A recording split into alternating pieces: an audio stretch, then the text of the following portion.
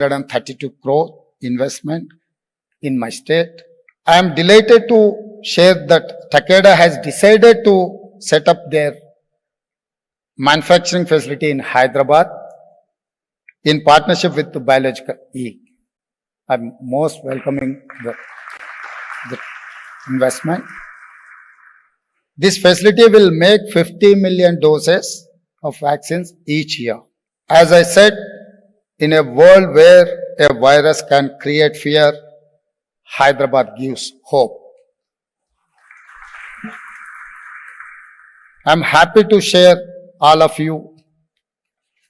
The German company Milteni has decided to set up their R&D center in Hyderabad. I'm welcoming the R&D center. Finally, it's my delightful duty to congratulate Professor Greg Semenza, Nobel Prize winner, on being named winner of the Genome Valley Excellence Award. I once again welcome all of you. Have a successful conference with wonderful experience and find great success. Together, we will shape a healthier tomorrow for all of humanity. Thank you, Anna. To stay informed about the startup ecosystem, subscribe to MyStartupTV.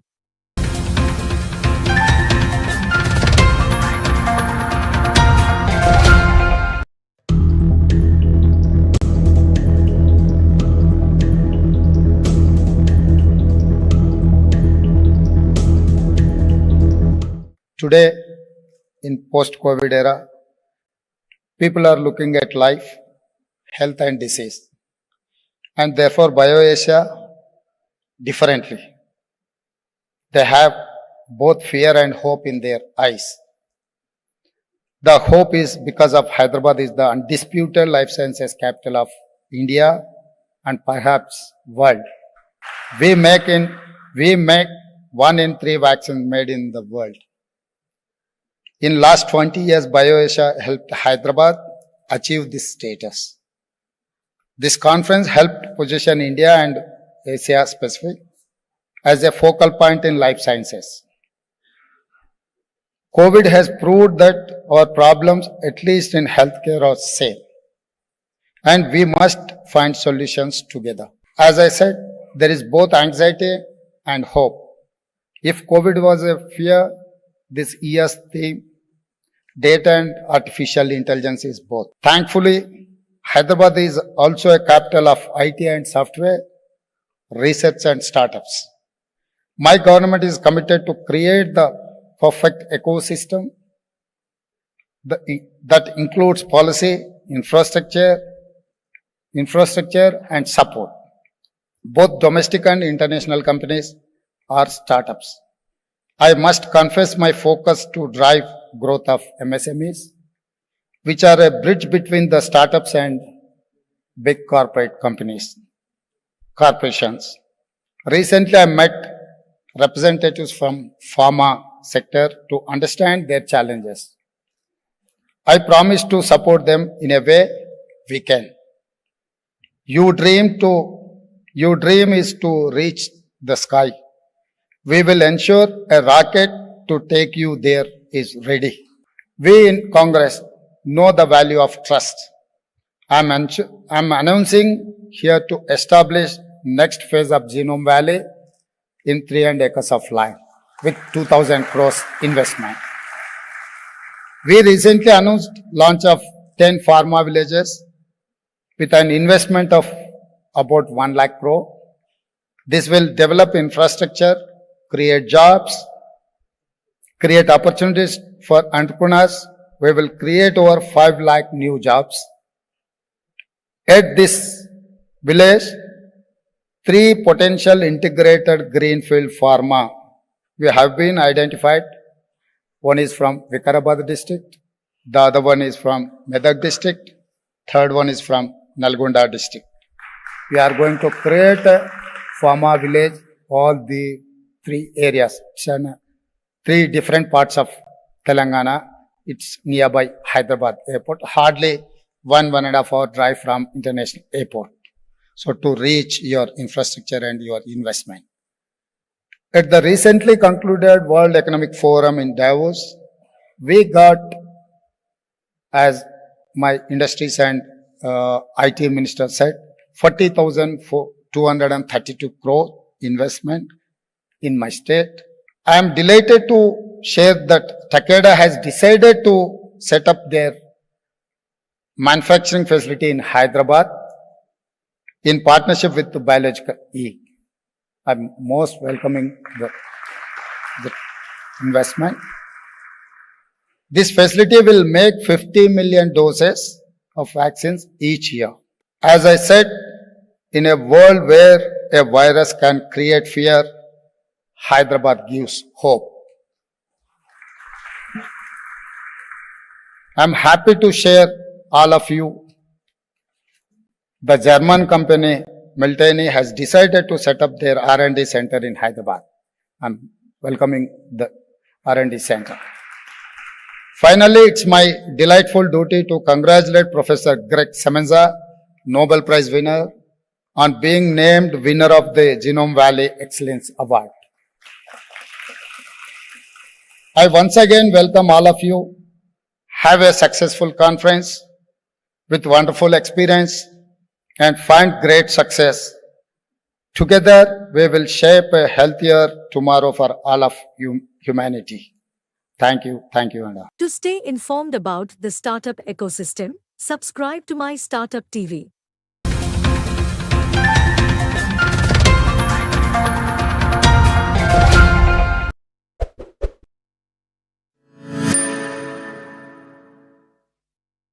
In biotechnology in the world, specializing in advanced biomanufacturing and personalized medicine.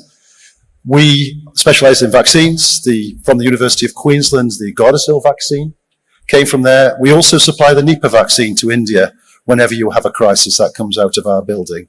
And so all of this within this university environment where we do translation.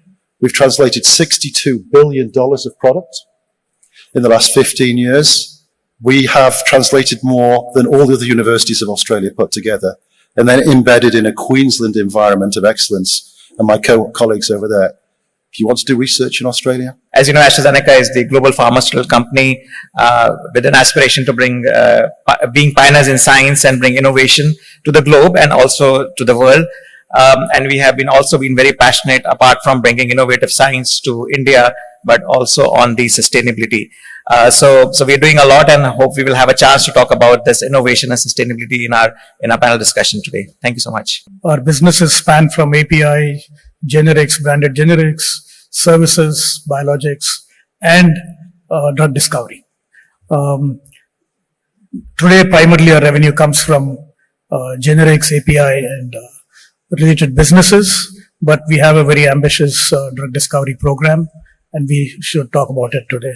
Worked probably under the most prolific researcher in his period, Dr. Paul Janssen, who was twice nominated for Nobel. I then also run the research institute called the Flemish Institute of Biotechnology, which is one of a world-class research institute. But I'm looking forward to I'm privileged to have this august panel next to me, who will probably give me a lot of new ideas. Thank you. We are a large generic integrated manufacturer and marketeer, and also now pivoting towards discovery-led organization in terms of investing in small molecules, biologics, ADCs, vaccines, and continue to build both on the access and the affordability front. Based in Cologne, Germany, and together with my colleagues and our associates, we want to advance medicine by discovering new cell and gene therapies, provide those therapies to potential other companies, and also have devices and equipment which allows discovery, research, and manufacturing. Besides that, we also have a pharma division called Miltenyi Biomedicine, who develops their own CAR-T therapies. Pleasure to be here.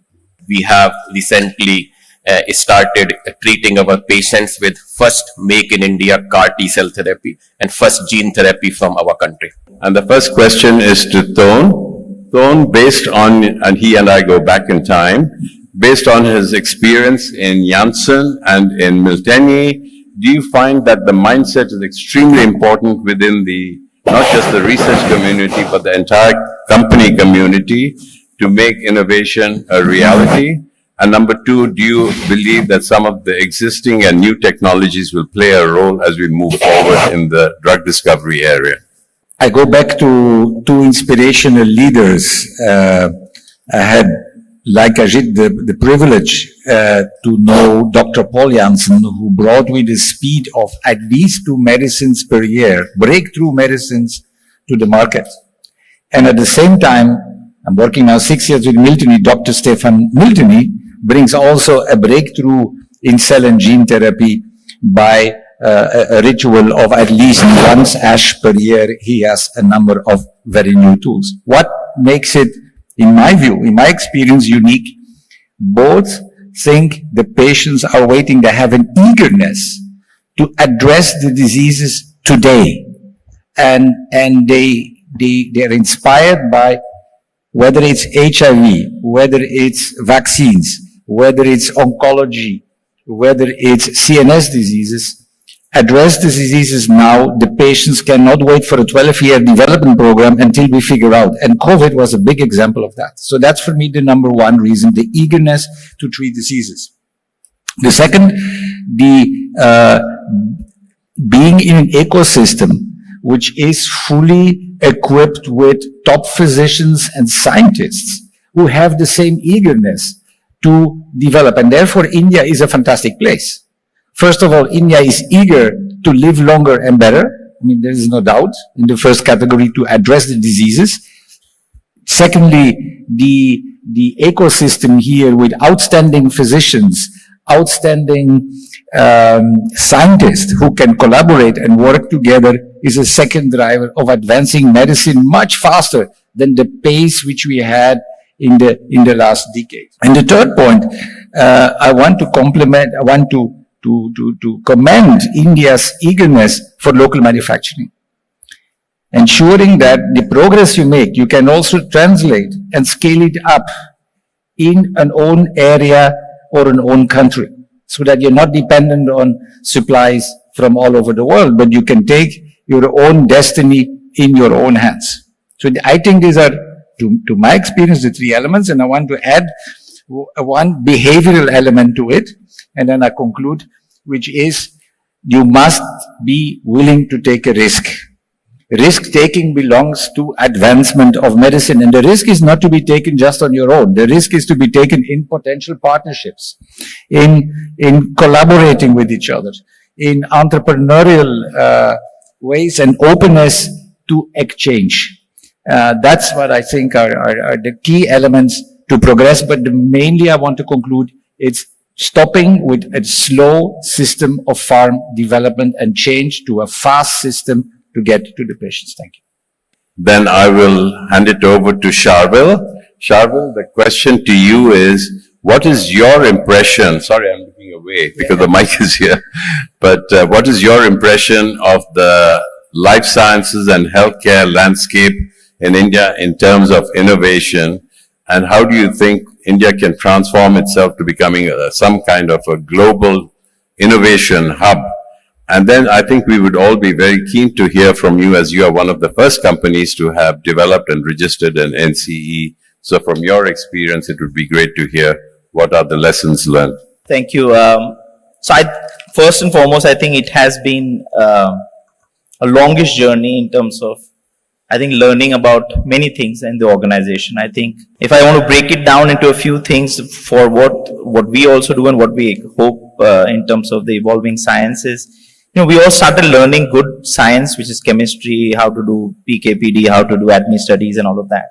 And very soon, we all became good at it, and we were able to screen a lot of compounds, get a lot of products, ideas out.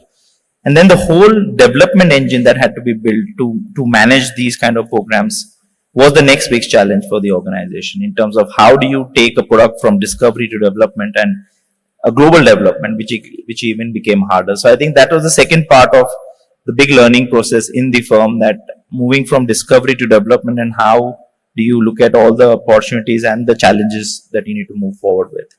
But I think there are 3-4 things that are very important. As an organization, we did it, and I think if innovation has to grow in India is very critical. One is, as Professor Toon said, is risk. Both risk in terms of financial risk, but also risk in terms of what you're going to be able to be successful or not successful in terms of the high risk of burden to prove a new chemical entity or a new biological. So I think today the biggest gap that we see is there is very little risk funding available for innovation or pure discovery. As I always say, the technology sector saw a lot of that investment in terms of new startups getting funded, but the time frame for that was 2 to 3 years. You could see innovation happen in 3 years. You could know a proof of concept in 3 years. Whereas in medicine, it's, if you're lucky, 6 years, but sometimes even longer. So to have that opportunity to have that kind of long investment cycle was something that was missing, and that as companies we have done it, but obviously it's important that we create a system for it. The second is infrastructure. I think infrastructure is very, very critical, both on the discovery side, but also on the development side. And to some extent, after many challenges in India, we became risk averse. So today, unfortunately, to do a clinical trial in India, it takes longer to do one here than it takes to initiate a clinical trial in the West. So I think that became a little bit of a challenge to say, how do you navigate this through and make sure that you have a development program that can run efficiently, both within the country and as a global program outside as well. The other areas that were very important for us is to drop projects more than select projects. Is how do you stop doing work, because you have finite resources and one has to worry about how one will invest behind the programs that you all want to which we want to run and move forward. And finally, it's the whole collaboration that is important both between academia and industry. You have amazing examples in the West and other places where you have seen great revolutionary technologies, products come out through the innovation that happens in universities and academia and then gets transferred into a pharmaceutical or a healthcare organization. And I think that kind of cultivation has started here. We have some people on the panel talking about some of the CAR-T opportunities that have been there. So I think it's been all of that, and I think consistent effort, investing behind people, investing behind in pure infrastructure as Zydus today, all the way from screening to molecular identification to ADME studies, PK studies, phase 1 to phase 3 global trials. We do everything in-house. Now, I'm not saying that's the right way to go about it alone, but I think we had to strongly build this capability within the organization, because having built that, we got two advantages. One is with the finite resources that a firm may have, they can do better with it, utilize it better. And the second is time. Everybody is crunched in terms of wanting to do work. And if we have those resources, we can scale up activities. So while running 2 programs in the early 2000s to running 20 discovery programs now, all of that for us has been only possible because we could build all critical infrastructure within the organization and co-create it with partners around the world that we wanted to do. Coming to a specific part of our discovery, we are very proud to be one of the few companies who have NCE that is approved and commercialized in the country. We already have 12 million patients who have been treated with the product. We are the first product to be approved for NASH NAFLD. It's in the guidelines for NAFLD and globally in the world now. And we have large clinical programs running in the US. But what we learned very quickly as an Indian company is that, we look at diabetes, we look at cardiovascular drugs, GI looks so big, so interesting. But when you think about doing global programs on them with outcome studies, these are sort of never-ending programs that can never get done. So very fast as an organization, we learned that we would focus on unmet needs. We would focus on diseases there where there have been no proof of concept or you're sort of first in class. And so today, most of our programs that we run, even SARO in the US is driven for PBC, which is an orphan indication. Our next molecules, ZYL1 is in Parkinson's and ALS, and CAPS, which is again rare and orphan indications. And we believe that to do good, and not only do good science, but to make a difference, it's good that if we can pick up these neglected rare orphan disease areas and create an impact, because if we are successful in any one of them, it will be far bigger impact than having the next diabetes molecule into the market from a company of our size and scale. And I really want to open it out to our panel here, and I think GB is pulling his mic, so he might have a question for you. So, Sharvil, companies like ours are valued based on earnings. And the more you spend on R&D, the less your profits are. How do you address this dilemma? So I think it is a very big challenge. I have had a lot of heated discussions with certain communities of analysts who talk about if you do good, you get rewarded. If you don't do good, you get penalized very badly. I think it's something that will take time. I think examples of success will create an awareness and opportunity for the investing community or the shareholders to feel the need for doing this innovation and change. So I think that's only going to come by results. Results, if few companies are able to show innovation, breakthrough discoveries, and commercial success, not only science, but create commercial success out of it. I think that is going to catalyze a lot of, I would say, interest in R&D. Today, R&D is almost look like an expense, and that's why the first thing that companies unfortunately need to do sometimes is to reduce R&D because of the pressures that they have in terms of performance and market pressures. But it is evolving. I think it is something that as entrepreneurs we have to stick to it, commit to it, and show success. If we do not show success, I think we have to be also to be blamed that we obviously put resources behind something that was not successful. But I am very confident that in India it is something that will get created. We do need an ecosystem for that to happen. Both the government regulations, risk funding, all of that is required. And if all that happens over the next 10 years, we can definitely become a hub for good discovery and science. But as I said, I told one of the analysts that you never valued me for my innovation, but when somebody else gets a $4 billion valuation, you suddenly say, I'm late to market. So where was that innovation then? So you're absolutely right, Shavel, to Prasad, that's a balancing act, and how well you balance on that tightrope is always a challenge. And now I'm going to ask Rahul. Rahul, you have the unique challenge like Shavel and Tone of bringing in a new product, CAR-T in India. And I know the ecosystem which was being discussed previously is going to be extremely important. It's not just the research institutes, but it's going to be the government in terms of IP protection, in terms of providing you public partnership, regulatory hurdles, the financing community that Shavel talked about, people who are willing to bet for the 10-year life cycle as opposed for the next year. All of these challenges, as you incubate, are going to stare you in your face. So how do you deal with it, Rahul? We'd love to hear. First of all, thank you so much for the question, and it's really an honor to be here.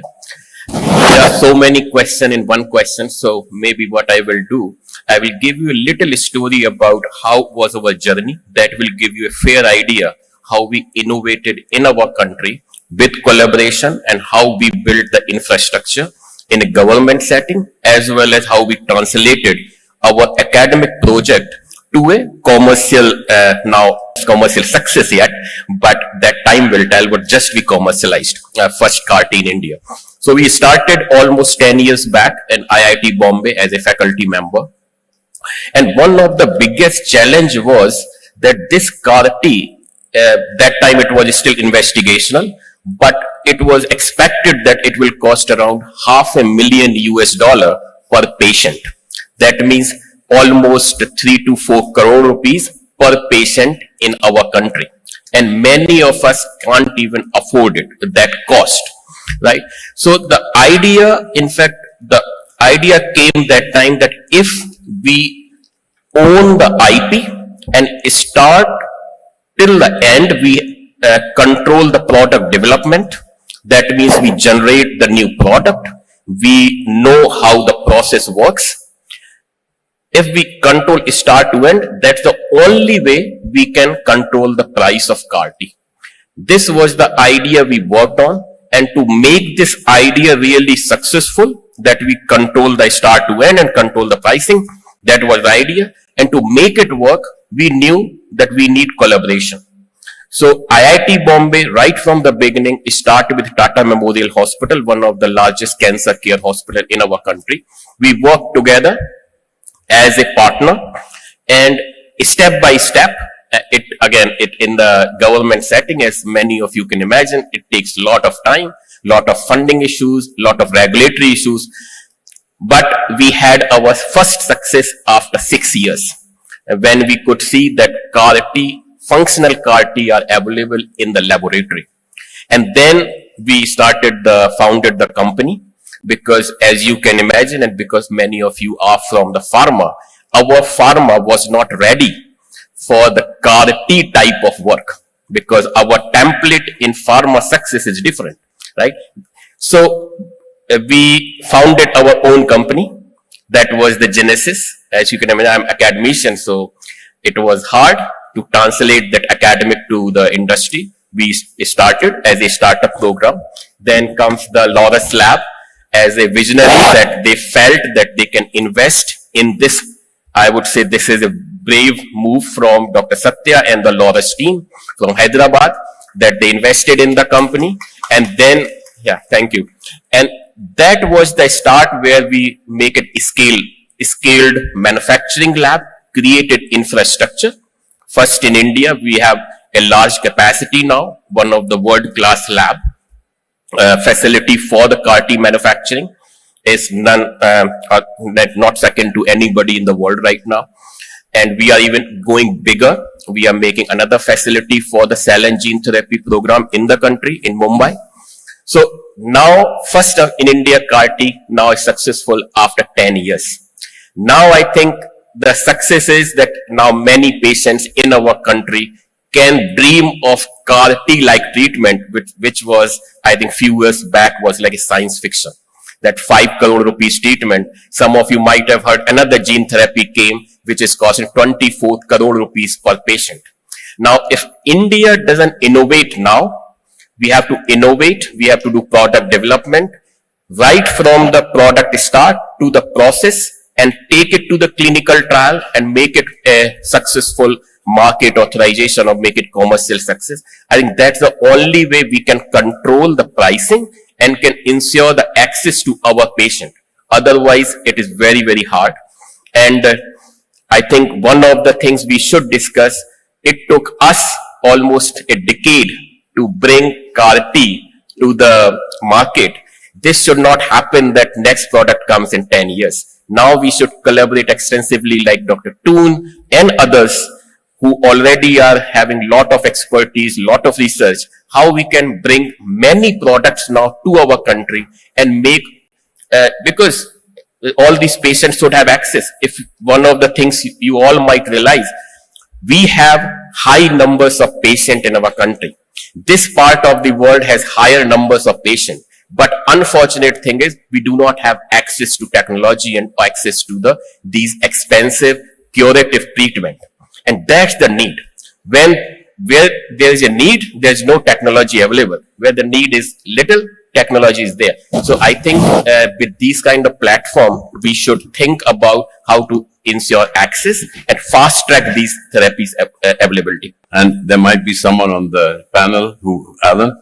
It's a really interesting discussion, this relationship between academia, where there is this vast resource of talent and funding, which is often unfocused. And I think this relationship we have to change, because I think when you talked about the cost of R&D, how do we get universities to be more useful is a really interesting question, something I've been struggling with for 30 years. And that to get the universities away from the idea of saying, I've got this widget, how can you use it, to more, I've got this capabilities, how can we engage together to fast track that more? And I think this is a really important development within universities. We've just partnered with Sanofi, $280 million, to help them design their next generation of mRNAs. And that's bringing that technology from the lab through to the companies in a partnership. This is really important because the other thing we are all facing a shortage of is talent.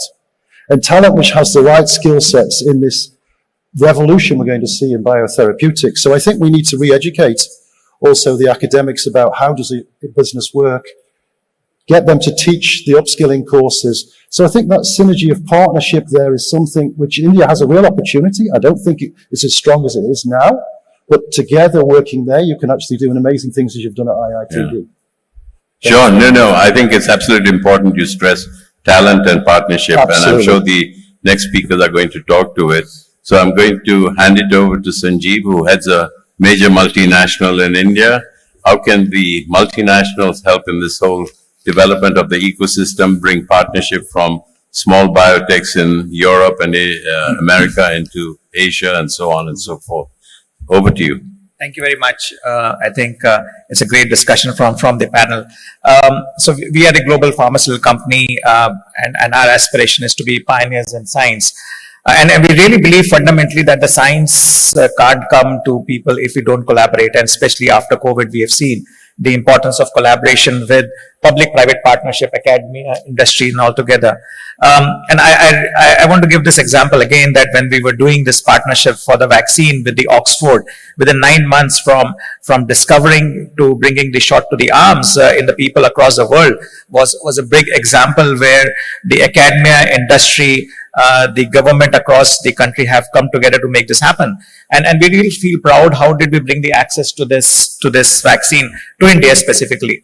So we decided that we want to do technology transfer. Sometimes you can't bring things very fast, but this was a great example how we brought the technology transfer to India SII, and we actually did globally 3 billion doses and saved 6 million lives across. And we really feel proud, not because what we only made, but we made at not profit.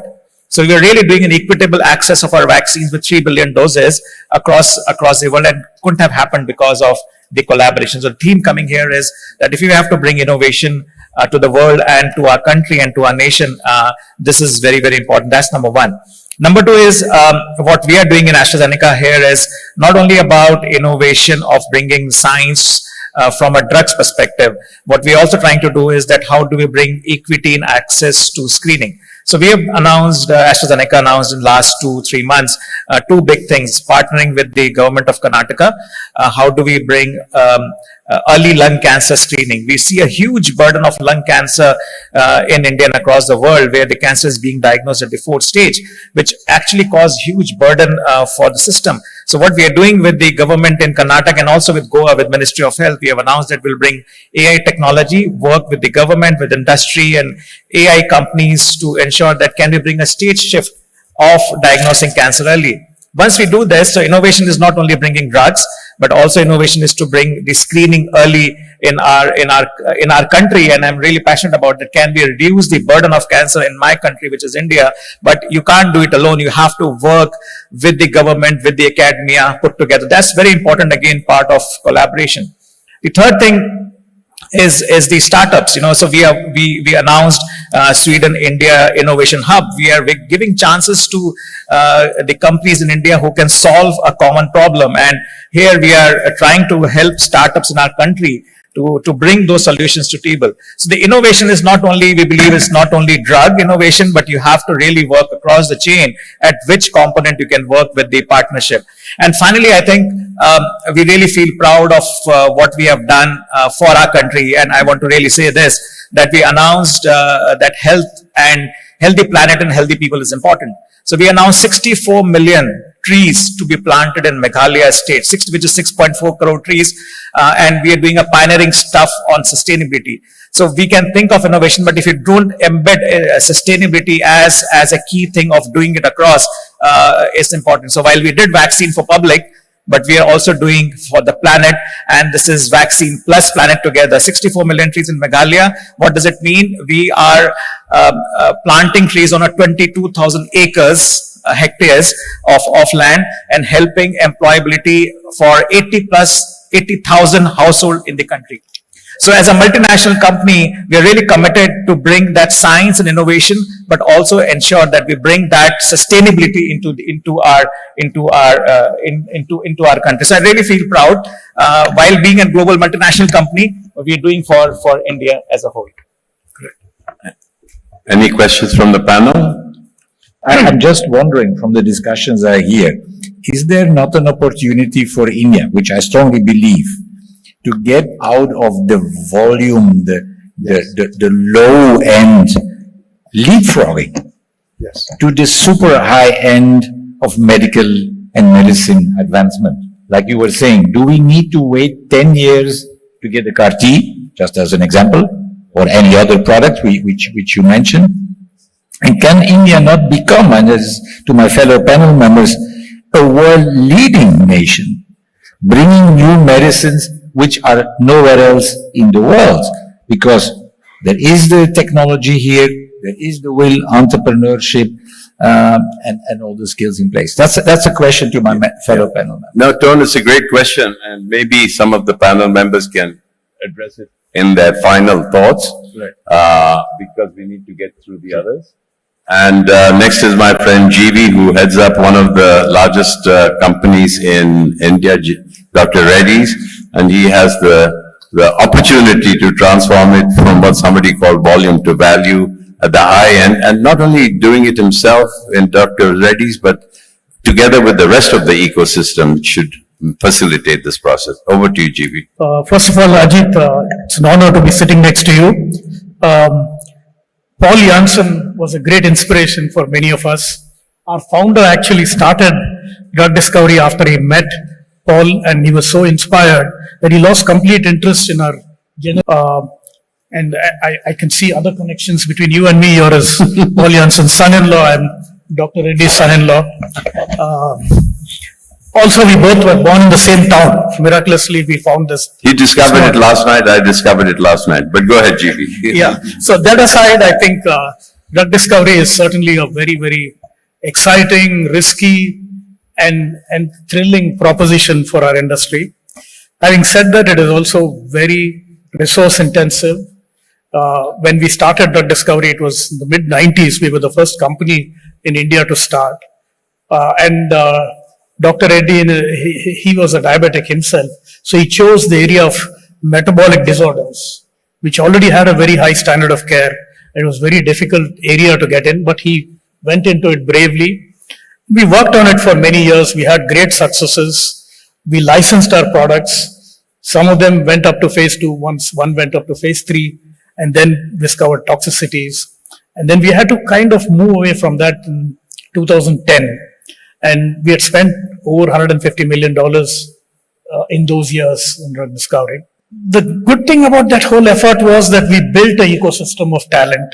Many of our scientists went to other companies, became part of their discovery efforts, went into services businesses, and helped the services ecosystem develop. After that, we focused on a services business, which also did drug discovery. And I'll come back to that later. And in the interim, we focused on incremental innovation, making existing molecules better. And we actually had 6 NDAs approved and 3 products marketed in the US. Of course, that also didn't succeed a lot because we had challenges in getting reimbursement for incremental innovative drugs. And so we moved away from that also. And finally, we settled down into a model where we do drug discovery, but we also do collaborative drug discovery. We do a bit of services, combine that into an entity. And so we were actually generating money and spending it in building a pipeline. Today we have 19 NCEs in various stages of development and in the clinic, phase 1, phase 2, phase 3, across various cancer subcategories. I would say that, we made progress, but there is no certainty to drug discovery. That's the nature of the beast. But the innovative thing that we did in building this pipeline is that we don't spend R&D from the profits. The entity that we have, a subsidiary called Origin Oncology, generates its own funding through collaborations, through partnerships, through services, and invests that money in building the portfolio. Of course, I don't know how long this will last, because I think as we get into phase 3, the dollars will go up. But, we had to do this because the street and our shareholders don't, completely recognize the value of a pipeline. And this is one of the challenges in being a generic company trying to do innovation. Generic companies by nature are valued for the profit, and the price earnings ratio is what determines our, valuation. So pipeline doesn't get a lot of valuation. So these are challenges, and this is how we address that. But coming back to the challenges of doing drug discovery in India, which I want to talk a little bit about. Of course, funding is a major challenge. but not just funding for us, but also funding for 100 immunoacts. There are 1,000 entrepreneurs from academia. We don't see that. There are incubators in IITs and other areas, but very, very small at this point. The second one is our public health institutions. There's no equivalent like an NIH investing significant capital in innovation. We have ICMR, but the budgets are not substantial.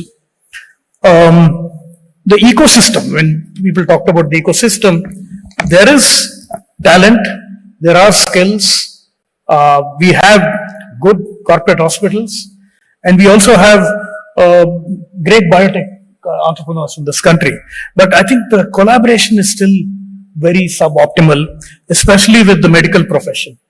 There are very few research hospitals. Of course, Tata Memorial is an exception, and there are a few other exceptions. But we need a lot more of research hospitals as part of the ecosystem. And of course, we talked about risk capital. And I also think we can learn from other countries which moved as a great example. The 1,000 Talents program to relocate the Chinese trained in the West. Yeah. We could do that. We have Indian scientists in every major R&D organization in the world. And, something like that could help accelerate our effort. So, and of course, the hospitals also can have their own incubation, acceleration, and entrepreneurship coupled with the research. If we do all this, I think we'll certainly be an important player. I think it's a little too soon to say that we'll be a powerhouse. Mm-hmm. I think we have to first establish the whole thing and then become a powerhouse. Fully agree for these great points, and I might tell the audience that Charvel and GV are honorary consuls for Belgium, and the ambassador sitting here. And I would like to use, to your point, GV, one example of public-private partnership in where the ambassador comes from in Ghent. There is an institute called the Flemish Institute of Biotech, which is on par with the Dana-Farber in Boston, the Broad Institute, with any institute if you look at in terms of research output. But it has a second wing, which is called the tech transfer wing. Yeah. And they have their KPIs, or the key performance indicators, is not only your number of papers you publish, but also the number of companies you spin off, getting to your point, GB, and to your point, Charvel, but also the jobs created. And all of this becomes, and then you automatically create the funding system. And then you create the big pharma companies who come and buy up these small companies. So you've got to, as you said correctly, get the ball rolling. And in fact, the nanobody, which Alan is very familiar with, came out of the University of Brussels and so on. So I'm going to hand it over to you, Alan, to talk about this whole ecosystem.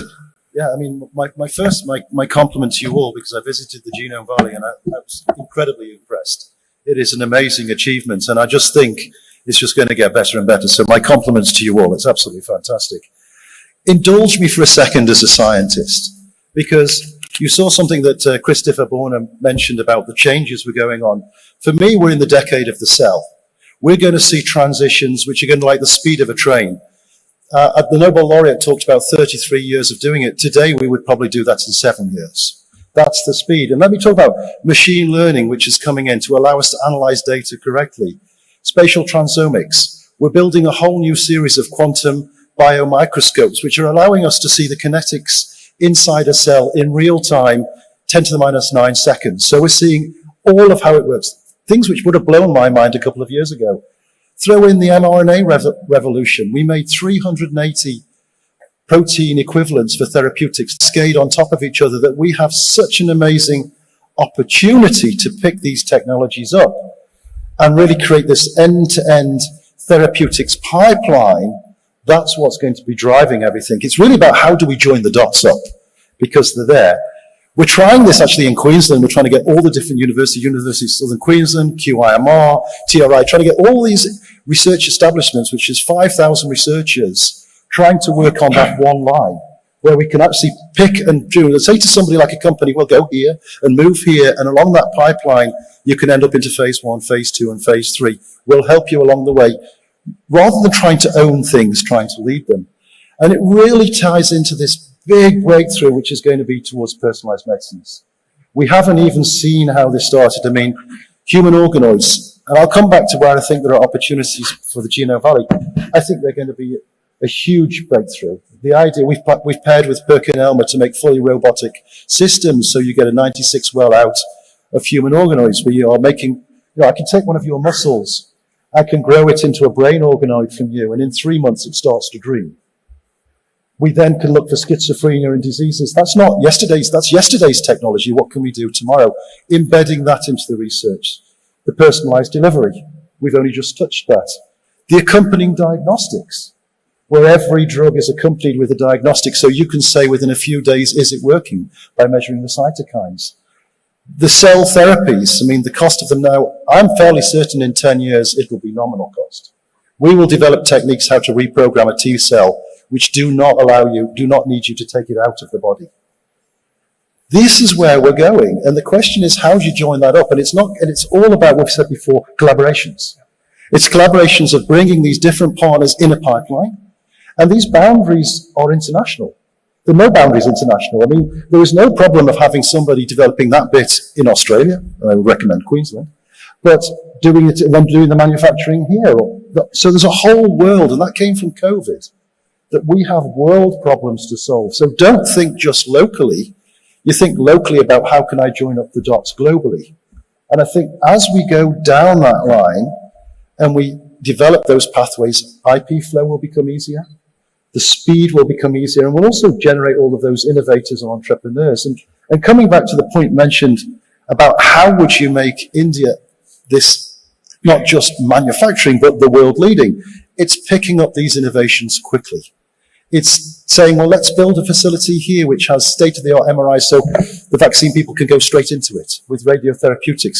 Building a facility in the Genome Valley which has got state-of-the-art human organoids facilities so you could test on them directly. Building capabilities which bridge those holes which slow everything up, and then allowing, almost like a conveyor belt, it to move down. And this is the opportunity, is to take up that technology as first.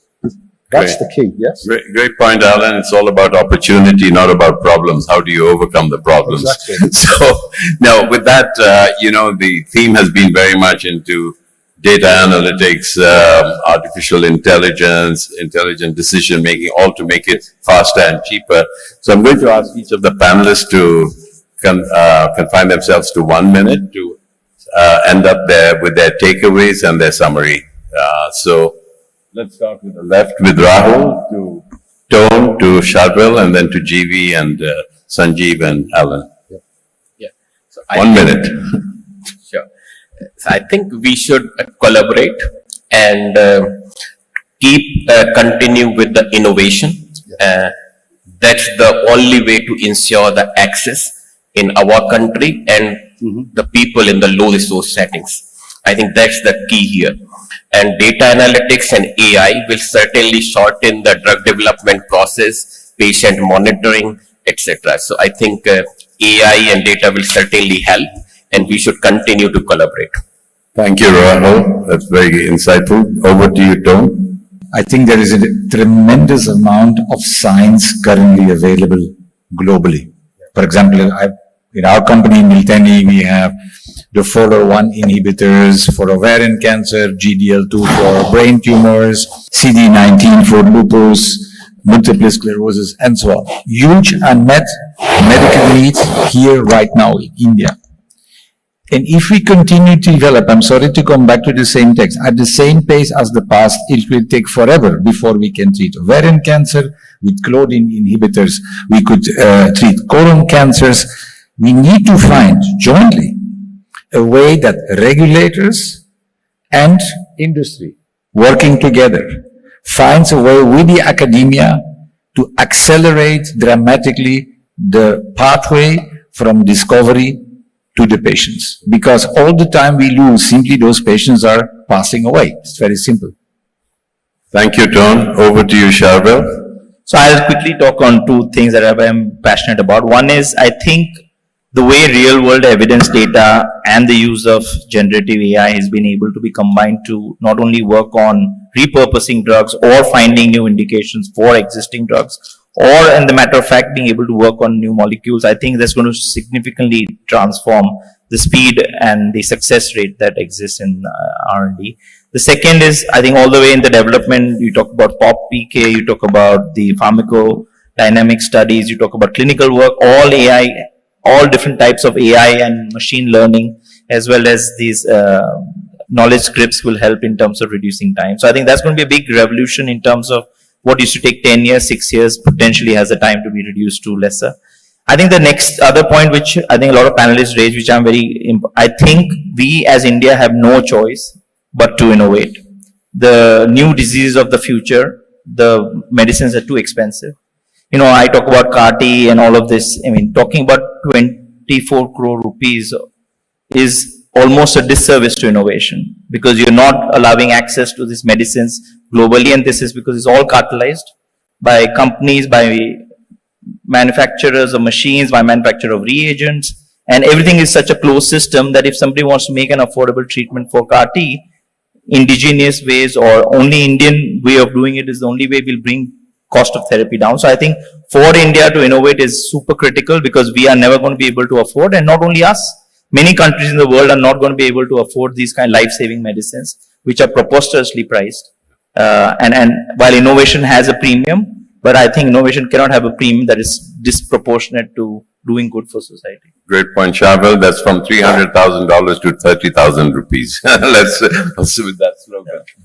Over to you, Chief. Yeah, so I think that we are in a golden period for innovation. The advances in science, the advances in technologies, as well as the force multiplier of AI are going to help us really accelerate innovation. So it's really now or never for this country. We know now that, the pharmaceutical industry is a very strategic part of our healthcare system, and we need to innovate. We can't be bogged down by the limitations. We have to go beyond what we have, collaborate globally, and really jump into the era of innovation. We already mastered the generics game, the ingredients game. We are already there in global leadership as generic companies. So the next horizon for us is innovative medicines, and we should make it happen as, an industry. Thank you, GB. Over to you, Sanjeev. Thank you again. I think the key thing here which is coming is the science. How do we bring the purpose of bringing science to patients in India? And it's absolutely clear that what COVID taught us, that collaboration can make this happen. And whichever across boundaries within the country, bringing science to patients will happen from collaboration. That's number one. And number two is it's a great time of digital and tech and data and AI. How do we ensure that we use this collaboration to bring this to India with a clear purpose that we have to help as many patients as possible in India. At the same time, how do we ensure that access to these medications, not only medication, but also early diagnosis, is helping to reduce the burden of the disease in our country? And amazing answers all the way down the line. And there is an amazing capability already here. I just think there is this opportunity now, and there's a 10-year window. The world politics has given a vacuum, which has put India in the spotlight, to really take an opportunity to uptake some of that innovation. Completely agree. Supersize the science. It's there. Take on board some of this innovation. Try and incorporate it by building capabilities, say in the Genome Valley, such that companies can feed off it. And that will just accelerate that pathway. And then actually you start taking leadership rather than following everybody else. And then everybody else benefits, the patients around the world. It is a world business. Bring all that talent and innovation here, and let's see what happens. To stay informed about the startup ecosystem, subscribe to MyStartupTV.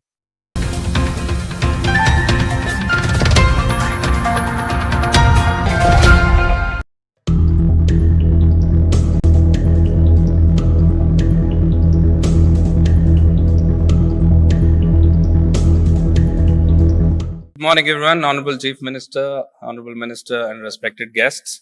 Really privileged to be here. I'm a Pakka Hyderabadi. I've grown up here, went to school, college, did my education here, went abroad working for a few companies. But when the opportunity came to actually come back to India and prove to the world the power of Indian intellect, I grabbed it. with both hands. Today, Novartis has been a visionary, is here since over 15 years. But today, we have over 10% of our global headcount, 10% of the employees of Novartis based here.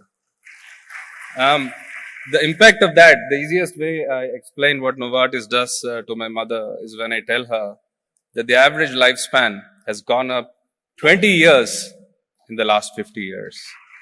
Just in India, it's gone up 12 years in the last 20 years alone. And people live longer because of companies like Novartis. One of the few companies. So really privileged again to see several innovative pharma companies and many healthcare companies advancing technology for the benefit of humankind, for mankind, right from here in Hyderabad. The power of this congregation for the future is really incredible. So pleased to be associated with BioAsia for more than 10 years. I think, as I said, I think this is an amazing place for nearly 8,000 people at Novartis to make a global impact all over, improve lives, cure disease, extend lives anywhere in the world, right from here in Novartis Knowledge City, right in the high-tech city area. So thank you. Really privileged to be here and look forward to this congregation. Thank you. To stay informed about the startup ecosystem, subscribe to MyStartupTV.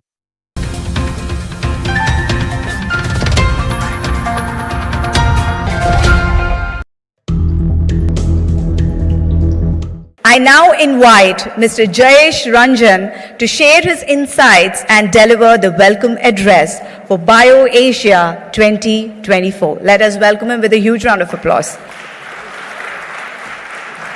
Begin the 21st edition of BioAsia 2024. A very warm welcome to all of you on behalf of Government of Telangana. 21 years ago, when this event was conceptualized and started, we never imagined that it will really capture the imagination of the entire industry, the entire research community, the administrators, policymakers, regulators. But as we have completed these 2 decades, we have realized that this has become one of the most looked forward event for the industry. The entire world, so to say, looks up to this event, tries to understand what are the new discussions, what are the new trends, what are the new partnerships that are going to be forged here. This is almost like the World Economic Forum's life sciences vertical, so to say, that gets represented here. I'm also happy to share that, like the earlier editions, this edition is going to have some very important tactical discussions on some of the most pressing challenges, most pressing opportunities. Some of the most eminent speakers and thought leaders from across the world are present with us, who will be sharing their perspectives. Every year, one of the features which really makes people take note of is the interface that we have with regulatory agencies, with regulators. We know that life sciences is a very dynamic environment where we are always trying to keep pace with technology, with new regulations. So that is again getting covered here through multiple sessions. We also know that life sciences is one vertical which is getting disrupted very, very rapidly with innovations. And we have, again, lots of curated sessions which focus on innovation, particularly technology, digital technologies, and manufacturing technology. So I hope that all of us would be able to make the best of this platform that has been created primarily by the Telangana government, of course with the help of all our partners, all our sponsors, and we look forward to a year-long engagement with all of you here in Telangana. I'm particularly happy that Honorable Chief Minister is attending this event after a long gap of many years that a Chief Minister is making his presence felt. We welcome you, sir, on behalf of all the delegates, and we look forward to listening to you on how you want to provide strategic leadership, not just to our country, but the whole world as the government of Telangana in this very important domain of life sciences. Once again, warm welcome to all of you. let us all have very productive, useful, and meaningful sessions. Thank you very much. To stay informed about the startup ecosystem, subscribe to MyStartupTV.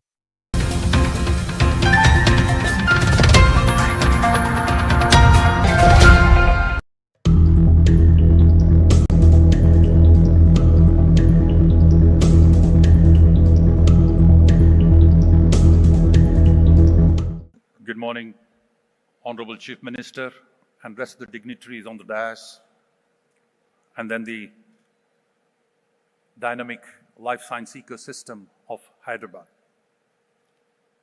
We are very proud to be associated with the state of Telangana in supporting and promoting the cooperation between the two regions in life sciences segment.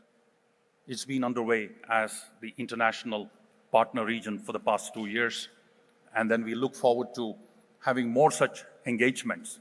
We have also had the Telangana state team with the companies visiting Flanders, and then the discussions are at various levels of maturity levels. So we look forward to continue this engagement, and then we are proud, and then we would like to invite more companies to engage with us in the coming months. Once again, it's a great privilege and a pride to be the international partner region at the 21st BioAsia event, and wish the event all the success. Thank you very much.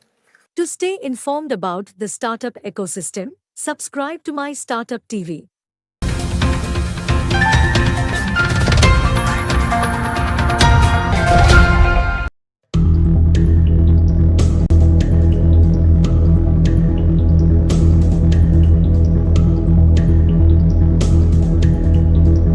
I welcome Professor Greg Simanza to please share his acceptance speech. Honorable Chief Minister, Honorable Minister, and assembled dignitaries and guests, it's a great honor for me to accept the 2024 Genome Valley Excellence Award. I would like to thank the BioAsia International Advisory Board, Shakti Nagapan, the CEO of BioAsia, and the government of Telangana. I'm also grateful to my wife, Laura, who is here today, and my children for their constant support.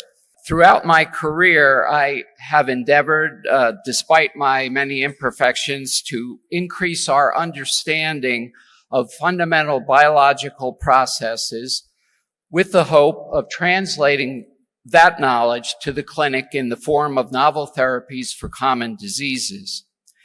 It has been gratifying that our basic science discoveries have enabled the development of new effective treatments for anemia and kidney cancer, as I'll describe in my lecture. The current research in my laboratory is focused on, as you heard, the development of novel inhibitors of the hypoxia-inducible factors for two applications: the prevention of vision loss in patients with diabetic eye disease and macular degeneration, and also the treatment of a wide range of human cancers. In both of these areas, we have very encouraging results from animal studies and are hopeful that these drugs will progress to clinical trials in the near future. Thank you once again. To stay informed about the startup ecosystem, subscribe to MyStartupTV.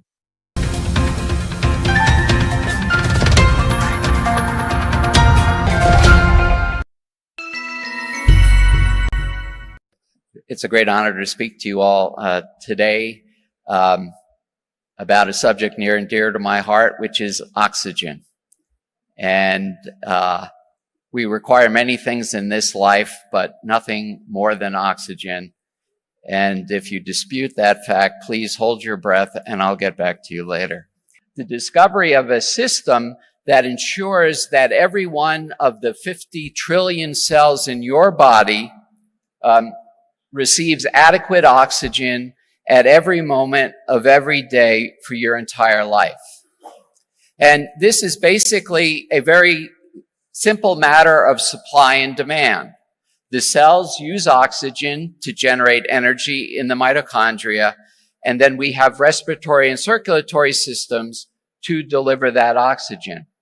And the hypoxia-inducible factors that we discovered serve to regulate oxygen supply and demand. If oxygen is not available, the cells use metabolic processes that don't require oxygen, and oxygen delivery is increased through changes in the circulatory and respiratory systems. Well, this was the scene in Stockholm in 2009.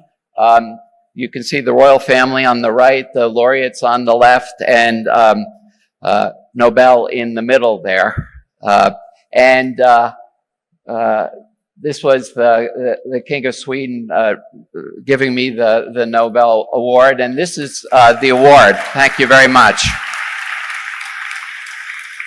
On the front, you can see Albert Nobel, his birth date, and the year that he died, which was 1896, and he died on December 10th. And so the Nobel Prizes are awarded on December 10th every year, which is a fairly dark day in Stockholm. But it was also very nice in the winter. And then on the back, you can see my name and the date of the award, 2019. And then in Latin across the top is a quotation from Virgil, which translated into English is roughly, "Let us improve life through science and art."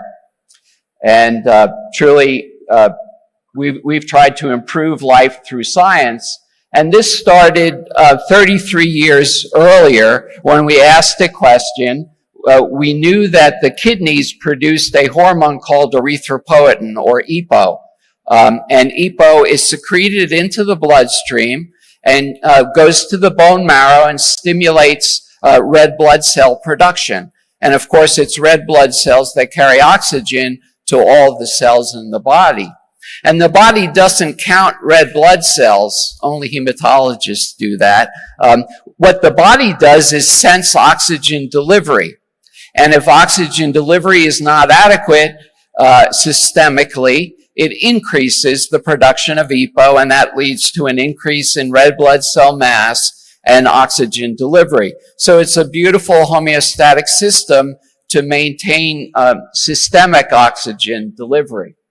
And when we set out, we wanted to try to understand how do cells in the kidney sense oxygen availability and respond to decreased oxygen or hypoxia by increasing EPO production. And we first identified a sequence that's just downstream of the EPO gene in the human genome that's now known as the hypoxia response element.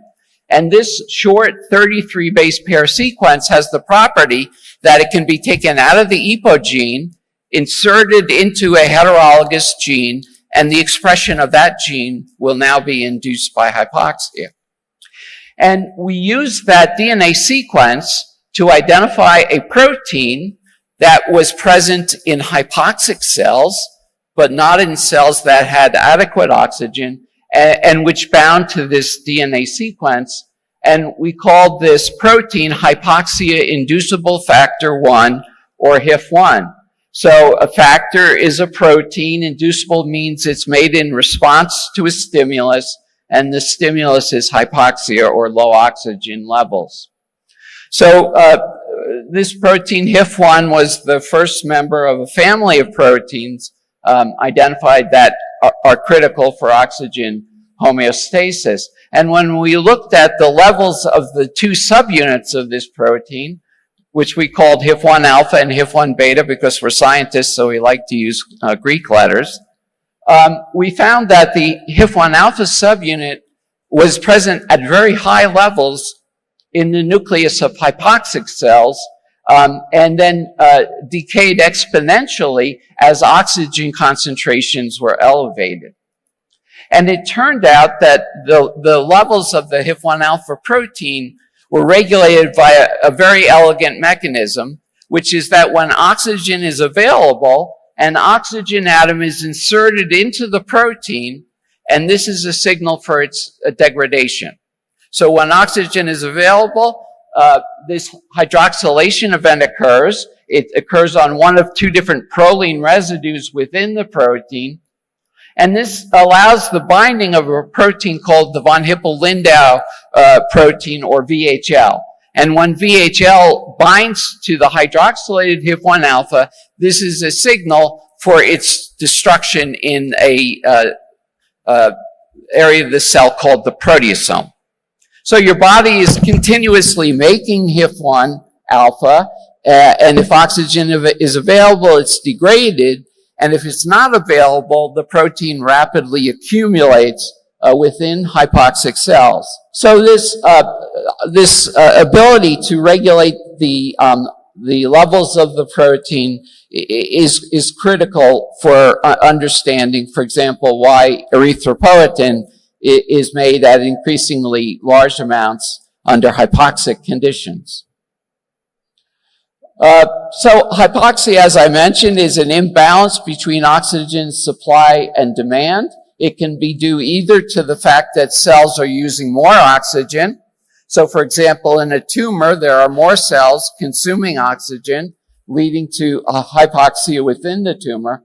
Or it could be due to a decrease in oxygen delivery, as occurs with, for example, atherosclerotic coronary artery disease, where the delivery of blood through one of the main coronary arteries is impaired. And in either case, HIF-1 is induced, and turns on the expression within each cell of hundreds of genes. Some of these genes serve to increase oxygen delivery, like EPO. Sometimes this occurs only within certain cell types. So, for example, if there's vascular ischemia, only the tissue that is subject to the ischemia shows an increase in HIF-1 levels, and this leads to the production of factors that stimulate blood vessel growth, such as vascular endothelial growth factor, or VEGF. And then there are also proteins that are induced that allow cells to survive oxygen deprivation. And the classic intracellular adaptation is the switch from oxidative to glycolytic metabolism that is controlled by HIF-1. So now we know of over 8,000 different RNAs that in one cell type or another are induced by hypoxia and allow adaptation. And as I mentioned, the beautiful plasticity of this system is that every cell responds in a unique manner. So the HIF send a signal, there's hypoxia, respond, and then every cell responds depending on how it's programmed. And this leads to these beautiful individual responses throughout the body.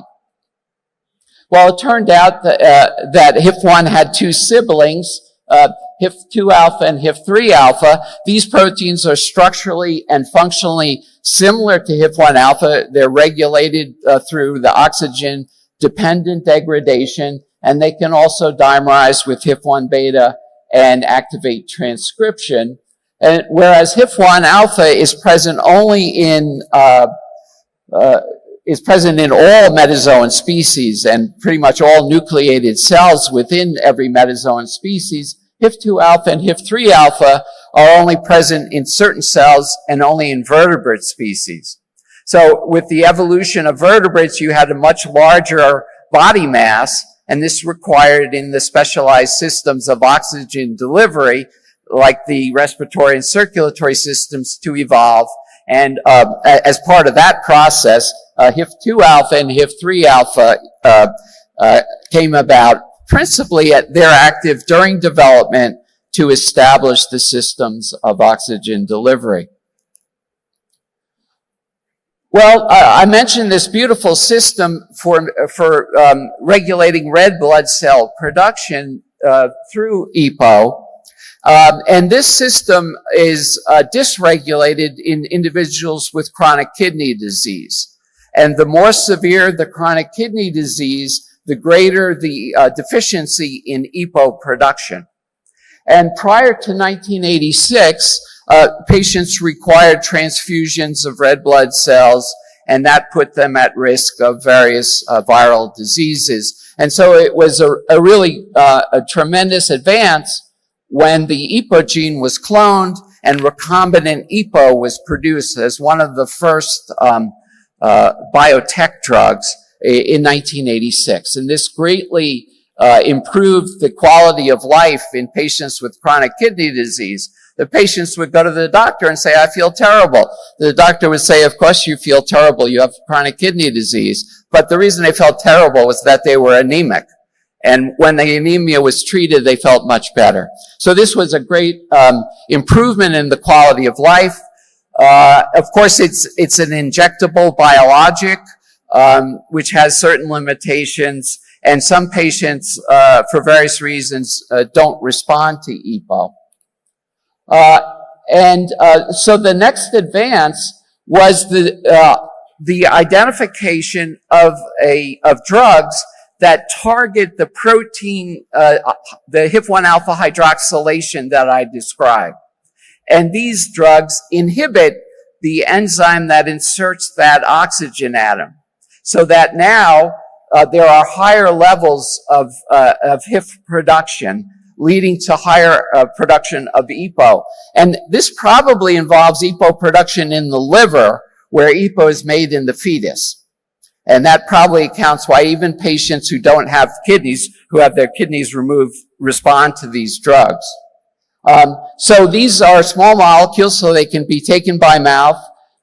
They increase HIF activity, they increase EPO synthesis, and they increase red blood cell production.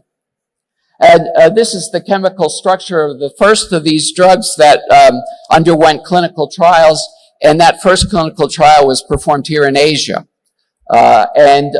This drug, roxadustat, has been approved in a number of countries, and there are now 5 different HIF stabilizers that have been approved in various countries for the treatment of anemia in patients with chronic kidney disease.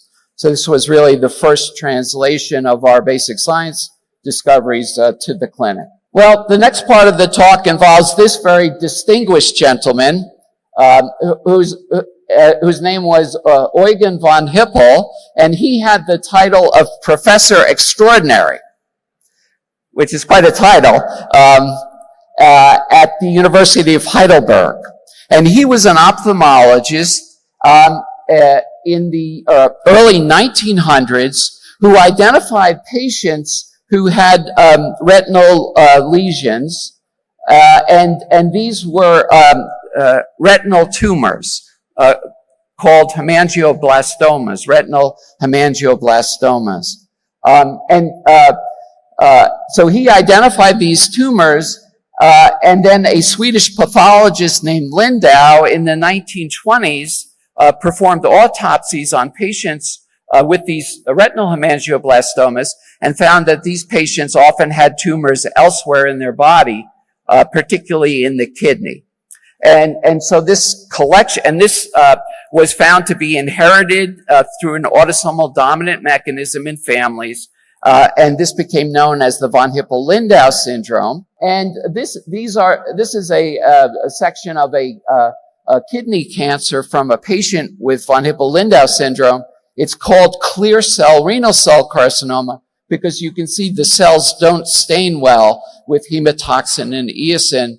And this is because they're filled with glycogen and lipid, because their metabolism has been dysregulated, because they lack that VHL protein that I described to you that binds to the hydroxylated HIFs and causes their degradation. So in the germline, they have one wild-type allele and one mutant allele, and then in the kidney, the wild-type allele is mutated, so there's no functional VHL, and that drives the tumor formation.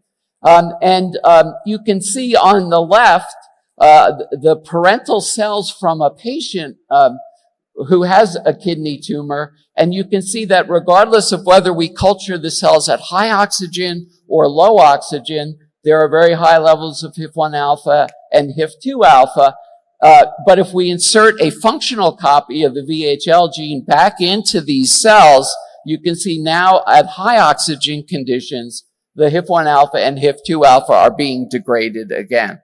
So it's the failure to have the normal oxygen-dependent degradation of the HIFs that drives the formation of these kidney tumors. So we can put those parental cells back into a mouse and they will form a tumor, but the rescued cells will not.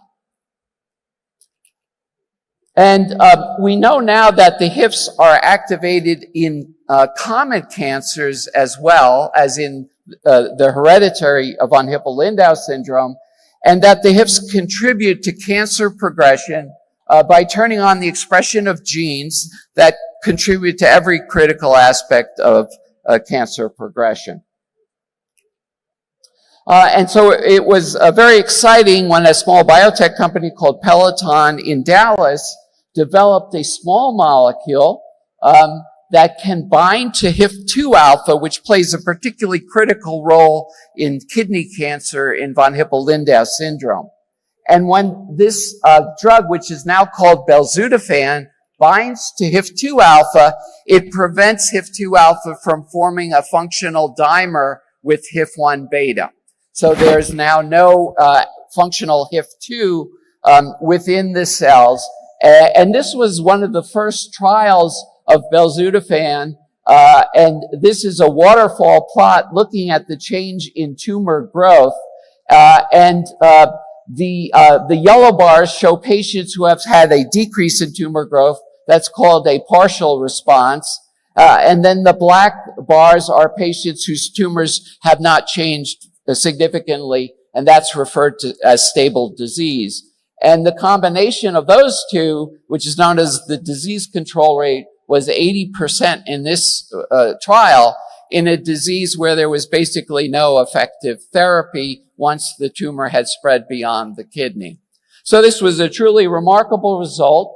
And within several years, the U.S. FDA had approved the drug for the treatment of renal cell carcinoma in patients with the von Hippel-Lindau syndrome.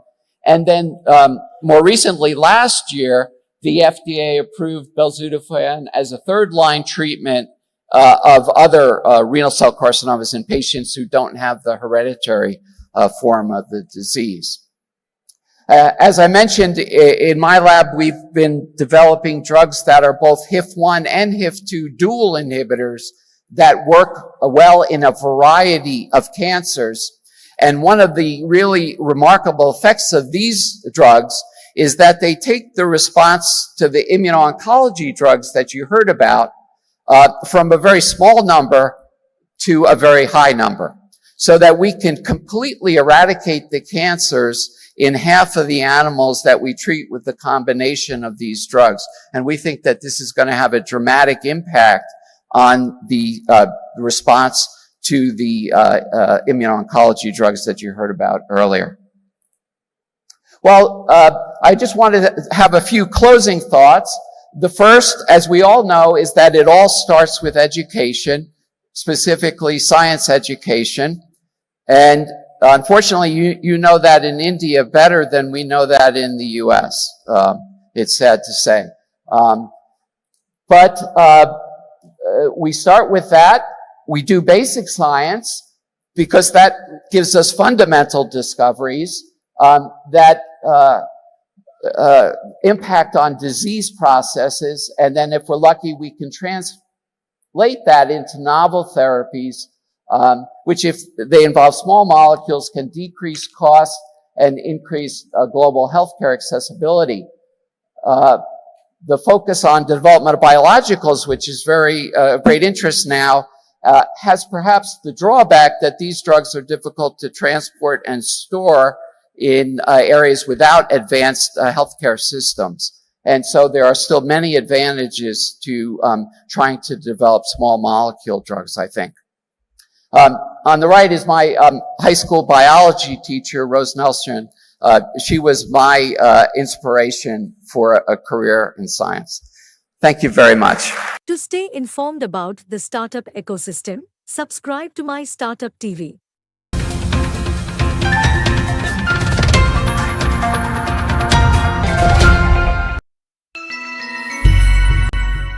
Thank you. It's the first time I've ever followed a Nobel laureate. I'll give this a try. Coming to Hyderabad is like coming home for us. As many of you know in this audience, Hyderabad is the home of the Providence Global Center. We've been in Hyderabad now for 4 years, And we are the first health system in the United States that has established a presence in India, in Hyderabad, particularly for information technology and the concepts around AI and data. Today, we have 1,400 caregivers in Hyderabad. Yesterday, we were glad to dedicate our new headquarters here, and we look at the future in exponential growth in Hyderabad. We consider Hyderabad and Providence, India, as important as Providence, California, or Providence, Washington. Our hometown. So thank you so much for everything that we have here, and we look to a bright future as we go forward. Our home headquarters is in Seattle, Washington, which in a lot of ways has a lot of similarities to Hyderabad. We're the home of Microsoft. What's that other company that starts with an A? I think it's called Amazon. So we are used to living in a high-tech hub, but we very, very carefully selected Hyderabad, and two of my colleagues that are with me today have been in India, in Hyderabad, for 20 years. And they did the initial work to get Microsoft started here in India, and they've done a tremendous job for us at Providence. What we're looking forward to in the United States, I'm the past chair of the American Hospital Association. In the United States, we have 5,000 hospitals, and probably, I would say, about 800 to 1,000 health systems. What we're looking forward to the future is bringing partnerships of other health systems to us in India. And we've already started with one, Advent Health, that started, but I can tell you there's a lineup of my colleagues in the United States that want to be part of what's happening in India. So why India, why Hyderabad, and what's the transformation? So healthcare, like in India, is a little bit chaotic at times. I represent the delivery side of healthcare. So we're situated in the western United States, and we have hospitals, 52 hospitals from Alaska to Lubbock, Texas. We have over 1,000 clinics, and we have 121,000 caregivers in the United States, and we service anywhere from 5 to 10 million patients in the U.S. About 8 years ago, we said we need to transform our own healthcare system and healthcare. And we needed to go from just a patient care delivery system to an information and services company. So we figured out we couldn't do it alone, so we started hiring people from Amazon and Microsoft and other tech companies to help transform our organization. And one of the first things they said, we need to broaden our scope of computer engineering, and that's why we're here in India. But more than that, we really needed to become a data and analytics organization. So last year, as we've left COVID, we called last year at Providence the year of human connection. We stopped getting behind our screens and started to get back together like what we're doing today. But this year, we declared, and going forward, for Providence and for healthcare, it's the year of transformation and collaboration. Transformation and collaboration. Healthcare needs to transform. The delivery side needs to transform. And how are we going to do that? We're going to do that through the tools of AI and data. So Providence started on a journey to digitize itself and to become a completely digital company, which I would say over the last 5 years, we're almost there. In addition to that, we said that as a healthcare organization, we need to diversify our portfolio. So today, we're a services company that implements electronic health records in Great Britain, in Western Europe, and almost every state in the United States. So a lot of times when a new electronic health record is going on, our people are doing that work as we go forward.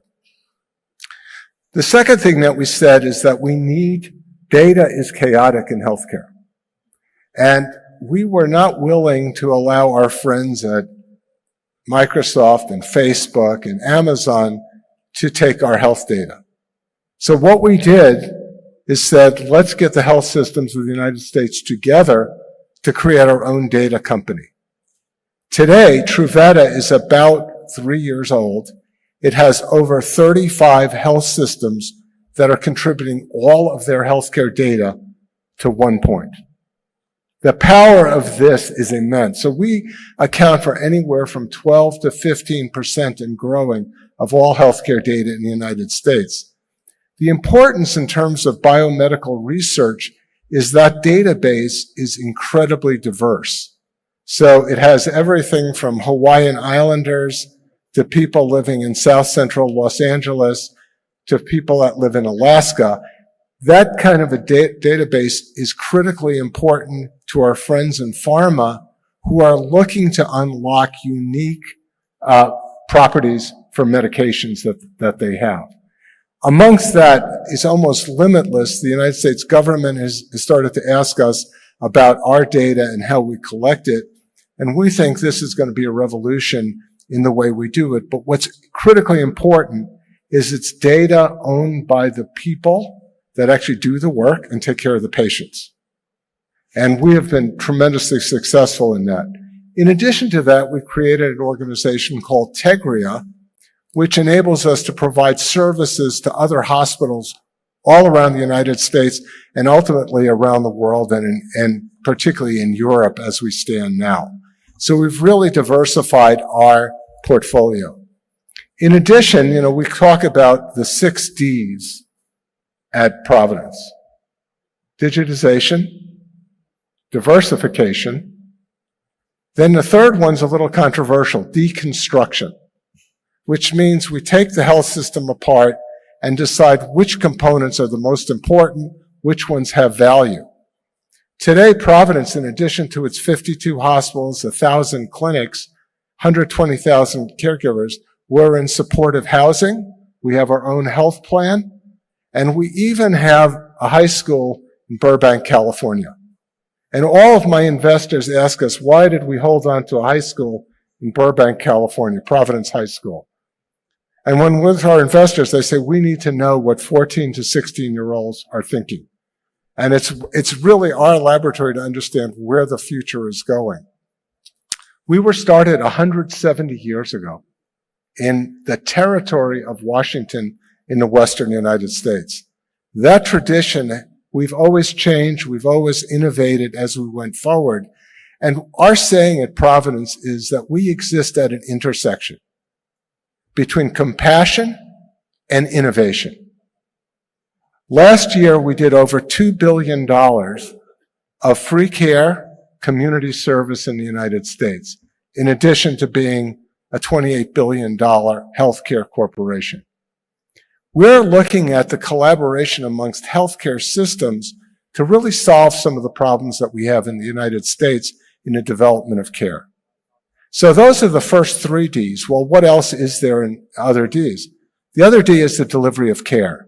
We're looking at the scientific way that we deliver care to decrease technologically the burden on doctors and nurses. So today we have a co-caring model of nursing so that our nurses in our hospitals and clinics literally have partners that are on their computers at home doing some of the work along with them.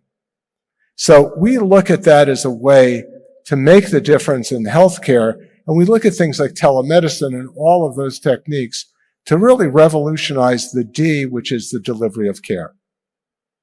What's the 5th D? Diagnostic and therapeutics. If you have any doubt about that, you heard from our first 2 speakers. I've been a physician for 45 years, and we've seen just a dramatic change in what we're able to do. When I started in practice, we kept a total hip replacement in the hospital for 2 weeks. Today, we do it as an outpatient. One of our surgeons operated during COVID on a patient in London from his robotic surgery platform in Seattle, Washington. Seattle operating on a patient in London. So the delivery of care and how we do it and the diagnostics that we use are just going to be remarkable. I'm on the board of GE Healthcare. So very, very interested in the diagnostics that we use in CT scanning and others that make such a difference in our ability to diagnose and care for patients rapidly and thoughtfully. I would never think today what we're able to do 45 years ago in terms of what we're able to offer patients. The last D is probably the most important. I cheat a little bit. It's data and artificial intelligence. So today, Providence has a whole group of folks that do nothing but think about the applications of artificial intelligence. One of the things that we've done, which is different than others that are dabbling in artificial intelligence, is we've said, how do we apply AI to make clinicians and nurses smarter and have less burden? So what's the biggest problem today that most physicians have on the front line? They have an electronic inbox that is this big. And they spend most of their time trying to answer electronic questions and everything else from their patients. Many of us send our questions on our iPhones to our physicians.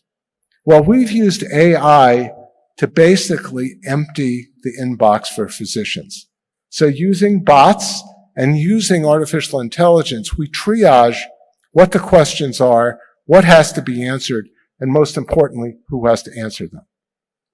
We're also developing AI techniques that can give physicians the answers to complex questions at the point of service, something we call Pearl, which enables clinicians to really have the information that they need.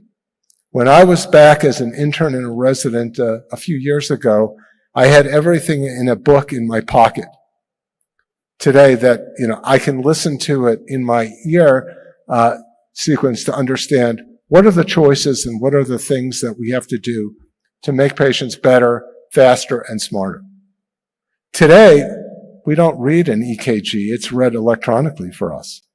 Most of you have a watch and you're checking your own EKG as we go. We believe that through AI, things like making sure that CAT scans and MRIs are read the right way, this will become commonplace. And we need to use these techniques to make care smarter and better. We need to take the average physician and turn them into the superb physician.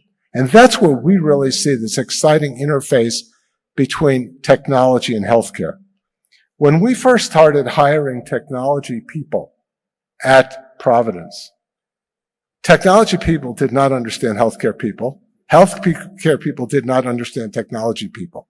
So we had a Venn diagram, and we had them both here. When you put the two together, that's where magic occurs. So we brought in our folks from Microsoft and everywhere else and sat them down with our clinicians, with our scientists, and with our administrators.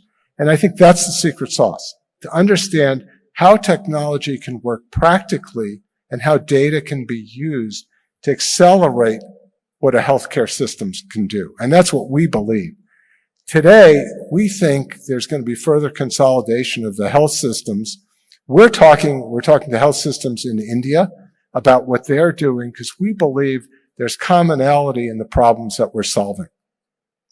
When we had COVID first hit, we had the first patient who had COVID in Washington State back in 2020. Within one day, we were on the phone with our colleagues in China and in Italy to understand what we needed to do with our patients. And that sense of collaboration is something particularly for us is going to be critically important as we go forward.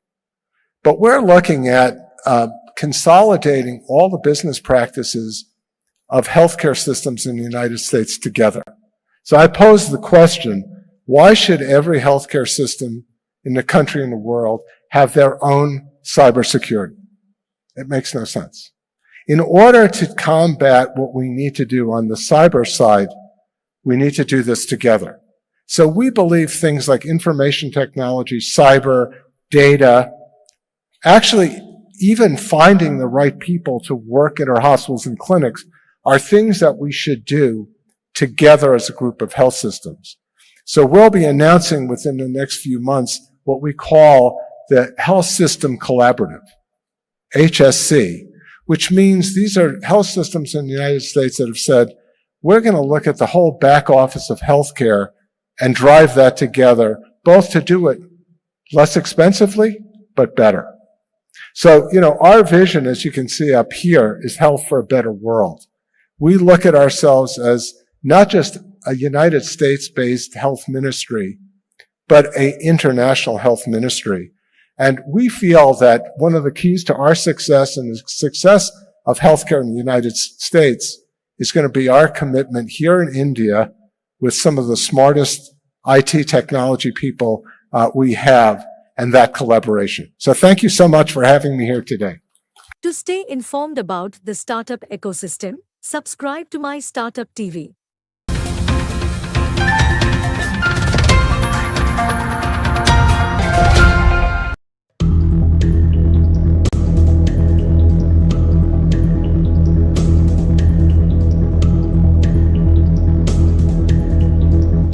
Honorable Chief Minister and friends, it has been a privilege for me to have been associated since 2012 when I was chair of Janssen. And I came from Belgium and found this little nucleus being created here in Hyderabad. And it has grown into a gigantic scale of a hub for innovation, which is incredible proof to the efforts that's been put here in the past. Now, I don't want to take up too much time, but I just want to say they've moved from just disrupting the current state of affairs towards creating the future. And to end with Dr. Paul Janssen's words, the patients are waiting, so let's move ahead. Thank you very much. To stay informed about the startup ecosystem, subscribe to MyStartupTV.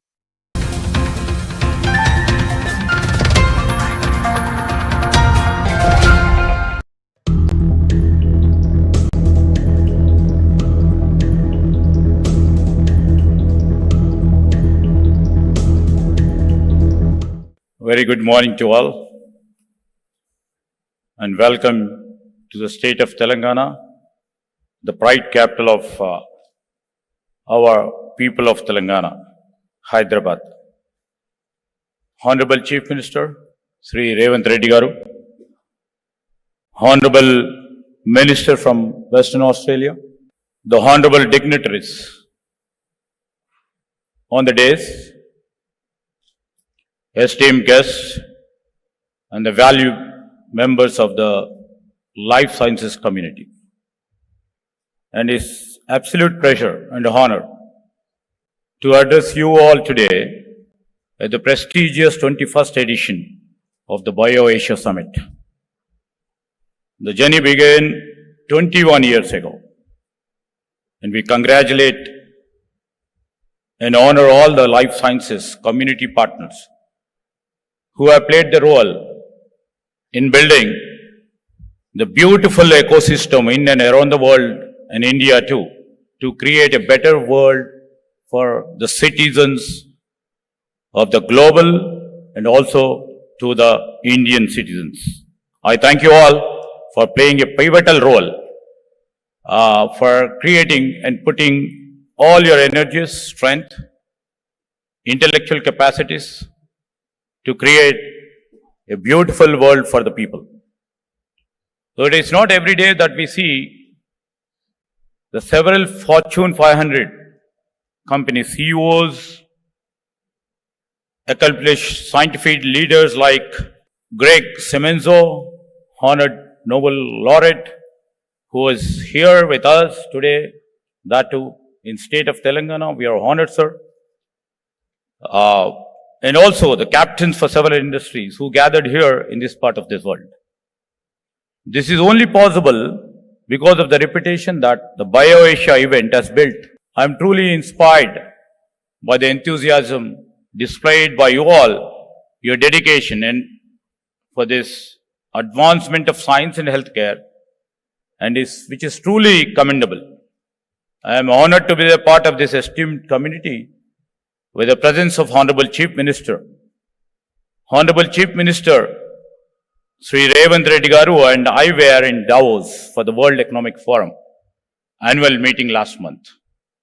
and the enthusiasm displayed by the various global investors, particularly the life sciences community, towards Telangana and our vision is extraordinary, and we are very, very thankful for the encouragement they have shown us during our trip to Davos. I am proudly stating that, the state has got 40,232 crores investments, which speaks volume about the confidence of the investors. Aligned with BioAsia, I had the pleasure of inaugurating the global R&D centers of BMS and the Providence yesterday. And I am delighted to note that both of them have very aggressive growth plans. Thank you, Mr. Chris, and thank you, Hatchman, for your trust in Telangana. And I promise that we will extend all the necessary support you require. As we look into the future, I wish to reassure our investors that their trust in Telangana will yield significant returns. I would also like to use this opportunity to use this wonderful platform to inform you that we are committed to the growth of life sciences sector in Telangana, and we are keen in taking this sector to the next level. Among other initiatives, we will be soon launching a new life sciences policy for the state. The new life sciences policy, which I would like to tell you, is the fusion between the technology, between the life sciences, between the pharma industry, between the policy, between the regulatory agencies. The new life sciences policy, which is not there anywhere in the country. The new dynamic entrepreneurial life sciences policy will be annual in the next few months from now. This will be aimed at positioning our Telangana as an important nodal in the global value chain for the life sciences sector. We will catalyze the robust socio-economic growth through the strategic investments, job creation, and the nurturing of an innovation-centric environment. We aspire to cultivate an ecosystem that not only generates employment opportunities, but also serves as a hub for pioneering therapies, ensuring their accessibility to our citizens and beyond. And I would like to add, our Chief Minister, Mr. Revanth Reddy Garu, is very, very committed to reflect that the Hyderabad, especially the state of Telangana, shall become the skill capital of India. One of our potential and very strong investor was just asking me a question.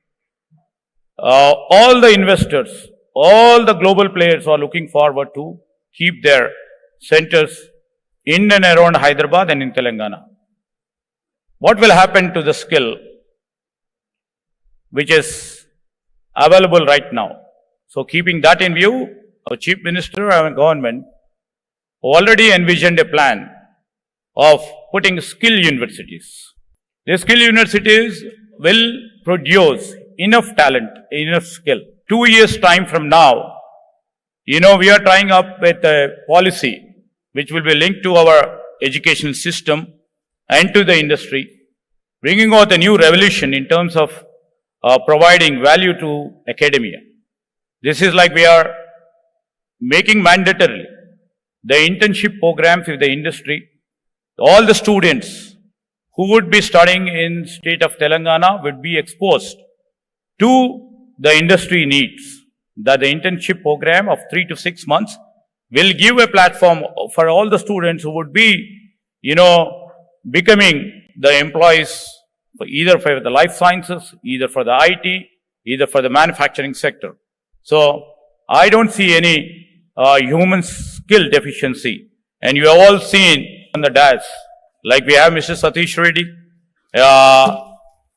You can see from Novartis, Mr. Naveen, they reflect the human capital, and the best human capital is only available and will be available and shall be available only in Hyderabad. With these few words, I thank you once again, and hope your deliberations for the next 2 days will go a long way. Thank you, one and all. To stay informed about the startup ecosystem, subscribe to My Startup TV.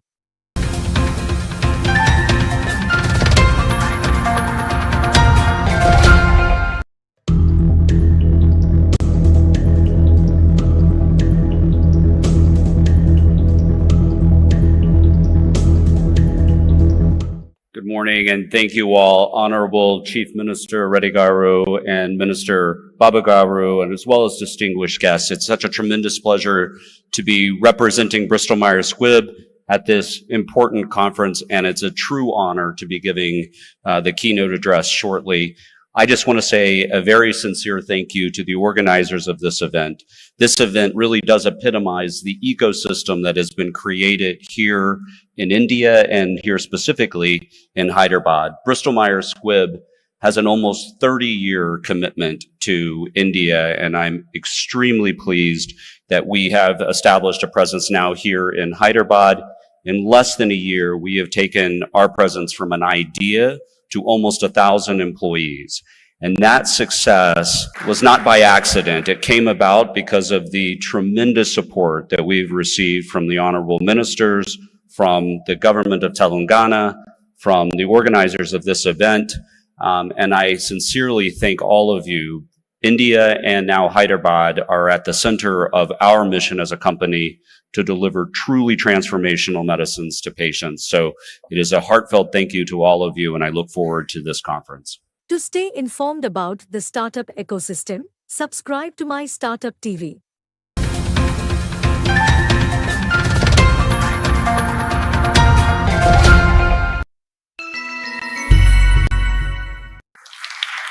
We've been told that makes us the fastest growing company in Hyderabad. Our latest $100 million investment will bring over 1,500 BMS employees together across IT, drug development, and global business operations to enhance our innovation capabilities for patients everywhere. And that adds up to much better problem solving with many more smart people and creating a hub to enable the people we bring into the organization to deliver more medicines to more patients even faster. One final misconception that I want to address is to those who say that what we do is easy. It's not. It's filled with risk-taking, calculation, and ups and downs. And I'll give you one example from my own career. I had the pleasure of working on cell therapy when it was a very nascent technology. No one knew it was going to work. In fact, there were many days we looked across the table and we said it's definitely not going to work. And here we are today, scientific advancements enabling us literally to turn the body into its own medicine. As a leader in cell therapy, we are incredibly excited about these advances, but it didn't happen overnight. It happened incrementally. What I find when I talk to people outside of the industry and sometimes within the industry is that they really don't understand how iterative and incremental the process of innovation is. That's because people like to focus on light bulb moments. But we know it's the everyday moments, the constant moments of looking for a cure or a path forward for patients, and that's the driver of innovation. Scientists toiled for decades to deliver on the promise of immuno-oncology or immunotherapy, harnessing the body's immune system to fight cancer. We were the first to actually make it happen, and the impact has been transformational. It wasn't that long ago that if you were diagnosed with melanoma, you typically had less than 12 months to live. Our first trials in melanoma with our first IO agent, ipilimumab, showed about a 20-month survival. And some people said, well, that's only an 8-month advance. Not that impressive.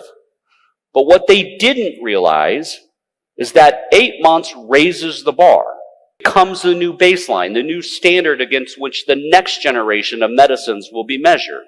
And today, we have patients treated with our combination IO therapies that have been alive for 6 years and some as long as 10 years. The increments matter, because they are finally adding up to the cure that newly diagnosed melanoma patients can hope for today.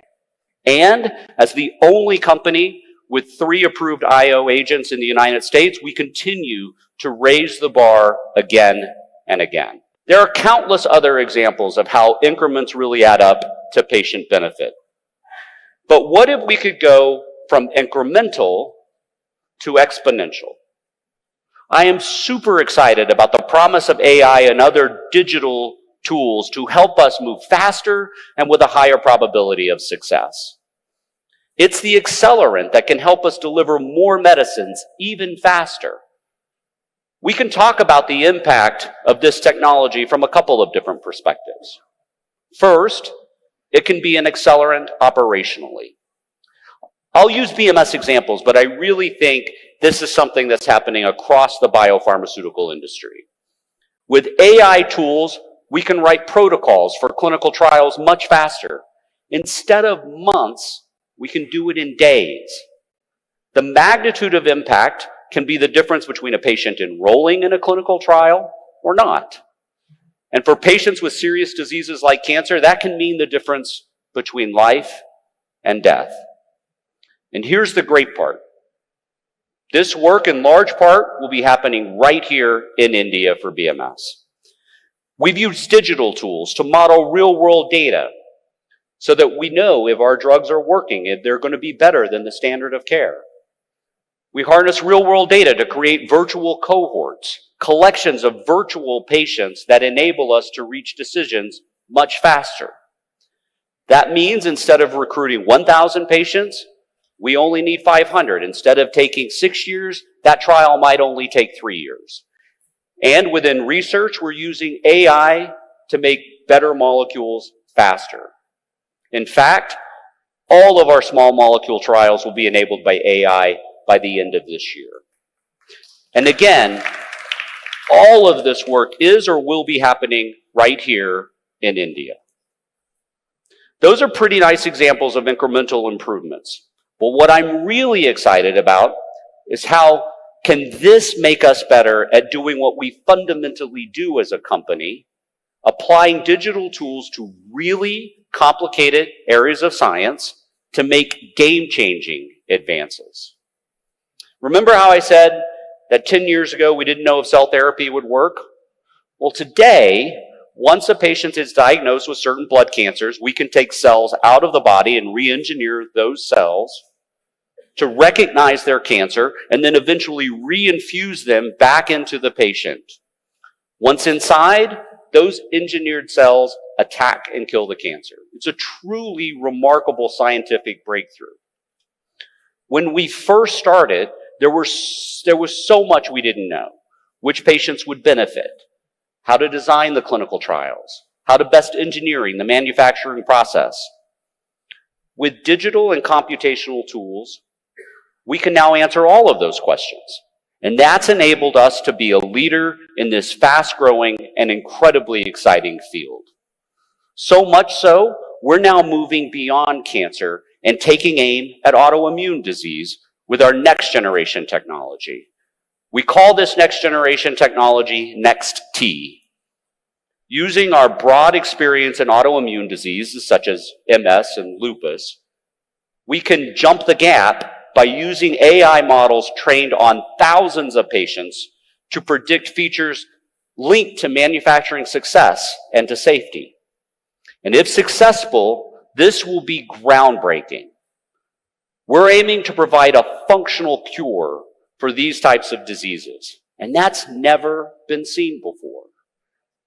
And we're focused on making this incredible technology more broadly available, and that includes here in India. I was just talking to a doctor who treats patients with lupus.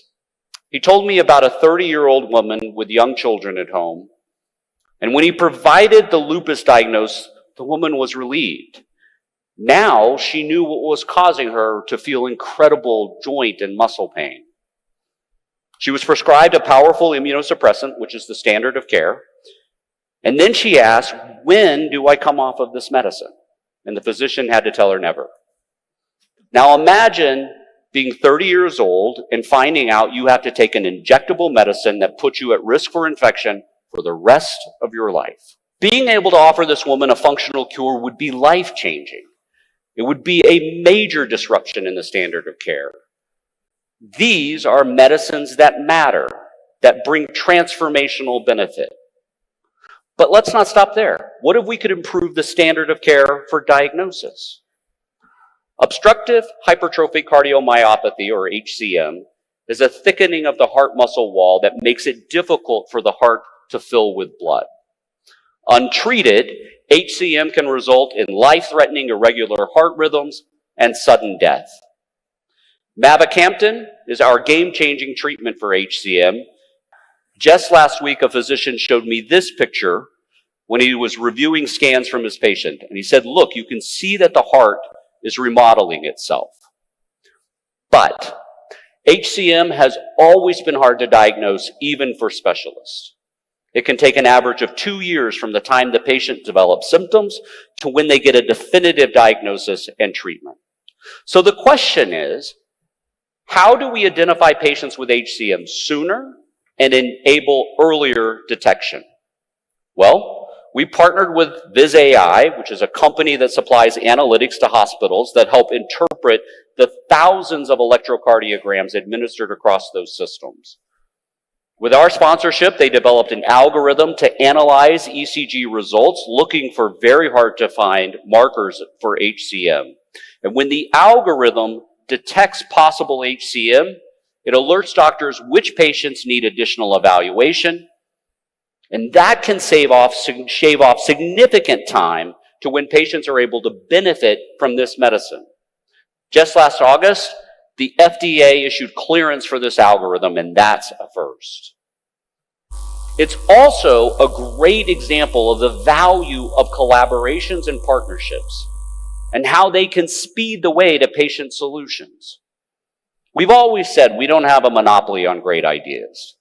Working together, we can do so much more than we can do alone, such as tackling really difficult scientific challenges like Alzheimer's disease, a large and growing unmet need around the world. And while there are now 2 approved products in the US to treat Alzheimer's, other approaches are urgently needed. Here you see a human brain. There are billions of cells in every single brain, and within each one of those cells, 20,000 genes are expressed at different levels, all leading to this coordinated story in the human brain that we don't fully understand. For example, we know that when certain proteins begin to clump or aggregate in the brain, this leads to inflammation, which in turn causes brain cells to die. When brain cells die, symptoms begin to emerge, such as memory loss. With AI tools, we can look at each and every one of those cells and sort through the features of protein aggregation that correlate to someone who will develop Alzheimer's disease. We now know that one of the most important proteins that aggregates in the brain is called tau. By clearing tau protein from the brain, we hypothesize that we will prevent inflammation and, most importantly, prevent brain cells from dying. We have an anti-tau antibody in early development that, if successful, could potentially prevent cognitive decline and give someone many more years of their memory to live happy, healthy, and productive lives. And that's what we think of as truly transformational. And that's what drives us at Bristol Myers Squibb. These are just a few of the many examples of how digital technologies and tools, and frankly, our hearts being in the right place, can start to shift the incremental to the exponential. What an incredibly exciting time to be in this industry. We have witnessed tremendous progress in how patients with serious diseases can be treated and respond to transformational medicines. Over the last 100 years, we've gained 25 years of life expectancy through innovation with vaccines, modern medicines, and frankly, really smart and dedicated people doing the hard work. Integrate digital technology, we can add another 25 years of life expectancy in half the time. But of course, the ultimate accelerant is the human in the room. It's people. And we believe that will always be the case. Talented, passionate people who work with a singular focus to deliver more medicines to more patients even faster. On a personal note, having grown up in a small town in Arkansas in the American South, I could never have imagined that I would be here today. in the midst of the monumental advances that we are making as an industry and that are on display here at BioAsia. I was very fortunate, though, to be raised by a large, tight-knit family. Almost every night, we spent time together, not just as an immediate family, but as an extended family and friends and relatives. And those experiences taught me about the value of community, being part of something bigger than the individual, where people have each other's backs. It is my hope that we can remind each other of the importance of finding the best in people and appreciating every contribution that gets made. I am so excited about what we can do together and am honored to be part of the future that is being made right here in India today. Together, we can shape the future of healthcare globally and deliver more for patients. So thank you. To stay informed about the startup ecosystem, subscribe to MyStartupTV.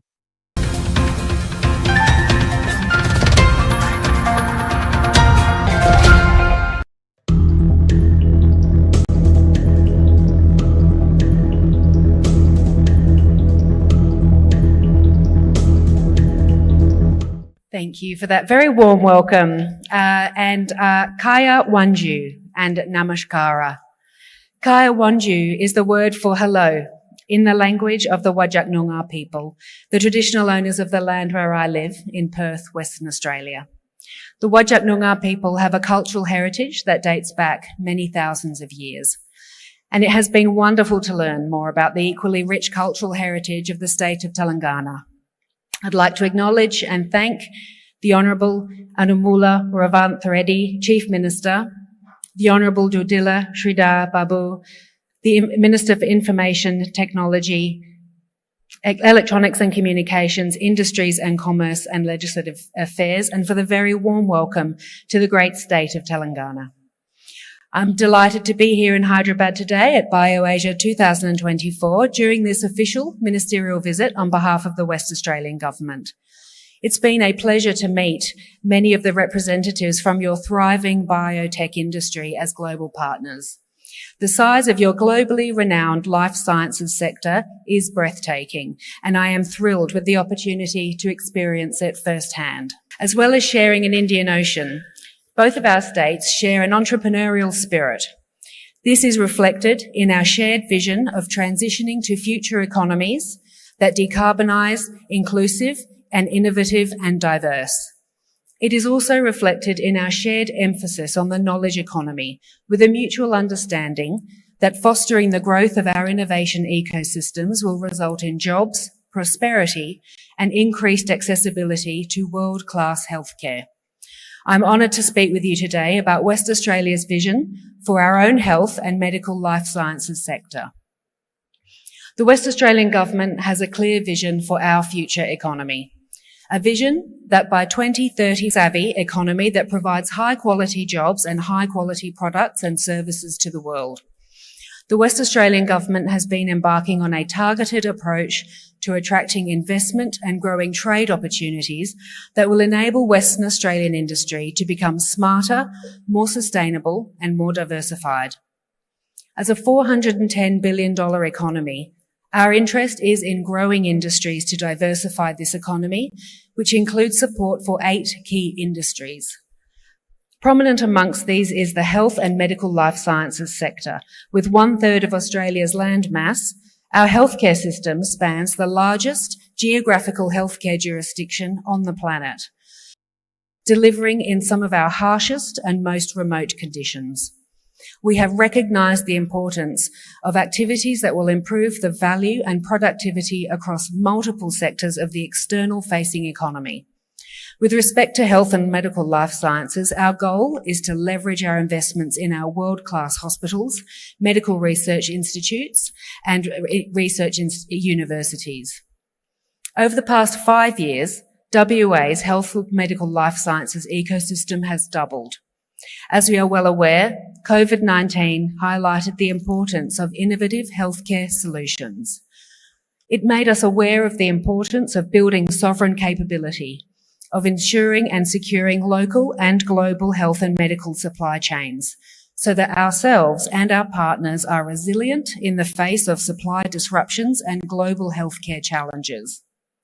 One key action the West Australian Government has taken in the establishment of the Future Health Research and Innovation Health Fund 2020. This sovereign wealth fund, built from the success of our iron ore exports, currently stands at 1.8 billion Australian dollars. It provides a secure source of funding to drive health and medical research in Western Australia, delivering innovation and commercialisation outcomes. This fund has already made investments into a range of research programs, and these opportunities are only accelerating. Western Australia has a world-class, vibrant innovation ecosystem underpinned by our leading research institutions, globally competitive manufacturing capability, and highly skilled workforce. In order to support this ecosystem, the West Australian Government has established the Skilled Migrant Job Connect program. This program supports skilled migrants with funding and free settlement services, including mentoring and cultural training to help them establish their lives in Western Australia and participate in Western Australia's workforce. More information is available at the West Australian Expo stand here in BioAsia. West Australia's health and medical life sciences sector has many strengths, including a world-class research base and entrepreneurial talent in health and medical research and clinical practice. 5 universities that all have strengths in life sciences and are outstanding medical research institutes with specialisation in areas including paediatrics, rare diseases, personalised medicine, and ear and eye health. The emergence of a contemporary, technologically enabled healthcare system that is comprised of a blend of public and private hospitals offering advanced practice and strong emphasis on clinical trials. Western Australia is a unique jewel that will allow you to succeed in business and live in an amazing lifestyle surrounded by one of the most pristine landscapes that you'll find on the planet. Western Australia is already home to some of the world's leading researchers, innovators, and over the next decade, we will see some amazing advances in homegrown research and innovation. I'm very proud to be here today, leading the delegation of healthcare providers, digital health, biotech companies from Western Australia. I invite you all to learn more about Western Australia and to consider bringing your talents to our state, expanding your business in our region, and accessing all that Perth has to offer as a launchpad for the rest of Australasia. The West Australian Government, through the Invest and Trade Western Australia office located in India, please reach out or visit us at our booth to engage with Western Australia. Thank you for your warm welcome today. To stay informed about the startup ecosystem, subscribe to MyStartupTV. I, the citizen of India, having abiding faith in democracy, hereby pledge to uphold the democratic traditions of our country and the dignity of free and fair and peaceful elections and to vote in every election ethically, fearlessly and without being influenced by considerations of religion, race, caste, community, language, or any other inducement. Let's vote. Let's vote. Let's vote.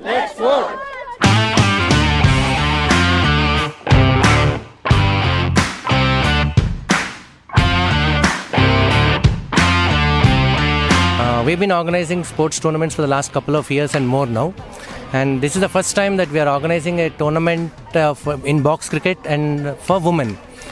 And we are doing this to spread awareness among the voter folk through the Let's Vote campaign. Precisely this is the issue we have taken it as a challenge. Let's vote to encourage and hope and wish that the urban people with this kind of awareness programs will get activated, enthused to go to polling stations on the day of polling and cast their vote.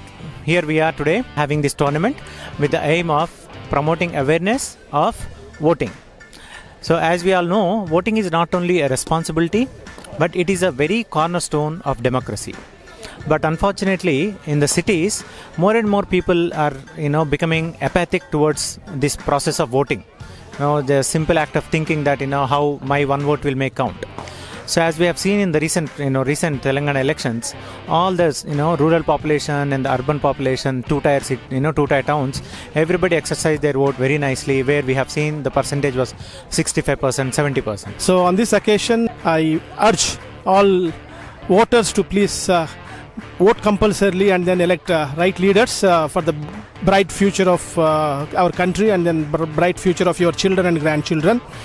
We thought why don't not focus on women cricketers, especially with the recent WPL. I know that India was always on the magic of cricket and especially the women cricketers. With that, we are again trying our level best to make sure that we spread awareness and we get more and more urban voters to come out and vote. And we are campaigning for voting. Please vote this time to choose the right candidate. We all are playing cricket today to improve the voting system, and we are campaigning for it. We would like to, promote our business on this occasion of Let's Vote.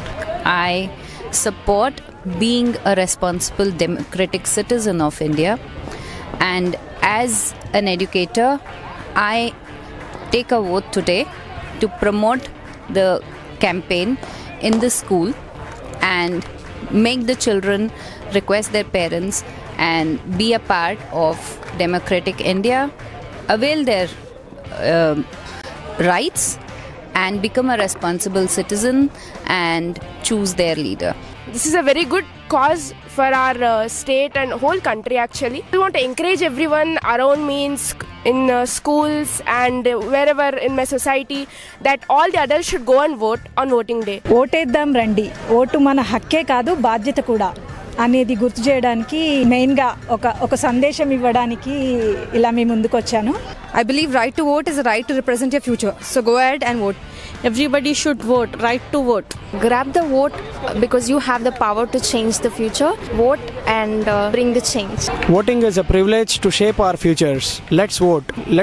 Let the democracy take decisions. To stay informed about the startup ecosystem, subscribe to MyStartupTV.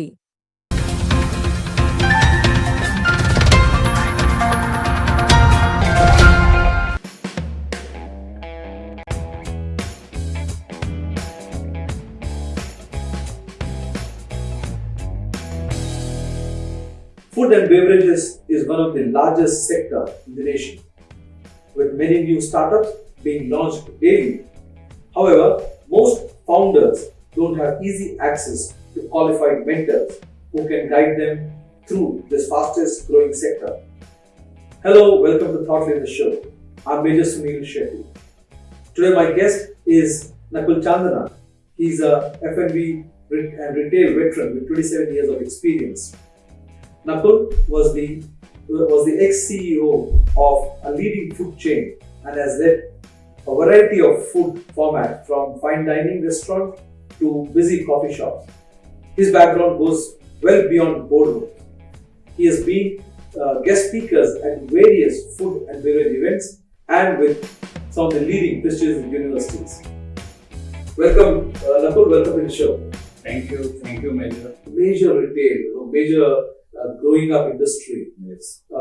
As somebody who spent so much time, in F&B, where do you see the industry, shaping up? How do you see the industry shaping up? Well, I would say that it's back at its full swing. The COVID period, of course, dented the industry. A couple of years were very hard. But now, if you see, people are experiencing F&B a lot. The habits of going out for regular eating. It has gone up like anything. Earlier maybe it was not that very often people used to go out for eating, but today it's, I think, at least weekly, twice or thrice, all of us are moving out and experiencing F&B by, sitting in different eateries for meetings, for gatherings, for celebrations and all. और इसके साथ में the other point which I would like to share in the time of COVID also, there was a steep increase in the habit of ordering food online, of course, because that was the time when everyone was confined to home, or that was the time when people started ordering from the online platforms a lot. So if you see today's time, I think it's happening like anything, because there are a lot of new joints opening everywhere, you can see, and then of course people are also ordering the food a lot. So I think it's one of the best time to enter the industry. With your experience, both pre-COVID and post-COVID, has there been a change in people's approach towards trying out different food? Have you experienced that? Meaning, the other time probably in Hyderabad, biryani is more popular, right? Yeah. But today, do you see, let's say Hyderabad is an example, do you see, people coming in, experimenting with food or acquiring new taste? Of course, I think it's been there for times, because generally, you like to taste the food of other regions. If you see, northern side of India, if you move, people are having a lot of craze about, this side of food, southern food actually. People love to have dosas, idlis and cuisines of southern India. Similarly, when, the city where we are talking today, Hyderabad, people like to have, food from the northern side. You will see a lot of fine dining outlets which carry food from the northern side, buffets, and North Indian food is in craze. And what has happened, post-COVID is maybe because, as I said, that people, are today loving to, experience more F&B. So, all formats I think are doing very well today.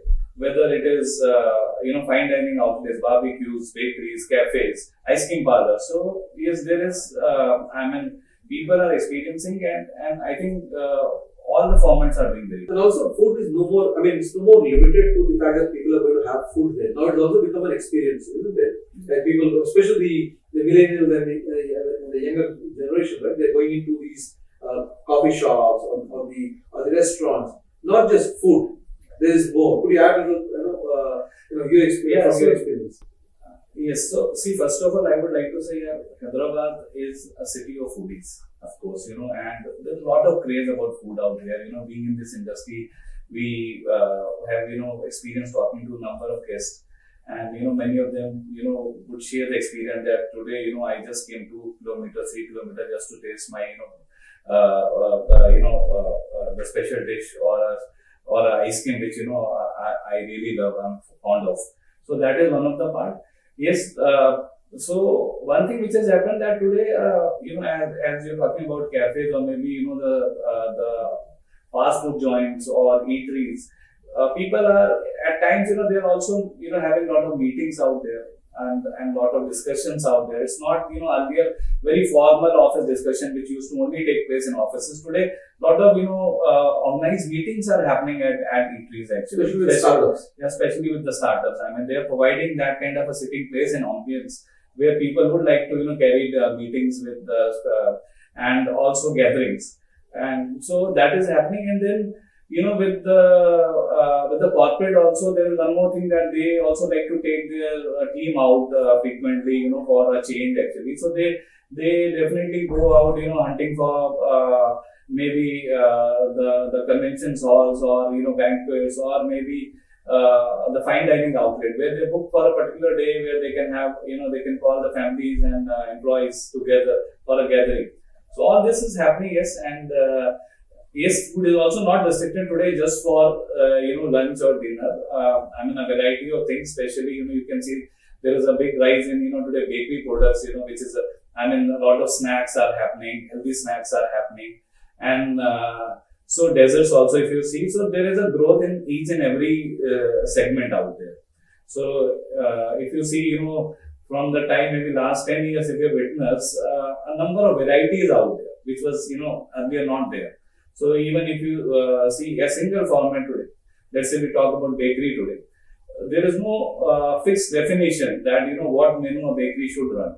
So a bakery can just have cakes, other bakery can also serve a lot of savories. The third bakery can, have a lot of mocktails added in that. So there is no fixed format. So a lot of different varieties in a single model also you can witness today. So now, taking your experience, making use of your experience, I would like to understand for the benefit of our, founders from F&B or startups who are in F&B, what are those challenges that startups face when they start, or what are the points they should keep in mind as a F&B startup founder while they're launching it? What is the challenge, first of all, in F&B is that food format or running a food format, it looks very easy. And because this is one of the industry where you can see, you generally go and sit and witness that. It's not like, many other industry where the operational aspect of that is not visible to outsider. So people, they generally get carried away very easily that yes, I can also do this. I can easily run this kind of a format for sure. But, there are so many challenges which are related to the operations because, you're dealing with the perishables first of all. And then you need, skilled people to run different operations out there. And there's a lot of planning required for sure, which unfortunately people, don't give time to because they just, for example, if they're going to a particular joint, a fast food joint and a cafe, they just feel, yeah, I can do it, and they just immediately jump into it. Not understanding that, principles of any other business. Let's say 4 P's, like, working on your product, price, place, and people. It also works a lot in this industry. If, your selection of the place is not correct, of course, is going to definitely have a challenge later on. I mean, you have to understand from various angles whether the place is suitable for the format you are starting.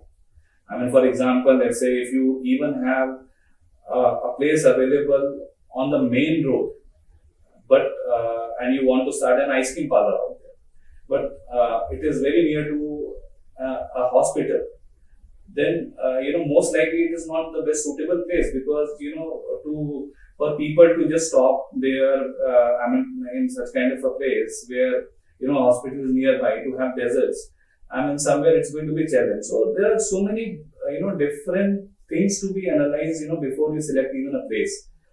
Then they don't, unfortunately, understand that, a right format is very much required. A right model is very much required, and it will vary from a company to company because every company sort is different from other. Your strength, weakness, opportunity, your threats will be different from others. So when you are starting something, what is the right format for you? Whether your capital is supportive to that or not. Let's say if you have a limited capital and you want to go for a fine dining, of course, maybe today we get so many, inquiries where people say that whatever funds they had in their hand, they have invested in basically, making the joint. Infrastructure and everything. But they don't understand that operational capital will be required later on. A big operational capital because it's a service industry. And unless you reach your break-even point from, if there is no planning of it, of course the model is going to fail or you are going to get burdened. And similarly, like the format, many times they go very high on the menu.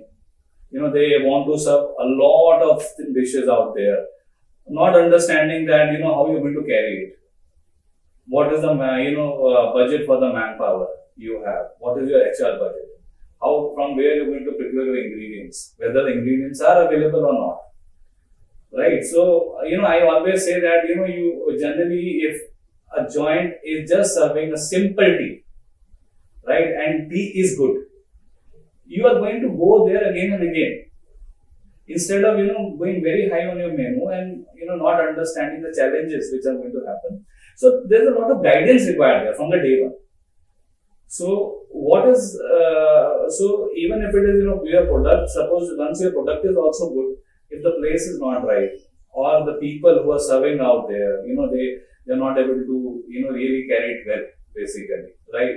Because at the end of the day, it's also hospitality. Yes, hospitality industry. So, those who are, serving, there is a lot of training required out there. because it's not that you put the people for a particular task and you can be assured that they're going to carry it really well, because it's like an industry which is having a lot of challenges. You today serve maybe so many guests in a day, but just one single negative feedback from a single guest will affect you a lot. So a lot of moral support, a lot of guidance, a lot of advice, a lot of training is required on daily basis. The motivation is required for daily basis. And also you have to understand that, let's say if you want to carry a menu, what is the right manpower planning in each and every department. So as I see it, that this, unlike other startups, like a tech startup where you're building a product, in F&B, you build a product which is your menu, the food that you will serve. Yes. You also have to build a service side of it, right? So there's a kitchen you need to build, there's the front end or the restaurant part of it you need to build, you have the menu right, you have the right staff who's going to be friendly to the customer. Yes. So the minimum viable product, the MVP as they call, is still very big when it comes to it's very big. It's very big because, as you rightly said, that the planning for each and every department is required. I have seen people, doing their purchases just like the way they do for their home needs, and they're running an outlet. They just feel that purchase is just okay. We can just buy, today from any source which is available, or maybe just not, studying the ingredients so well. There's very dynamic industry. So many of updations are happening from time to time. Let's say today there are so many premixes which is in play, which was not earlier there. And if you're not, really understanding the menu well, and don't understand the ingredients, that what is available, you are going to get burdened with a lot of more cost and more time out there, precious time of your staff. And for example, let's say maybe 10 years back, the cake premixes were not in play that much. But today there is, I think it is a very important part. So similarly, like, there are a lot of premixes, lot of which are available today. And then you also have to understand the right sourcing from the right places. Because if your cost of purchase is not correct, you cannot sell at the right price. It's the principle, right? So if you say that, purchase I will see later. I do understand initially everyone looks for the top line, for sure. Every new company, looks for the top line, better top line. But what is the harm in understanding that how you can improve or better your bottom line also?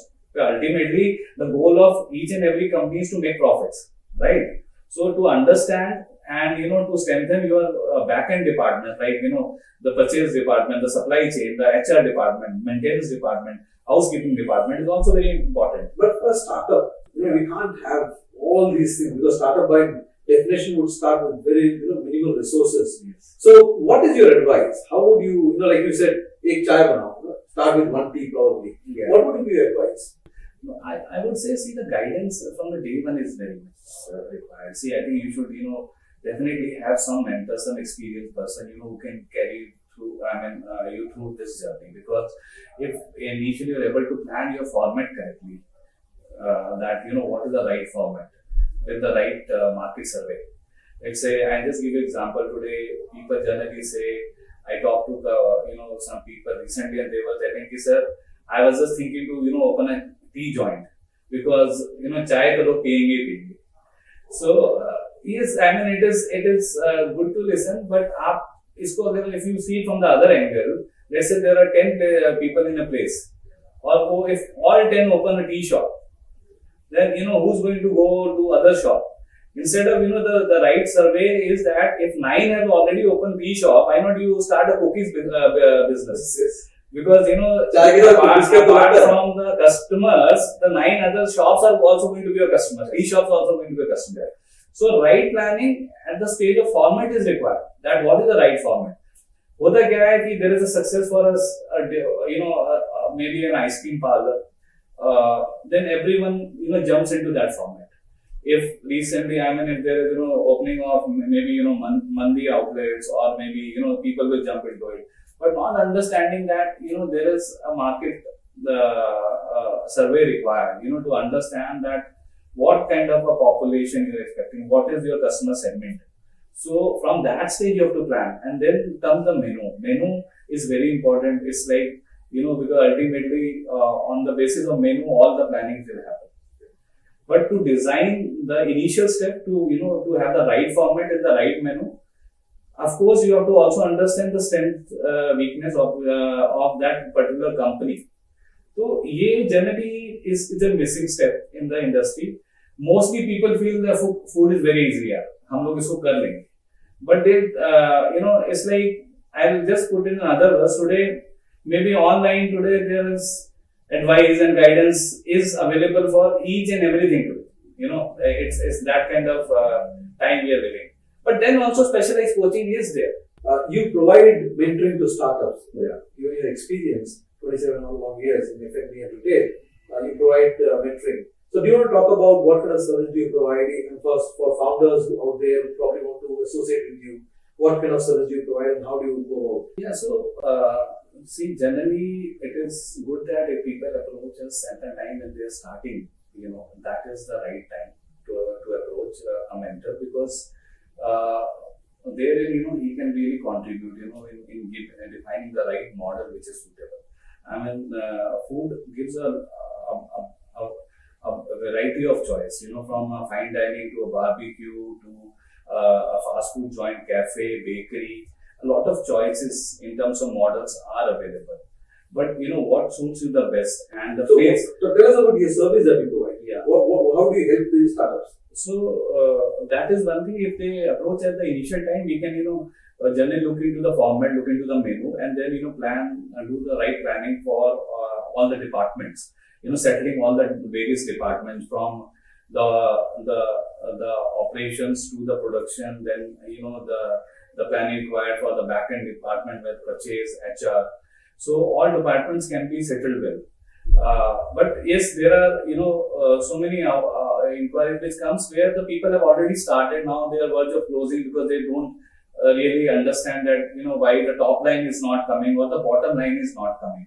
So there we generally see into we go deep and understand where the problem or challenges are, and by fine tuning, by replacing certain aspects or getting certain advice, we try to fine tune the different aspects and see that wherever the lacking is, to improve that. I mean, so that happens. Let's say if you are sometimes the top line is good, but the bottom line is not there.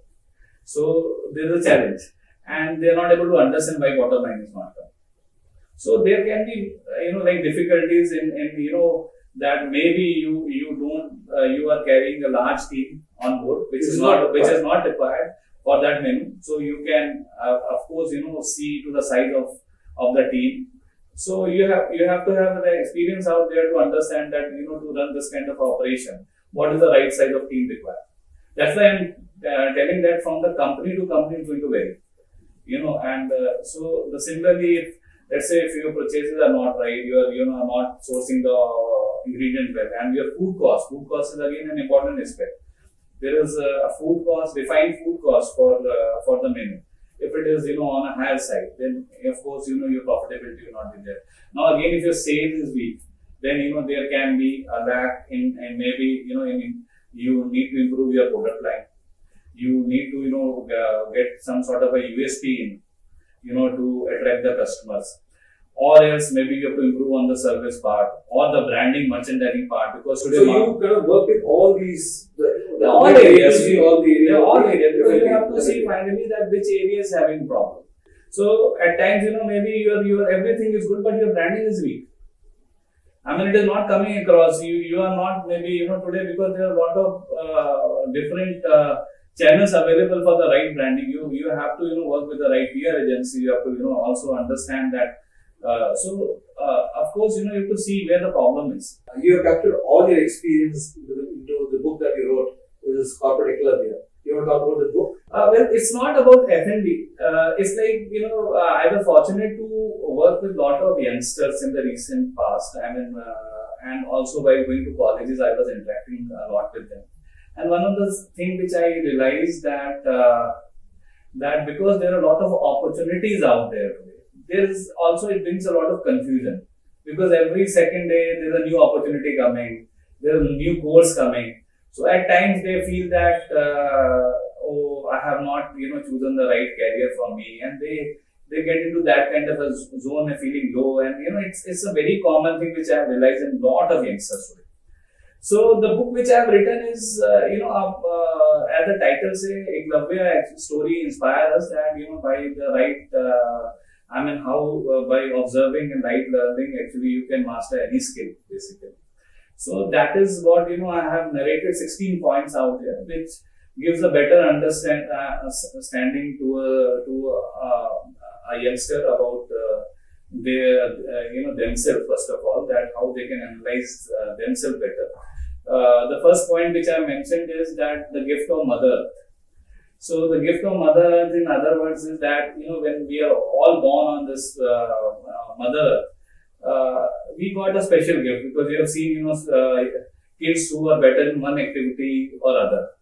That is like, for example, some are good in playing, some are good in, reading. So that is, your unique gift. If you are good in talking, actually, and you take some kind of profession where, let's say you take a profession which is like maybe a software coding, and you're not an introvert person, right? You like to interact, you are good in PR and all. Then maybe, of course, you're going to get exhausted after a couple of years. So it's like giving a better understanding, and then there is a path to follow. And you can see any education is always useful, no matter, what course you have done. But with the right, using your education as a base, you can also, today change to any line of your preference.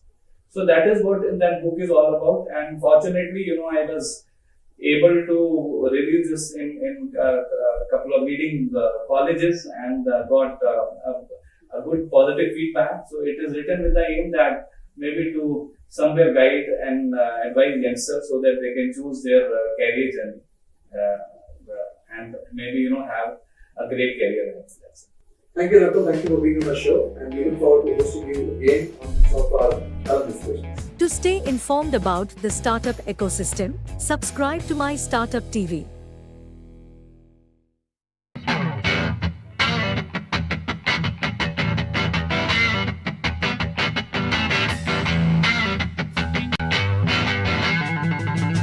इसमें आके जितने भी startup से जुड़े लोग हैं उनको काफ़ी सारी इन्फॉर्मेशन मिली है कि कैसे सरकार काम करती है, कैसे एक दूसरे के साथ काम किया जा सकता है। यहाँ जो लोग आए थे अलग अलग स्टार्टअप से, उन्हें एक दूसरे के साथ नेटवर्किंग करने में भी बड़ी सहूलियत हुई, तो ये अच्छी चीज़ है। मैं तो कहूँगा साल में एक बार नहीं, साल में 2-3 बार इस तरह के इवेंट्स होने चाहिए। Event is powerful, event is super, इसीलिए मैंने कहा है कि इस तरह के आयोजन स्टार्टअप के लिए होते रहेंगे, उतना ही अच्छा रहेगा। नई नई जो इनोवेशन है लोगों के सामने आती रहेंगी और लोगों को पता लगता रहेगा कि किस तरीके से लोग काम कर रहे हैं और एक दूसरे की जो टेक्नोलॉजी है उससे रूबरू होने का मौका मिलेगा। मोदी गवर्नमेंट को, गवर्नमेंट ऑफ इंडिया को स्पेशल थैंक्स बोलूँगा कि उन्होंने जैसे वर्ल्ड में स्टार्टअप को लेके एक कल्चर है वही भारत में भी देने की कोशिश की है, तो इस चीज़ को और भी आगे ले जाने की ज़रूरत है। और इंडिया इसमें स्टार्टअप को लेके बहुत अच्छा करेंगे और इंडिया का जो यूथ है स्पेशली वो नए नए स्टार्टअप लेके आ रहा है और बहुत अच्छा कर रहा है। इस तरह के इवेंट होते रहने चाहिए जिससे सरकार को जो स्टार्टअप से जुड़े लोग हैं उनको काफ़ी बेनिफिट पहुंचेगा। तो thanks government of India. To stay informed about the startup ecosystem, subscribe to MyStartupTV.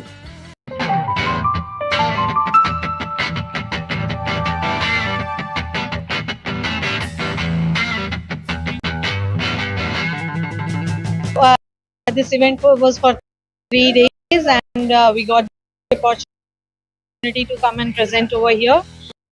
This startup Mahakumbh, as you can see, there are more than 1,200 startups over here, and we could get the opportunity to interact with our Honorable Prime Minister today. This was a great pleasure to speak and talk about our product, and his appreciation has really inspired all of us. So great event overall and nice to be here. As a startup, we got the opportunity and invitation to come here, and it's very far off from my place. I was in Pune, so it's to come here and to present my startup to increase the scale up the event and scale up our business opportunity. This was a great thing. So that is what inspired me to come here and be part of this. So here there are so many startups we get to know the real development happening around us, and it helps us to even understand that who can be helping, and the entire ecosystem which is supporting us. So this is a platform where everyone meets, and I hope this continues every year or periodically at least to make sure that we all meet together and understand each other. To be honest, as a women entrepreneur, a lot of support is coming from the government side, and I'm personally thinking that at every place wherever I have been presenting my product, as a women entrepreneur, we have got little extra to explain to people, and they have really taken us seriously to support. So the challenges wise, I don't think much challenges I have faced, other than maybe moving around. Sometimes it takes little while because we have our family to support. But otherwise, from the government side or from the entire ecosystem, it was a great help. I think you should become entrepreneur, and you should try to do something in the field where you are having expertise. To stay informed about the startup ecosystem, subscribe to My Startup TV.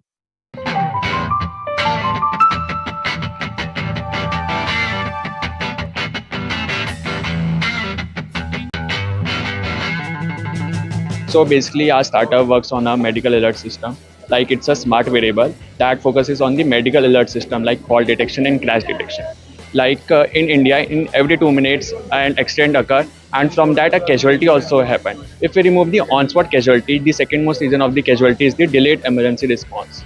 Okay, so like if the user is wearing a smart wearable and something happen like that, so it will quickly alert to the nearby emergency services and their contact number with their live body vitals and live location, so they can easily get to that location. So like last year my friend got an accident, so like we reached there around 20 to 25 minutes and ambulance reached after 30 minutes. So I got an idea from that. If we make a smart wearable that not only measures the daily metrics but also the medical alert system, like fault detection and crash detection. So basically, like there are like-minded people, like there are many investors, VCs that they have contacted us, and there are also like mutual collaborations, like companies also for the suppliers of our smart wearable.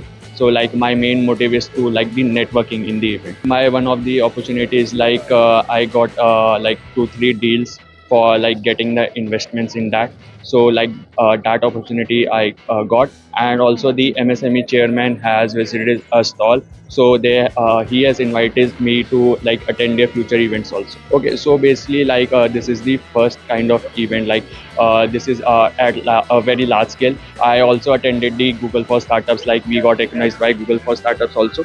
So like this is the like very large event where more than like 1,000 startup stalls are there, like more than 3,000 like HNIs, incubators, accelerators are there, and more than like 30,000 footfalls are also occurring there. So like it's very like useful if every year these kind of events happen. Currently I am in the final year student of Galgotias University. So my main vision is not to get a job, rather than create a job for the like young entrepreneurs, and like so my main vision is that like want to continue with this startup only. To stay informed about the startup ecosystem, subscribe to My Startup TV.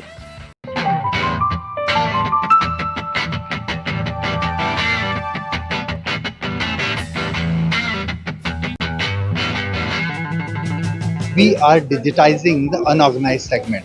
As you know, the 85% of the sale of food is done by the smaller retailers, what you call unorganized segment. So what is the difference between organized and unorganized segment is the technology.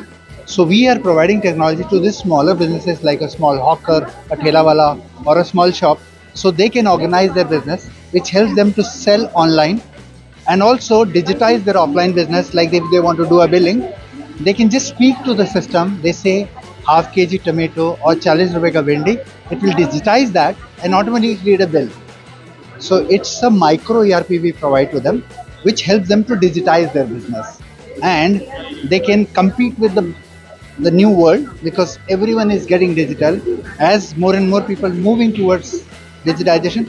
Now the larger today the e-commerce is there only with few people, top of the pyramid 10% people, but 90% people have devices, they have digital payment, they have internet, but they are not doing digital commerce. The reason is their sellers are not there, their price points are not there. By enabling these smaller businesses, we want to provide the benefit of technology to larger part of the pyramid and impact their life and improve the food wastages, which is today highest in the India.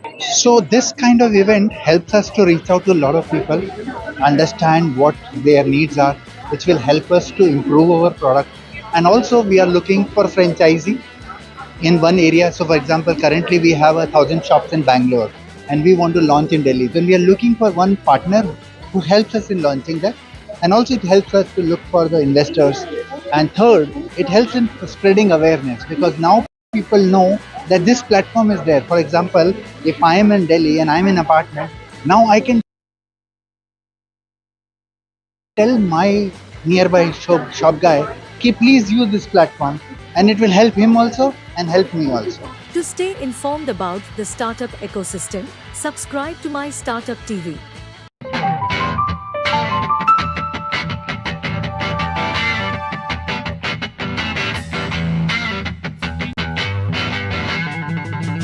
And my business partner is over there. Her name is Nemo, and I'm visiting India frequently. I'm very happy to be here. The reason I'm here today because I got an invite from Startup India that I work with them a lot, and I'm very involved in the innovation ecosystem here. I run a company called Innovation Asia or Innova Ventures that we collaborate with most of the tech Asian countries here in Asia.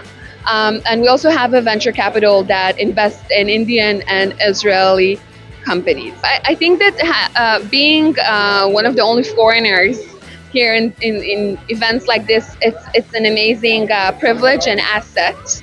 I think that it's the gathering of the best tech communities that I know. I'm also a part of Thai in Israel. I'm the Thai Women Israel manager.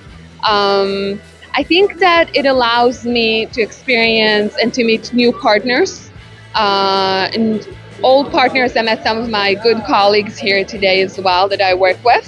And I think it allows Indian community to come together because India, each state has their own kind of ecosystem. It's so vast.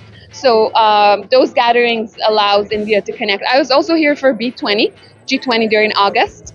So this is why I'm so excited to come back. I missed PM Modi. I'm very sorry about that. I really wanted to hear him talk. India is one of the most interesting, exciting, and futuristic tech markets I know. I work with the Asian markets and the Indian markets for the past 12 years. It's the second home for me, and it's a privilege to connect India's tech and innovation market to my country, but also to the Middle East. Oh my God, I think it's a really good question because ever since I graduated from my bachelor degree, which was East Asian Studies, I realized that most tech companies, they need to go east and not west. And my message is if you're not here, if you don't have a local hub here, if you don't have a local partner, or you're not considering of coming to India, you're missing the train. And the time is now, honestly. India in 5 years is going to be the most prominent tech market in the world. You got to start doing. And I think that on a personal note, I think it's one of the most warm communities I know, most productive and exciting projects I ever had were here. And I used to work a lot in China and Singapore and Japan and Korea. And India has a very different feel to it. And if you're not here and you're not considering, you're just going to miss out. So do come. To stay informed about the startup ecosystem, subscribe to My Startup TV.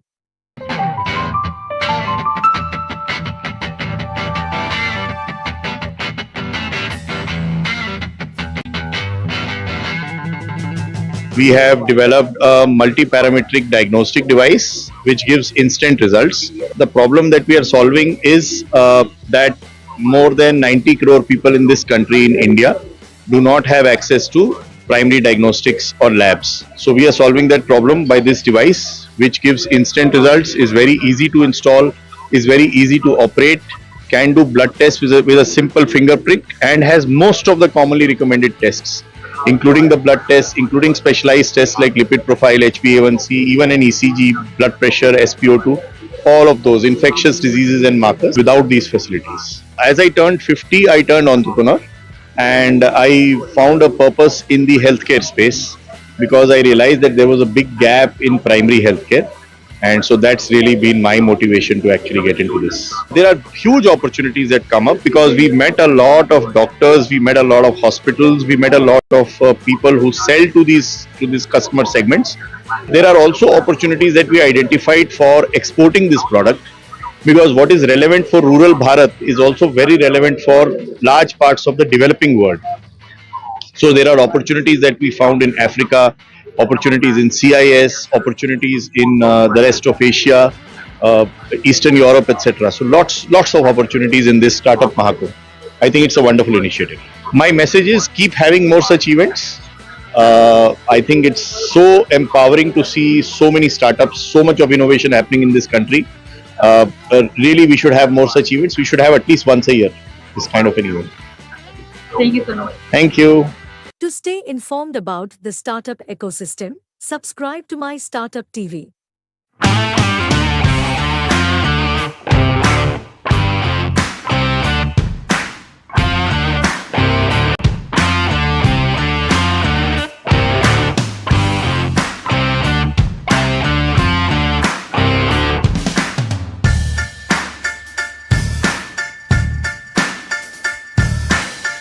Honestly, India in 5 years is going to be the most prominent tech market in the world.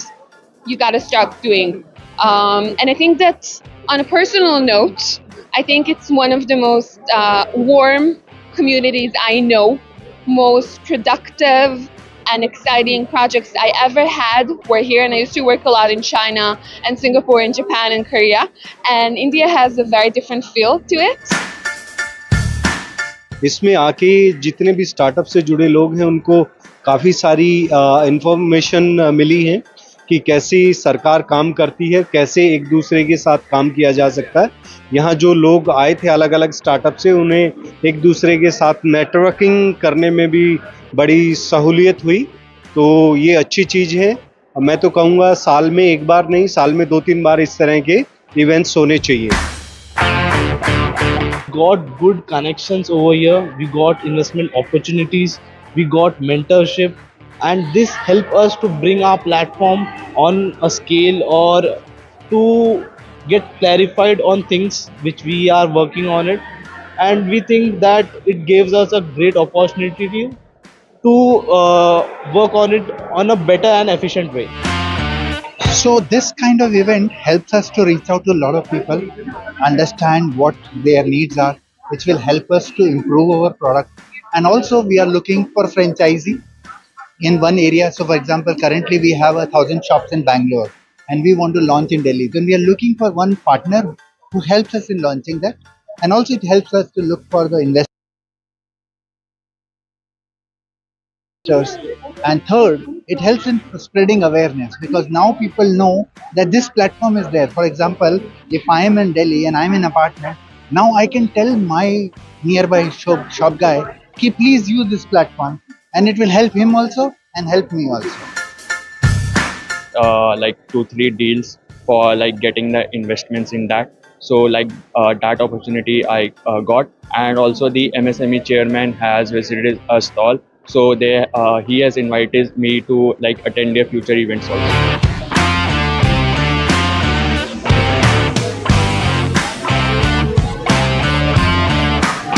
To stay informed about the startup ecosystem, subscribe to MyStartupTV.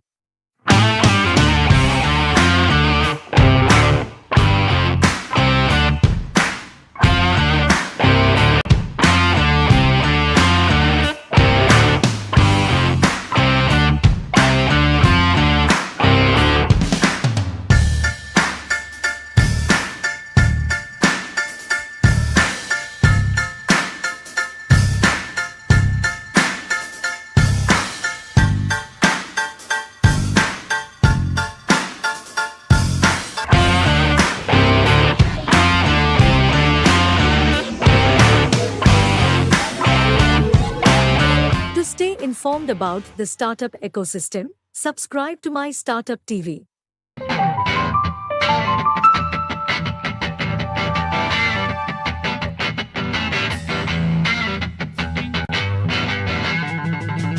India is actually evolving towards the startup ecosystem. There are multiple policies and government funds that are actually there for the startups and students to actually explore the industrial requirements. So every day is a startup day in India right now. Like you can see here, we are I think more than 1,000 startup here in this single roof, standing with their products with unique ideas and solutions that can actually benefit the future of India.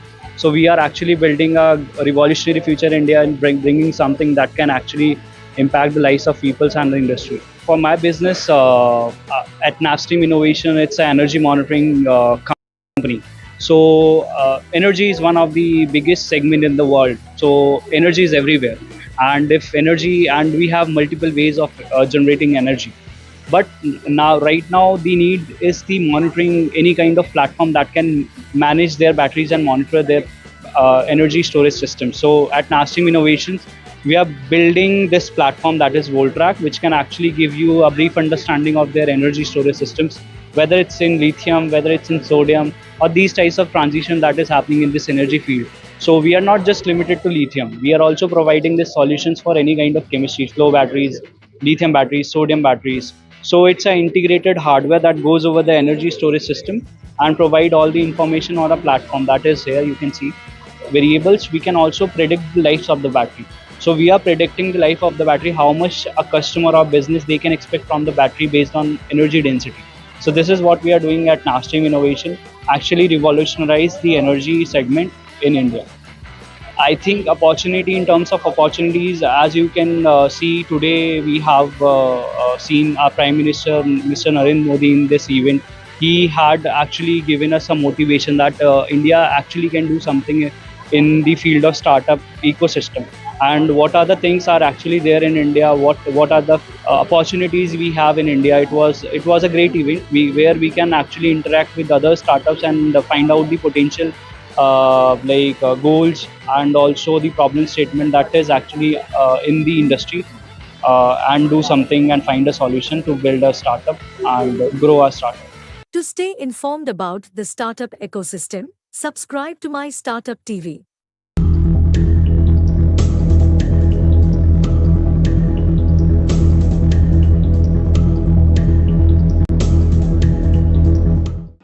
Last week, the startup community gathered in Delhi for the biggest Mahakumbh. Sir, I can't hear you. The 3-day event was held from 18th to 20th March and was rightly named the Startup Mahakumbh. The event saw participation by founders, visionaries, innovators, and investors, and leaders from across the nation. Hello, welcome to the Thought Leader Show on MyStartupTV. I'm Major Sunil Shetty. My guest today is Shrikant Sinhaji, who is the CEO of Telangana Academy for Skills and Knowledge, also known as TASK. Sinhaji is a visionary leader dedicated to enhancing youth employability and fostering skill development in Telangana. My other guests are two students who attended from Telangana, who were picked by TASK, and they attended the Mahakumbh, Harika and Chandra. So, welcome to the show, sir. Welcome to the show. Thank you. Thank you, sir. Thank you very much for having us. Let's start by Sinha, sir. I would like to start with you to just give us, for the viewers, for the benefit of the viewers, as to what Startup Mahakumbh was all about. In 2015-16, when the Honorable Prime Minister started the term itself, startup, at that time the term was not even known in India. And that is where we had just about 300 startups in India. Fast forward to 2024, the Startup Mahakumbh was a gathering of a lot of startups, investors, and everyone. And it was at the right juncture, because today, in the last couple of years, we have moved from 300 to 123,000 startups. And that's a huge growth. which needed to be celebrated. And that is where multiple organizations of the government, multiple bodies like TAI and others, NASSCOM, ASSOCHAM, everyone put might together along with the government of India to start the Startup Mahakumbh. It was a 3 days event being held at Bharat Mandapam, which became very, very famous for the G20 summit. So this was also the background where the Startup Mahakumbh was conducted. There were more than about, across the days, about 12,000 to 15,000 delegates, participants, speakers, etc. visited the Mahakumbh. So if you look at what is Kumbh, Kumbh is a place where you come, you meet like-minded people, you discuss, you solve problems, and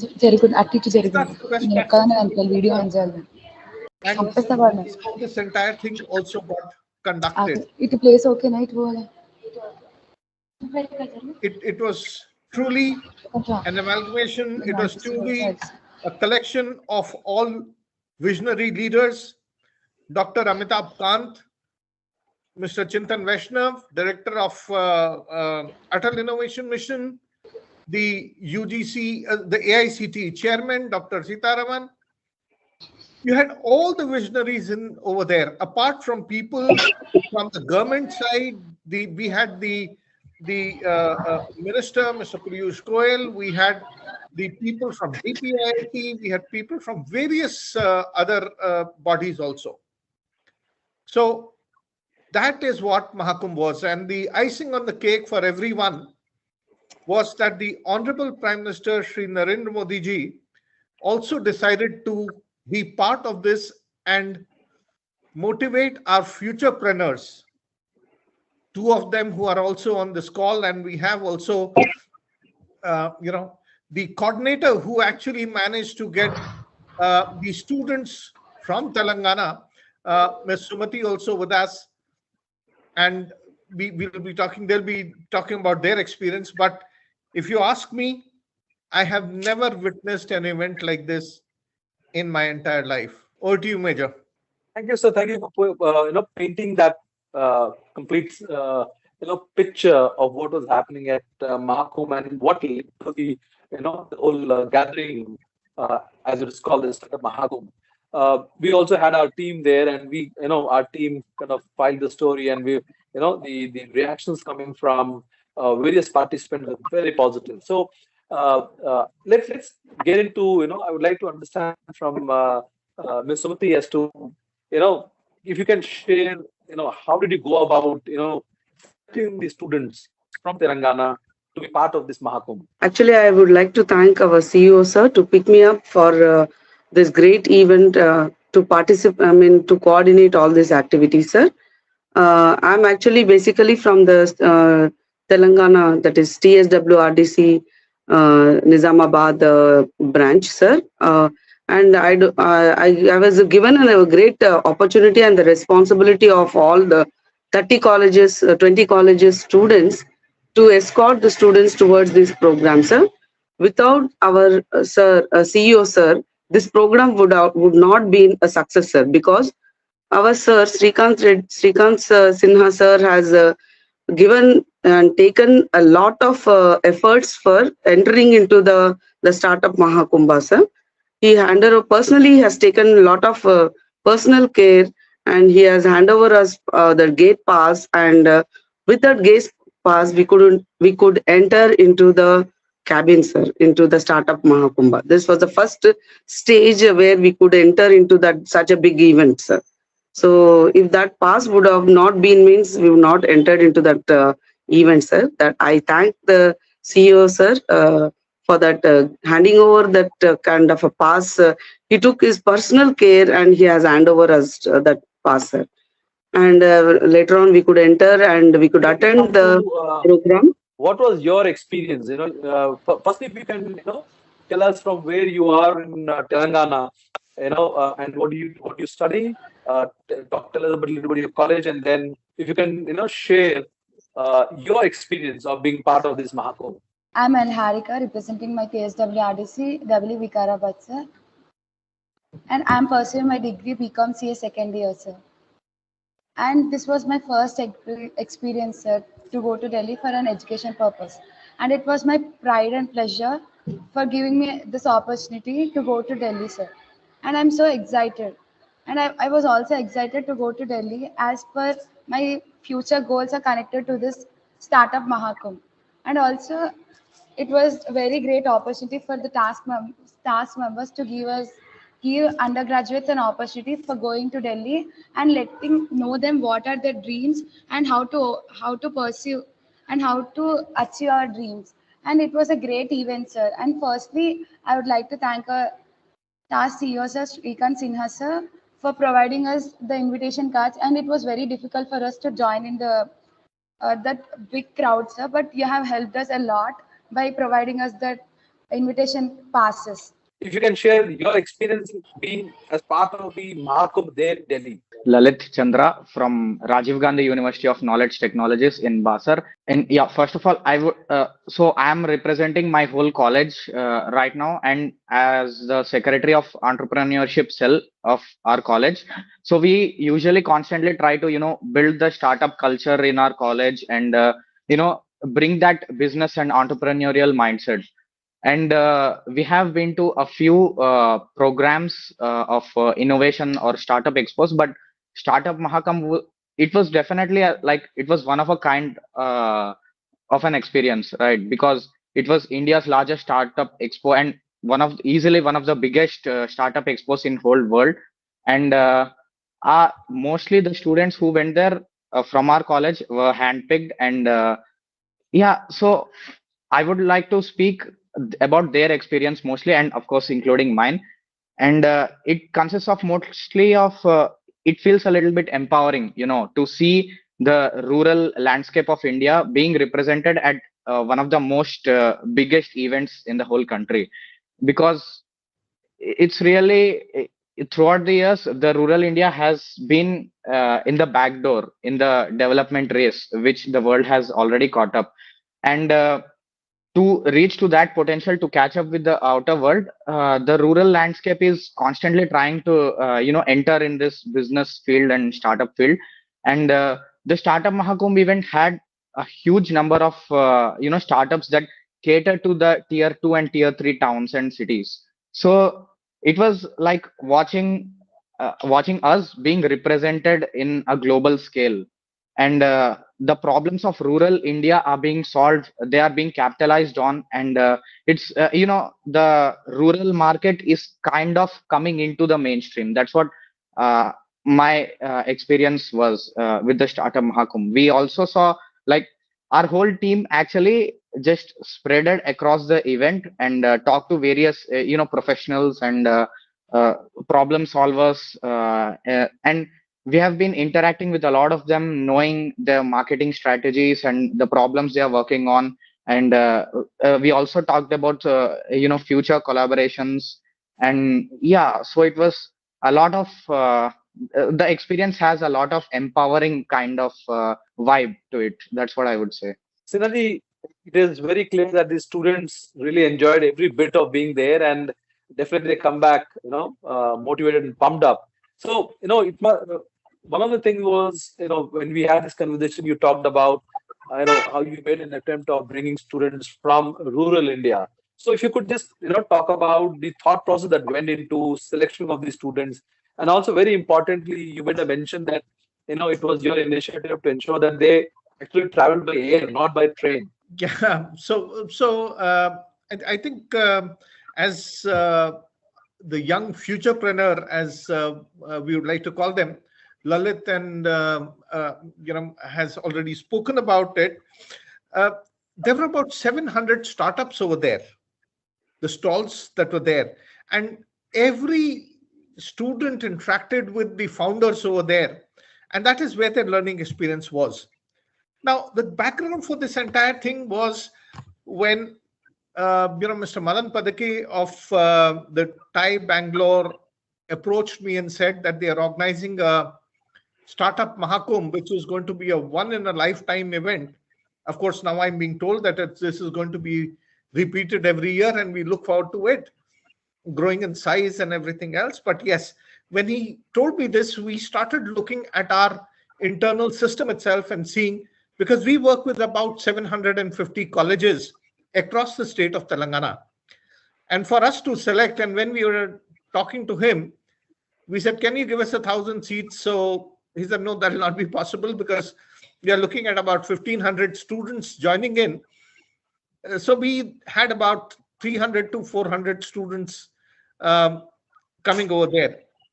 The students were selected on 2-3 things. One was, we run a program which is a virtual program on creating an innovation and an entrepreneurial mindset, which is called as I4TS, which is Innovating for Telangana, which is an online program. It's a bilingual program, and any youth in the age group of 18 to 35 can log in and do this program online itself. So we looked at the people, and moving ahead, we said, okay, out of these people, who are the people who have submitted ideas, who have started working in that direction towards entrepreneurship?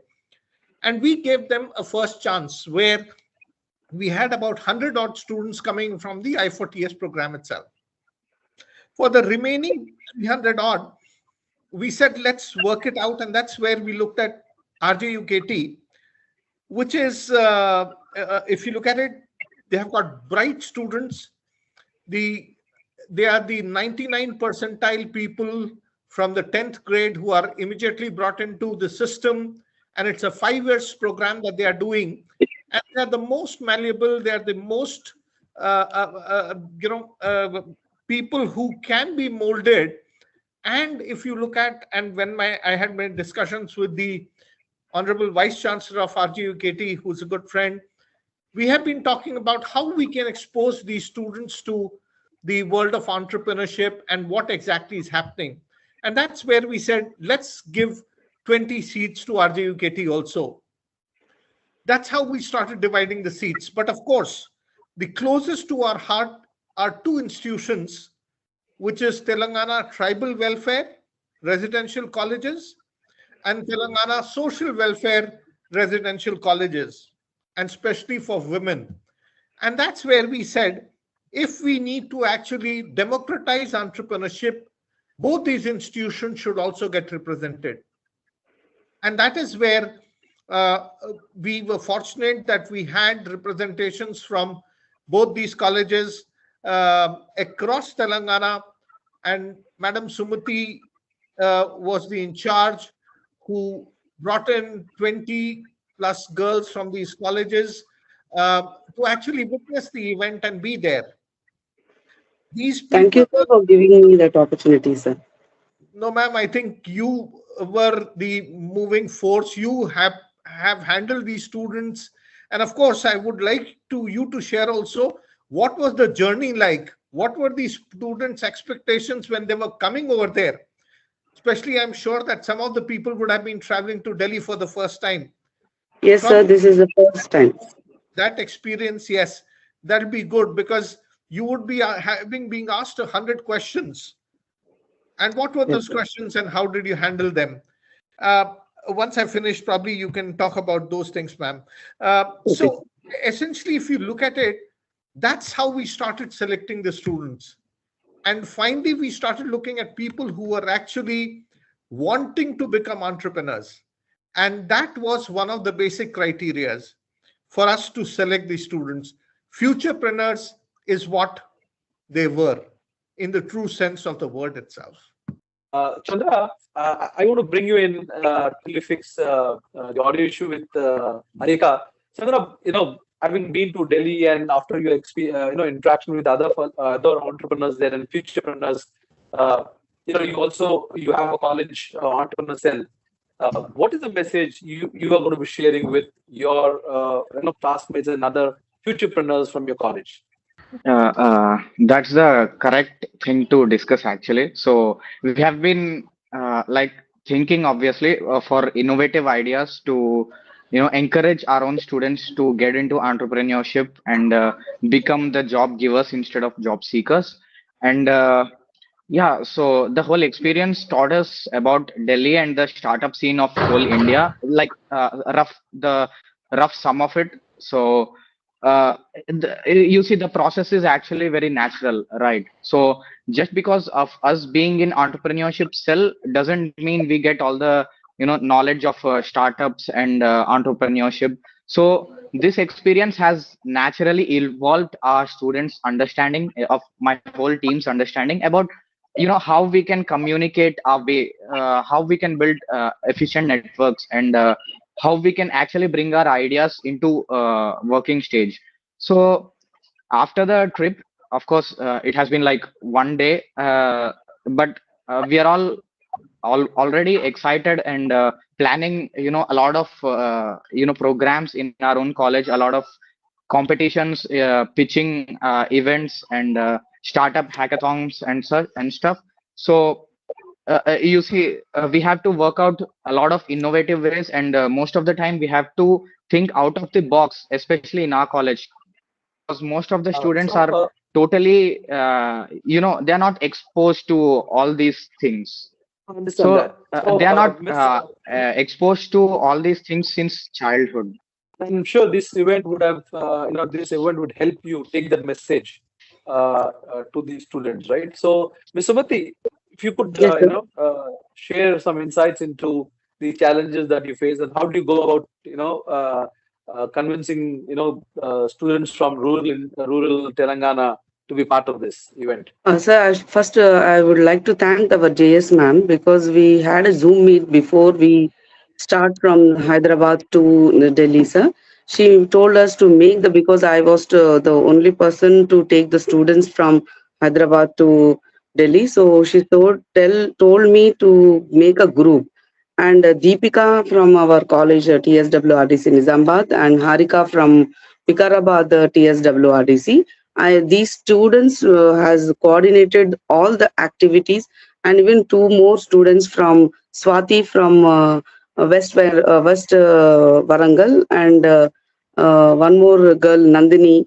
These students help me out in all my program traveling towards the startup Mahakumbha, sir. Because of these students, I could successfully bring the students safe to again return back to the Hyderabad, sir. And in every stage where I was crossing, all the people cooperation and coordination, I could do this, sir. Really, it was a big task, of course, for me, but I could, because of the support from our CEO, sir, and the head office, and our secretary, sir, and JS ma'am, monitoring constantly in every 2 hours, I could do this program successfully, sir. And this program was really actually, even I too don't know that we have just picked up the student from our college. She was just quiet, sir. She's having a art of painting, sir. So we have taken her as a housemaster of our. I have picked up that girl, and with her idea, with her my student is topic is that is related to the eco-friendly products, sir, to eradicate the plastic. So we have taken that concept, and I have worked on it for 10 days with that girl, sir, and done the PPT, and so brought the products. And with her hidden talent she has got, sir, painting on that eco-friendly products. We had painted on the like toddy leaves and jute bags. The painting was done, sir. I've even brought the products to exhibit there, but I didn't get that opportunity to exhibit there, sir. And but she has done a lot of efforts, and she was very silent in the class. And I don't know, when I made as a team leader to this 20 group of students, she has taken the initiative. She and Harika, both of them, without their support, I would not really do this program successfully, sir. Because in every day I used to conduct, before starting, and in every half an hour we used to conduct the meeting. Everything is going on correct, means they used to say, yes, sir, yes, ma'am, yes, ma'am. They have cooperated, and not only those, sir, all the students of social welfare colleges and the principals also, they were monitoring us constantly, especially our JS ma'am. She has taken the personal care where this, because especially they are women, and they have to be safe and also participate in that program, sir. And without the support of CEO, sir, we could not have done this program, sir, because a lot of efforts he has taken, sir. I would thank him for organizing and picking the students of the social welfare degree colleges of 20 students from this social welfare degree college. And also, I'm being a part, I feel very pleasure and pride, sir, because first time even I'm also, it's the first time traveling return through flight. So journey through flight is for me also, it's a experience, a first time experience. I was very excited when the tickets was given to us, and with the support of CEO, sir. And especially this, I would, so my, It's all I, about so giving opportunity, as I understand, right? So give the yes, opportunity, sir. and they would, people like youth like Harika and Chandra would, grab both the hands and do the needful, right? So Harika, could you share the experience?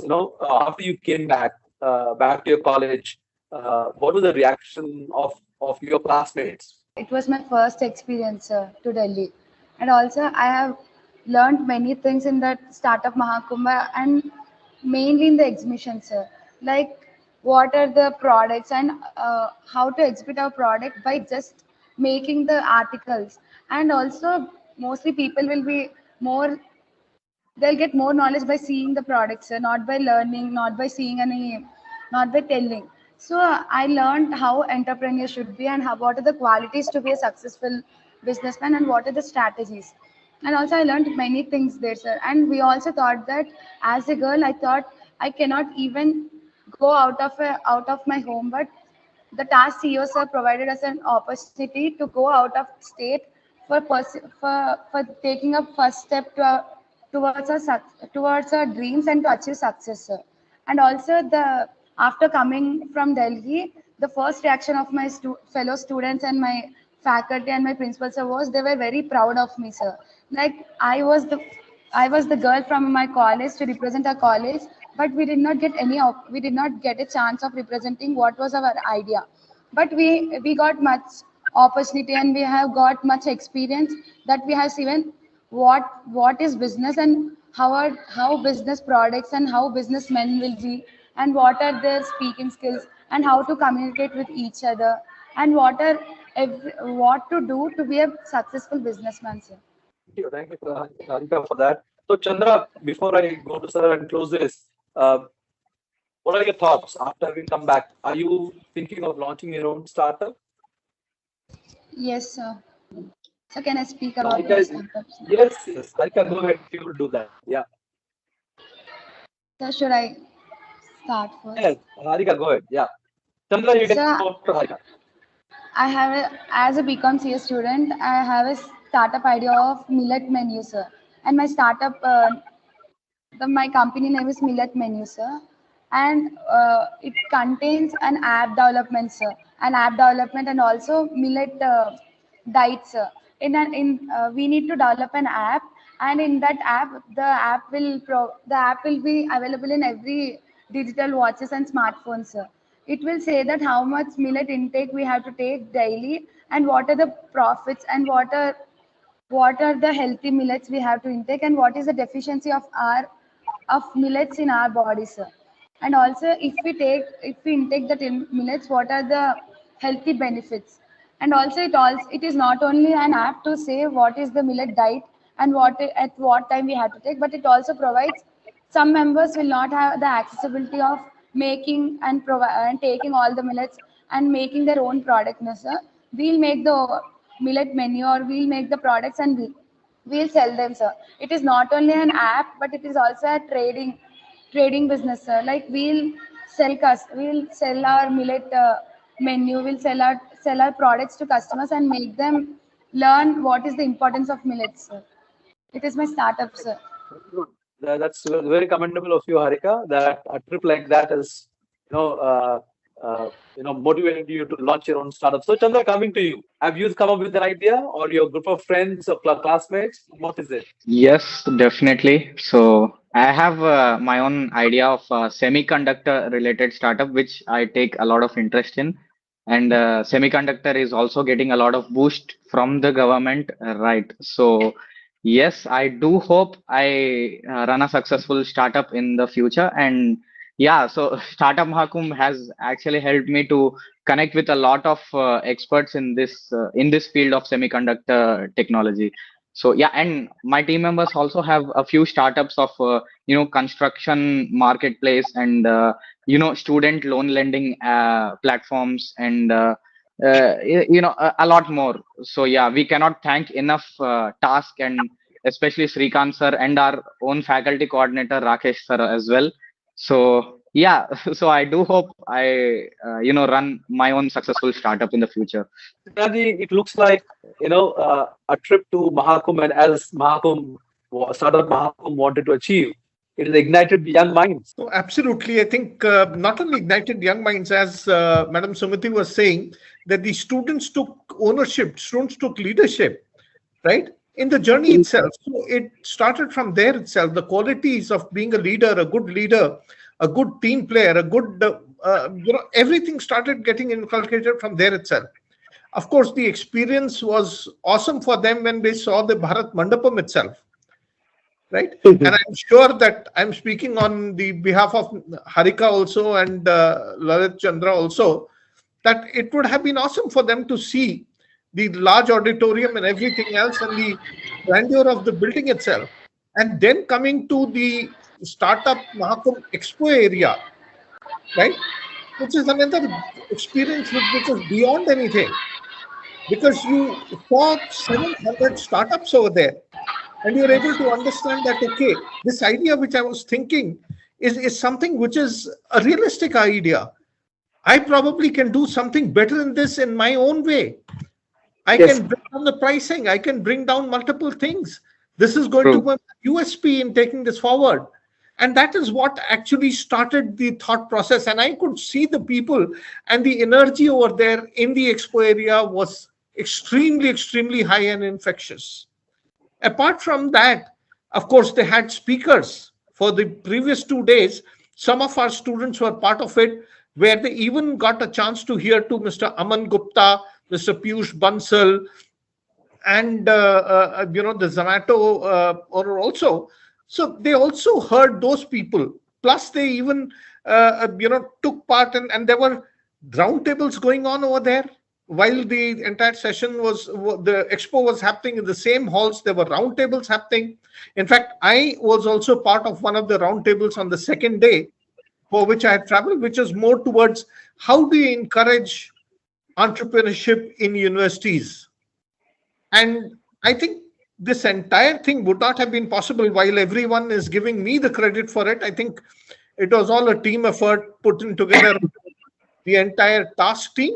And of course, unless until the sponsors for the event, the various people who actually gave in the money, SIDBI,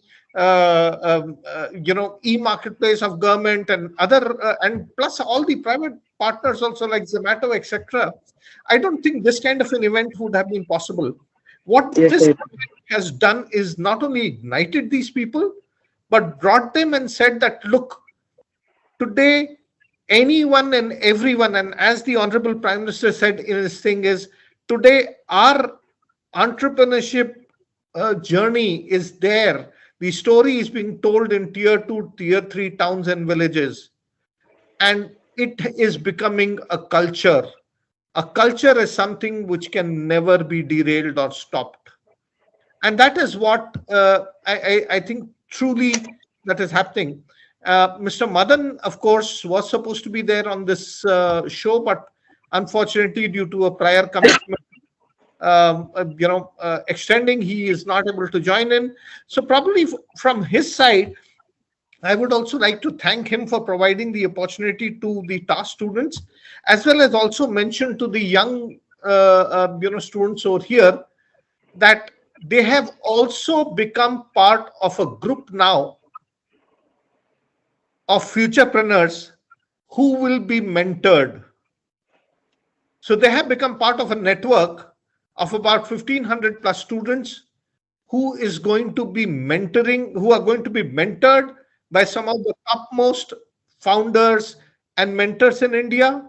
They are going to be handheld, and they will be supported in whichever way by the organizers of Startup Mahakumbh. So after igniting their thought process, getting them to think about different ideas, coming up with solutions for problems, the next step is how do you take it forward.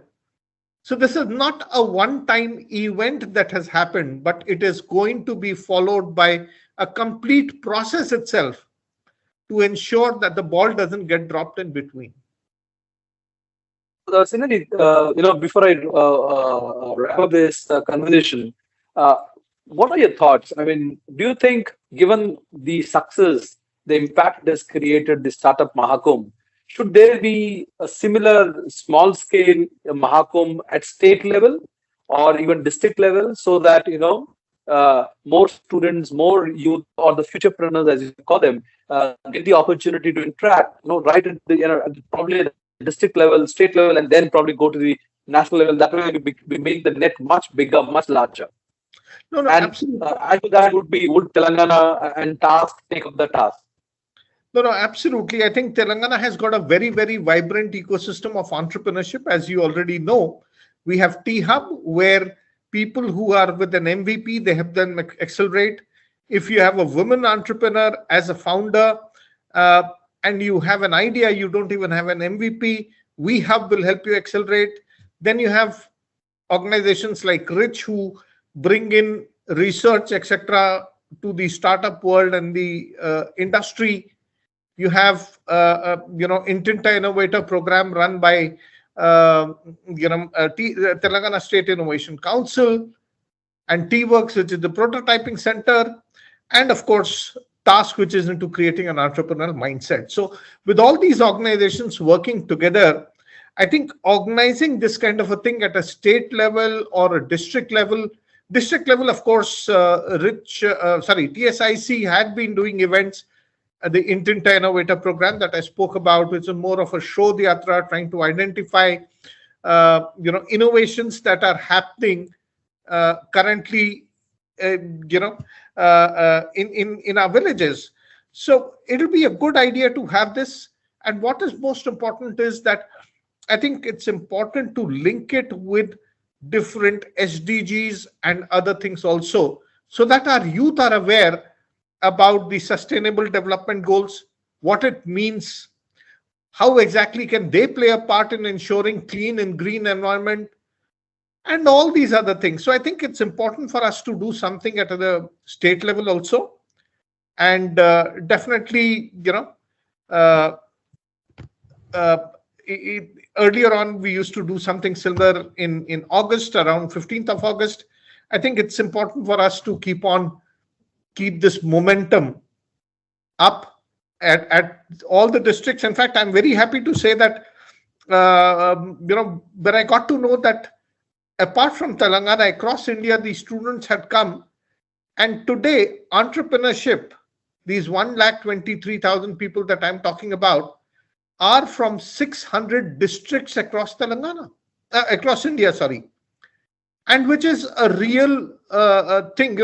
Just see how the needle has moved. So definitely we should do those things also, and then help them, mentor them, and coach them so that they can become real, probably decacons later on. Not only unicorns or unicorns, but decacons later on. Likely, as the Prime Minister said in the speech at the Mahakumbh, that this has become a social norm and it's not going to stop. So, we will be, as MyStartupTV, we will be following everything that's happening in the startup ecosystem, and we hope to see you again on some of our shows. Thank you, sir. Thank you for joining, and thank you, panelists. Chandra, Harika, and Smriti Madam, thanks for joining. To stay informed about the startup ecosystem, subscribe to MyStartupTV.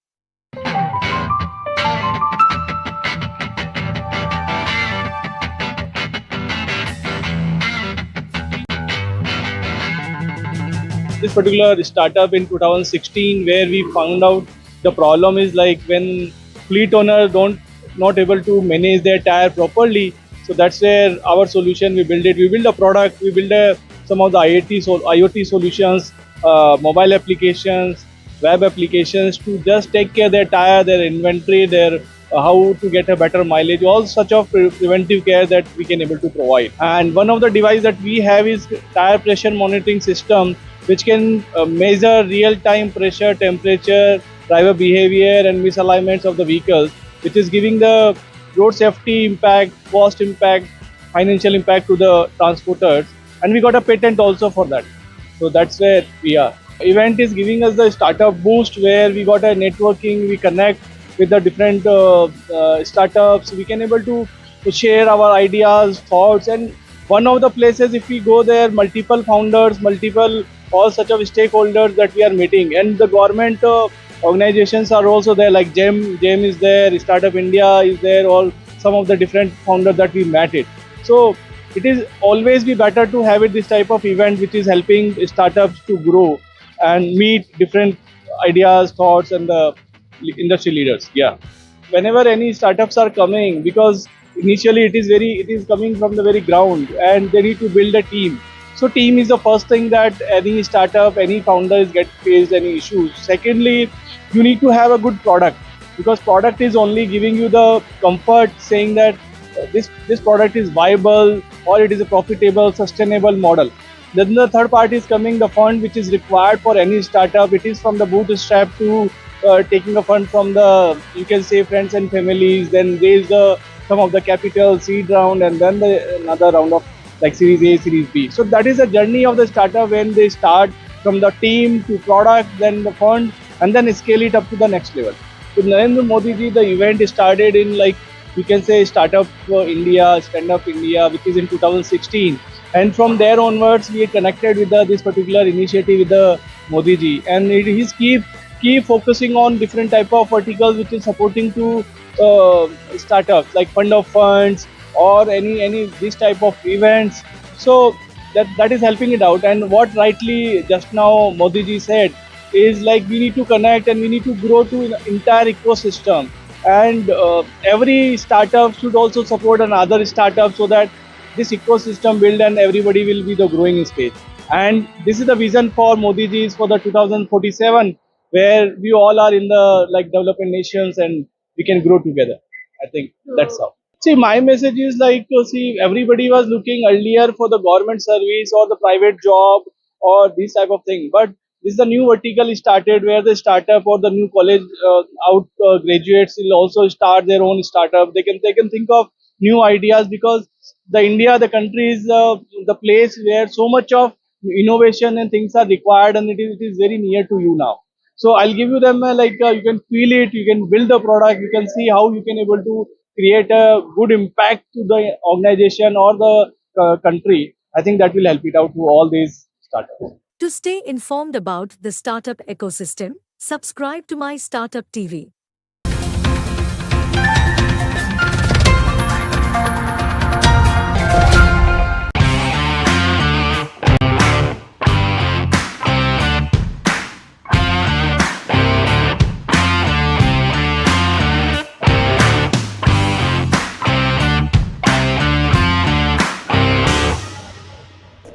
We're proud to bring Impact Hub's first chapter in India, in Hyderabad. The idea is to create a massive social impact in not only bringing and attracting impact investments into startups that create massive effect, but also to help these startups expand into European and international markets by providing a very strong network with over 110 chapters of Impact Hub. The outreach for startups and larger companies as well into the European markets will be enormous. And that is where I think we will make a difference to society. To stay informed about the startup ecosystem, subscribe to My Startup TV.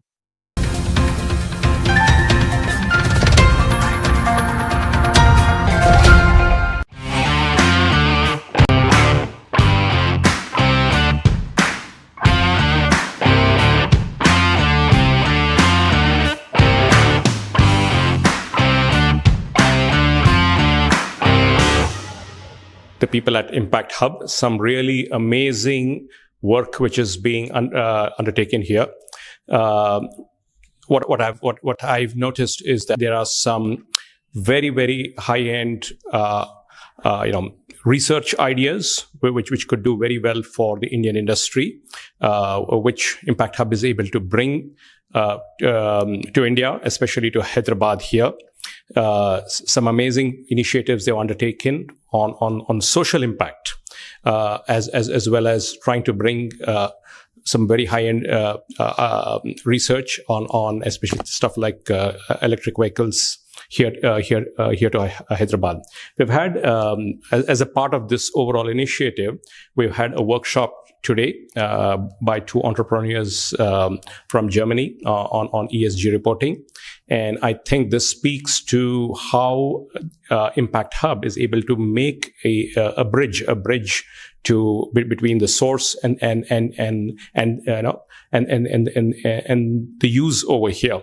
So I feel very fortunate to be connected with Impact Hub, and some amazing work being done by everybody here. To stay informed about the startup ecosystem, subscribe to MyStartupTV.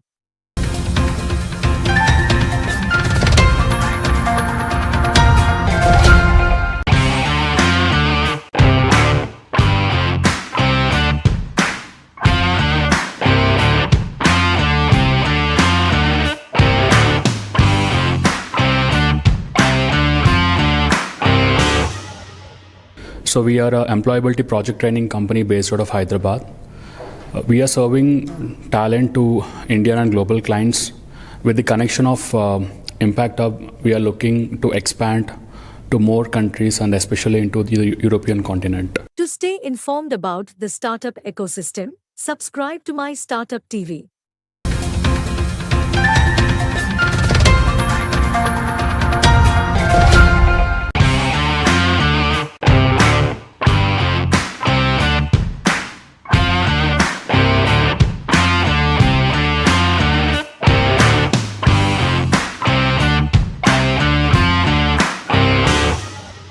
Firstly, I would like to congratulate Impact Hub Hyderabad for actually bringing together such a wonderful thing and, starting their chapter in India.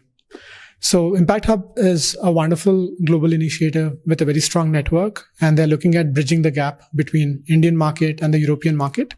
And Impact Hub team has been doing a lot of good things around the ecosystem. So today the session on ESG was very insightful in terms of how the whole ESG ecosystem is evolving and what's happening around the space, and how a lot of companies out of India can actually leverage the global ecosystem. So we really look forward to a lot more initiatives from Impact Hub Hyderabad, and I'm glad to be part of it. To stay informed about the startup ecosystem, subscribe to MyStartupTV.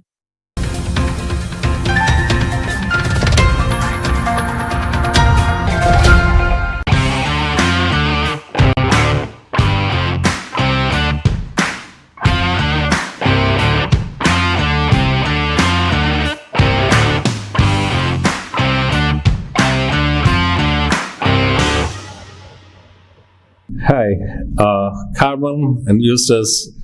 Welcome to Hyderabad, India.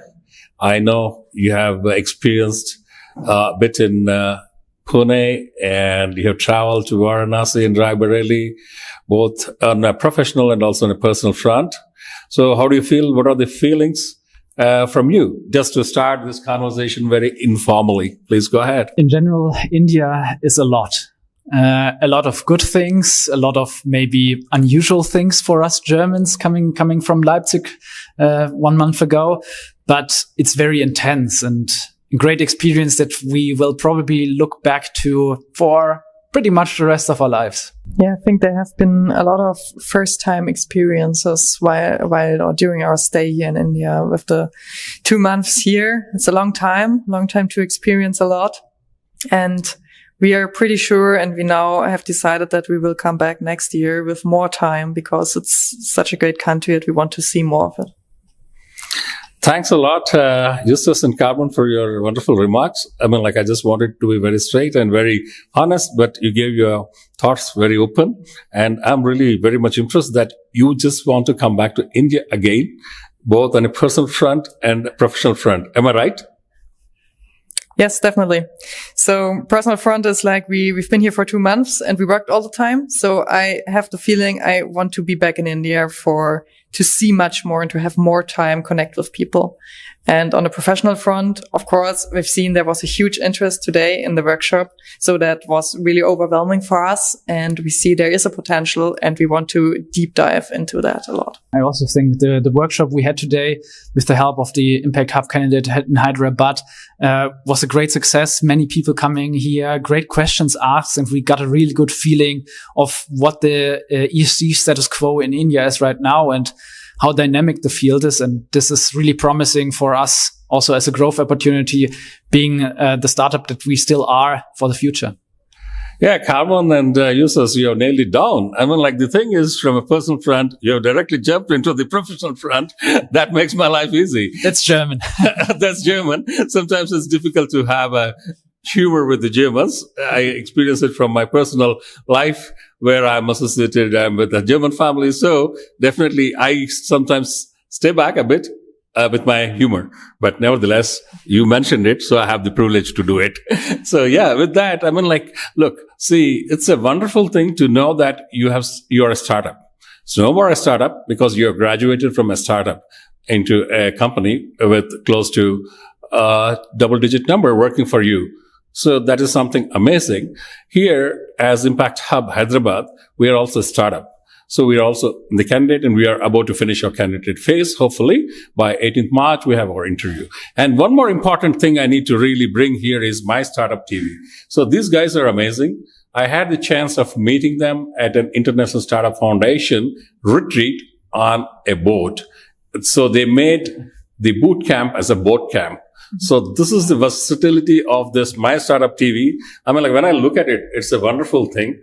And I hope this brand goes or stays not just to the Indian audience. I'm also looking if this brand, MyStartup, because we are all in the startup ecosystem, right? And if this MyStartupTV can go into the European context. So how does it happen? Like, what are your feelings, Carmen? Just let me know, and then maybe use this. Yes, I think, thank you for sharing the interesting story. I definitely want to hear more about the boat trip afterwards, and how that went. Yeah, for going to a European sphere, I think there's a lot of opportunities for startups because of, I know you're aware of that, of the huge demographic changes in Europe. So we are missing a lot. I think it goes into the millions of skilled workers and of people who want to start a business, because it's something I think the US is far better than we are, and Europe is like more old school. And so for everyone who wants to use the opportunity, it's a good chance to start in Europe as well. Specifically for MyStartupTV, I think there would be a great business opportunities in Germany right now, because this is actually a niche that is not being played so much in Germany right now. We haven't been interviewed by something similar in Germany right now. So I think this speaks for itself that we now have the opportunity here to share our thoughts or our experiences that we had here in Hyderabad.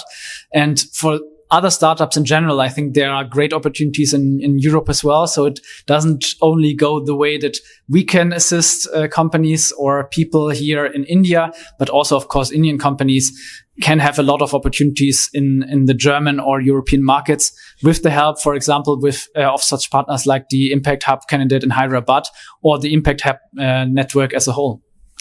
Yeah, thank you, Carmen and the users, for the way they try to bring the realistic picture, like how it could be internationalized, this MyStartupTV. Wonderful. And again, then coming back to, like, hey, what is this Impact Hub Hyderabad in future is going to do? So that is what we want to inform the global network, not just in the Impact Hub community, but also across the world. Like, hey, today's startups will be tomorrow's mature companies. So this is where I see a lot of congruence coming together between these three organizations. So now coming back to Via Tomorrow, I'm really keen to know why you guys used Via Tomorrow. Maybe that, if you can shed light on it in a minute, that would be wonderful, Carmen and Justus. Sure. So first off, what we did was a very data-based approach to have it in very complicated words. But in general, we ask friends and family to rate specific company names that we had in mind and tell us which one sounded the best for them for an ESG consultancy. So this was the basic approach. And then Via Tomorrow was selected in this list because Via is from the Latin, the way, so to say. So in general, if you translate it a little bit, it's the way into the tomorrow. And we want to be the partners that accompany the companies into the tomorrow, which means a sustainable tomorrow, a socially responsible tomorrow with a great governance. And this is where we see ourselves as the bridge builders and as the accompanying piece to that.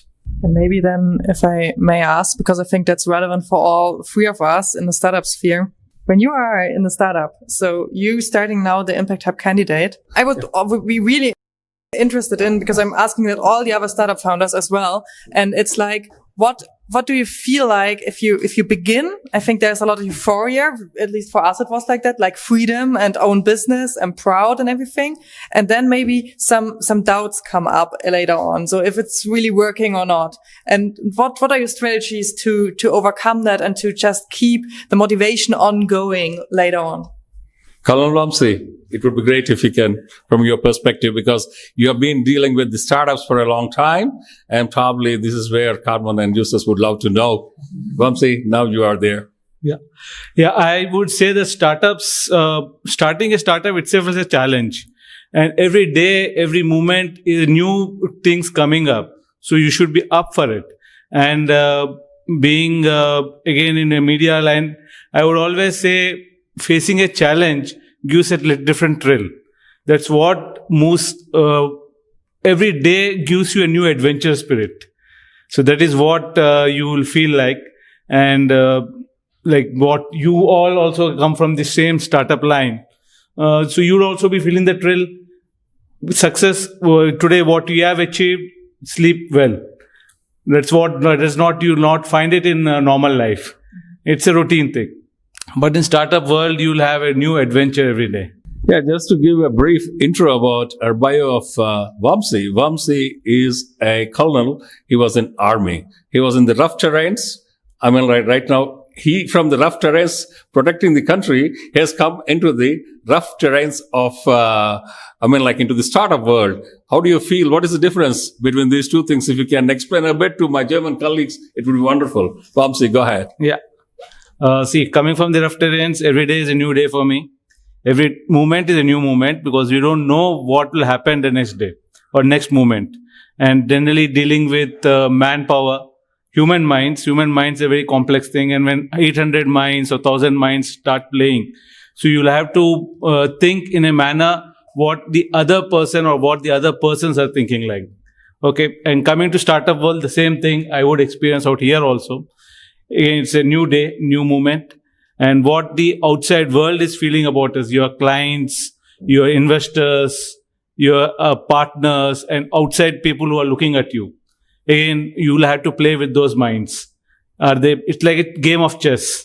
You have to be 2 or 3 steps ahead to think what they are looking, what they are thinking, and to behave what they want us to behave. That's what I see there. Perfectly, well articulated. Now I ask my German colleagues, both Carmen and Justus, hey, how do you feel the analogy that he tries to bring from an army camp to a boot camp, to a boot camp, and to a startup camp, and right now to get into a mature industry? Carmen and Justus, yeah, the floor is yours. Yeah, so first off, fortunately or unfortunately, I wasn't obliged to conscribe to the army, so I can't share the exact experience from there. But I think the analogy still seems fitting to me, so to say, because you have to work with contingency plans and see what happens if A doesn't work. Then I have to go to B, maybe to C or to D, and have something in store for that. Be ready to face the unknown sometimes even, and tackle new challenges every day. And so this is something that you also have to have the resiliency for, and the mental strength is also something I think that is important for both spheres. But I also experienced that, although it may seem challenging, that I have some friends in the startup scene and they all went before that to big corporations where you have like these routine lives, and it's a good job. It's well paid and everything. But, there's also the danger in some of these positions that you get a so-called bore out, so that you are like, it's not matching your skills. It's not matching your ambition levels, and they are really, really keen to start something new. So it can be on the other hand side, if you're the right person for that, it can be really, really motivational to have something new each day.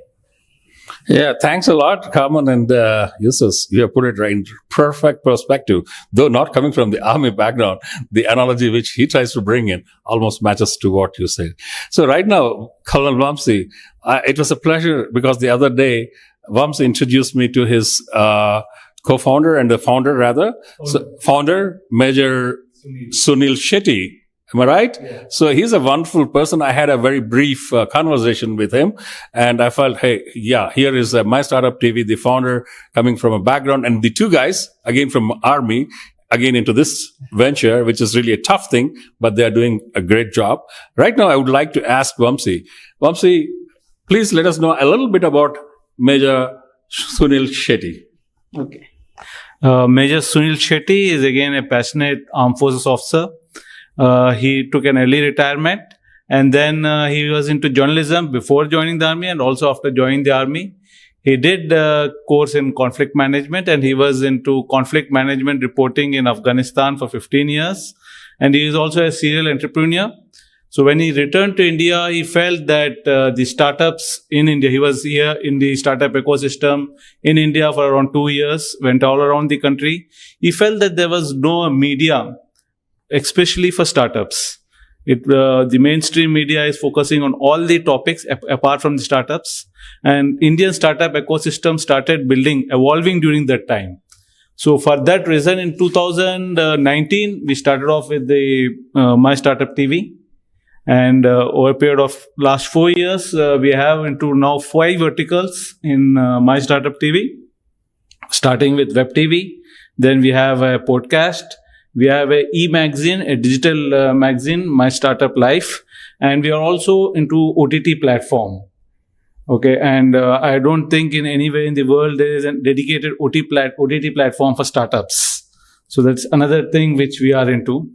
And our main aim is to project the startups into the entire world. Being digital, it gives us the leverage to go around the world with our MyStartupTV.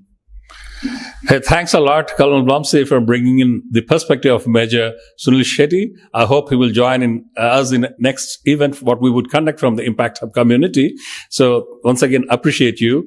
And as you said, we want to go internationalize in this digital world.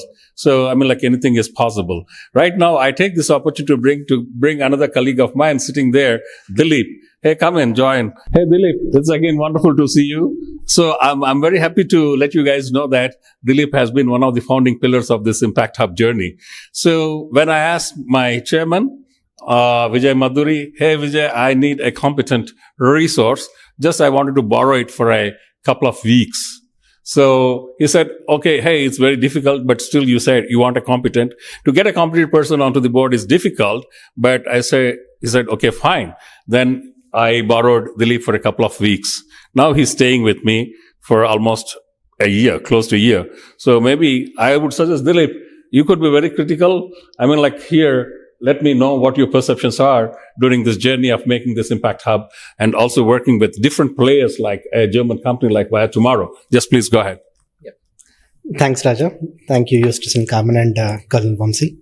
So when Raja first spoke to me about the Impact Hub, I thought it is just another hub that is focusing on helping startups to get connected to the market access. So, but when I deep dived into this and I got to know about the Impact Hub true value addition, that is where I thought, oh, this is a serendipity for me. And that is where I was committed to Raja and my co-founder Vijay as well. I told that I'll be part of this team. So I'm lucky and proud that I'm the first person in the Impact Hub Hyderabad team. And couple of months ago, we had an international event where Impact Hub Leipzig co-founder Martin was here. So he was telling about the Impact Hub experience and what it can do to the global community and how India can add value. So in the same sense, you guys came in for the ESG workshop and you guys provided very detailed insights about the ESG workshop and what the compliance and strategies are all about. And the audience were also very much interested in asking questions, and it was very lively. So I think this is the second step that we have taken in projecting the Impact Hub connectivity to the global audience. And we are looking very much forward. And I thank Raja once again for giving me this golden opportunity of being a part of the co-founding team and also playing the role of a director and taking care of the innovation and strategy at Impact Hub Hyderabad. Thank you. Thank you, Raja. Hey, Dilip, you did not do a good thing for me. I just wanted to have more of a criticism and critical analysis of me, but you're trying to give something not nice. But nevertheless, I assume you're reserving your comments for a better day. So at the same time, Eustace and Carmen, you met Josna for a very brief time, right? And Vamsi as well. She's one of the most enthusiastic, most energetic person of this whole founding team. Josna is a wonderful person. Unfortunately, she's not this interview. So because we couldn't really bring her, because this was an impromptu. So right now we do everything impromptu. That is where I feel. See, we are doing the things in a very natural way.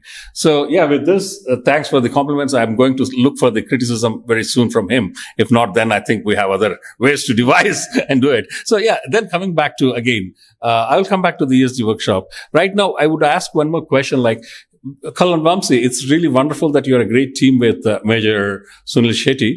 So, see, this is where we always think of when startups, they are in their primary stage. We think of taking them to the global scale. And that is one of the biggest mandates of Impact Hub. So maybe this Impact Hub is headquartered in Vienna, Austria. So at the same time, they have this global networks in 60 plus countries. This is where I would like to see your MyStartupTV sound bites, just not confined to the Hyderabad or the Indian ecosystem, but we would like to also see this sound bites go to the other parts of the world like Africa, Latin America, and Asia as well. Please go ahead. Yeah. Being digital, we are across the world. And digital does not limit to a space only to India. We are across the world. And our broadcasts are beaming right now in US as well as in Europe, in Latin America. Wherever internet is there, we are there. So whatever we are doing, then we share. Even in fact, we ask our partners also. So whatever we have recorded for them and whatever we edited and shared with them, they share it among their own partners. And since, as I already told that Mr. Sunil being a serial entrepreneur, we have a niche audience in US, Europe, as well as in West Asia and including Latin America also. So whatever we are speaking here and we edit it and post it, publish it, it goes around the world. Yeah, thanks for that tip that you guys are already there. What we want to see is like you mature into much bigger TVs, networks, at least MyStartupTV. I want it to grow and say that, hey, it's the MyStartupTV #1. And maybe it's in Latin America or it's in Africa or anywhere else. Yeah, thanks for that. And then, I would like to have a few words from the ESG perspective via tomorrow. Well, one size doesn't fit all. Am I right? So this is where I'm really interested to know the perspective, because this was a workshop with a lot of gathering with different stakeholders and from multiple fields, right, from academia to corporates. And I would like to know how this could be, how you could really adapt it to the local conditions for the Indian conditions. Maybe you could share common.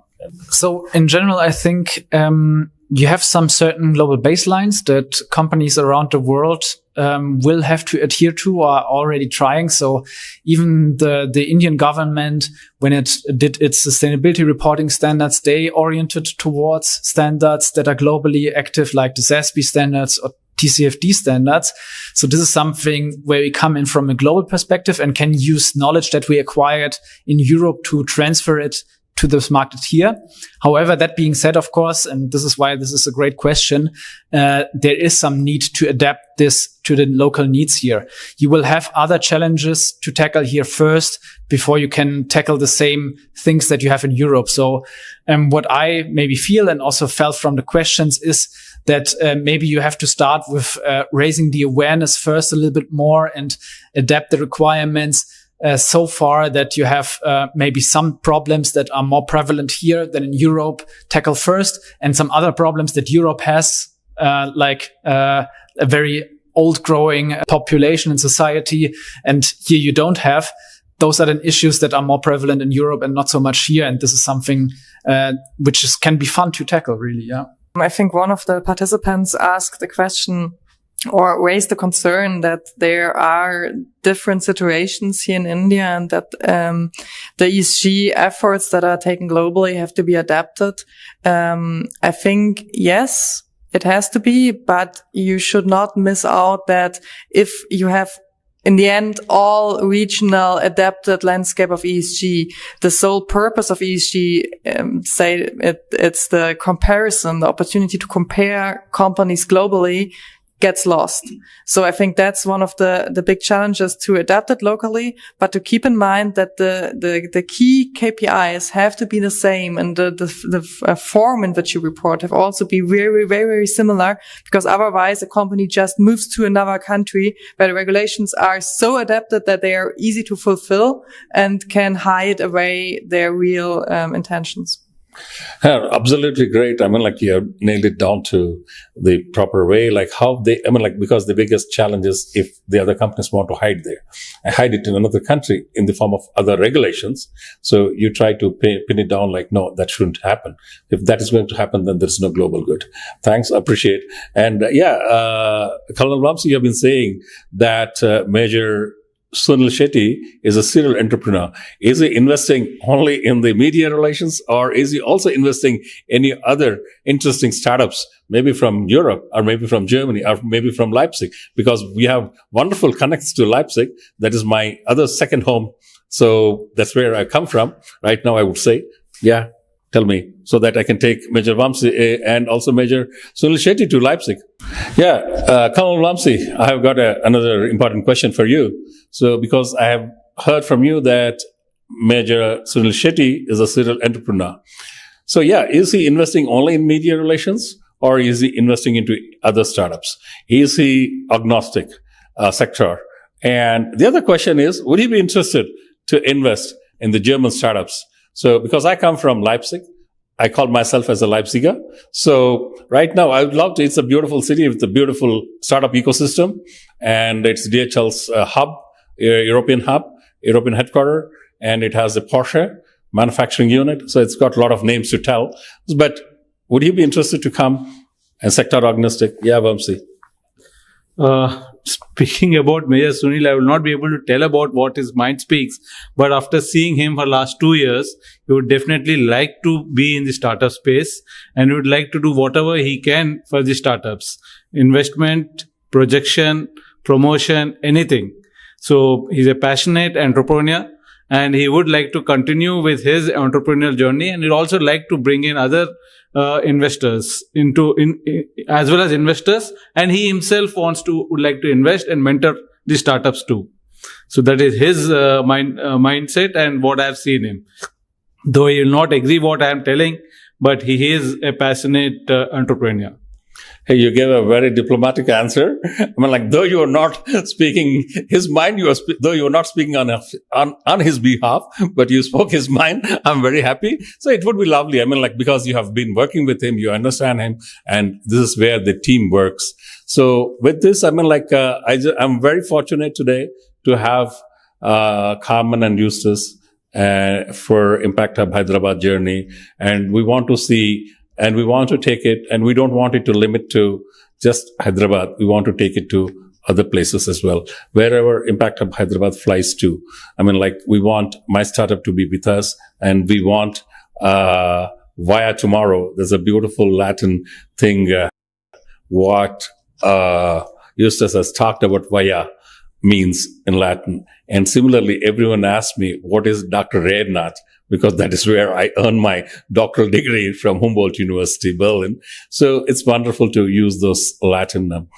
Still, I'm glad in Germany you use that, and also for titles we use. So it's a wonderful journey. Right now, I give the first to my colleague, Dilip. He can just round it up and say in a minute what he wants to, and then probably share. Yeah, it was really a wonderful opportunity to work with you for these couple of days on the ESG workshop, and also bringing in the startups and the mature companies to get connected. So we just don't want to limit this to Hyderabad. We wanted to spread this ESG awareness and all to the other cities. So that is where we wanted to connect with you guys and take it forward together. Thank you. Yeah, thanks, Dilip. Now, I would ask Kalan Vamsi. So, how do you think you will shape up your journey with our startup scenario, especially from Via Consulting GmbH and Impact Hub Hyderabad chapter? Yeah, first of all, we would like to partner with the European startups, and Via tomorrow, I think, will be the first step. And as far as Impact Hub, we are very glad that Impact Hub, which has almost around more than 70 participating countries all across the world, and now it has for the first time in India, in Hyderabad, it is starting its journey, and we wish them all the best and the good work which they are doing across the world. And it will definitely benefit the Indian startup ecosystem also, and also all the startups which across the world, with 70 participating countries, they would know the culture of India, and also India being now into the startup ecosystem for the last 6-7 years, and they have very promising startups not only in technology but also into the rural industries and medium scale industries and manufacturing. There are so many interesting startups in India, which the world will come to know through Impact Hub. And we are glad, and we wish Impact Hub Hyderabad all the best. Thanks, Kalan Vamsi.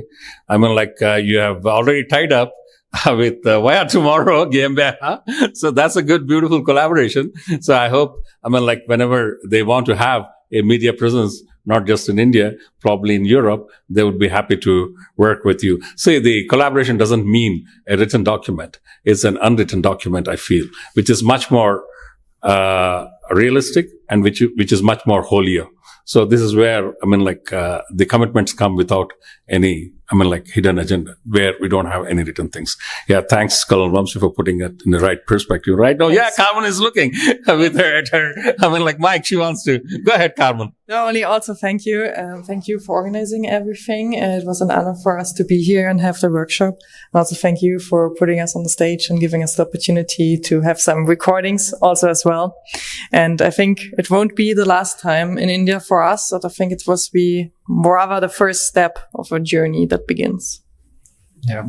And we are so overwhelmed how friendly everyone is, how forthcoming, how much support we gathered, how many friends we also made along the way in the last few weeks. And we really loved being here in Hyderabad and in India. And this is why I can only emphasize and double down on what Carmen said. We will be very happy to come back and to welcome you then back in Leipzig once you get there, and then we can show you around there a little bit. Yeah, thanks a lot, Carmen and Justus. And of course, Dilip, thanks a lot. So we are always I tell him, we are not into a sprint, we are into a marathon. And thanks a lot, Vamsi. And I would be failing if I wouldn't be mentioning another person, Martin Stoyer will, because he'll be angry.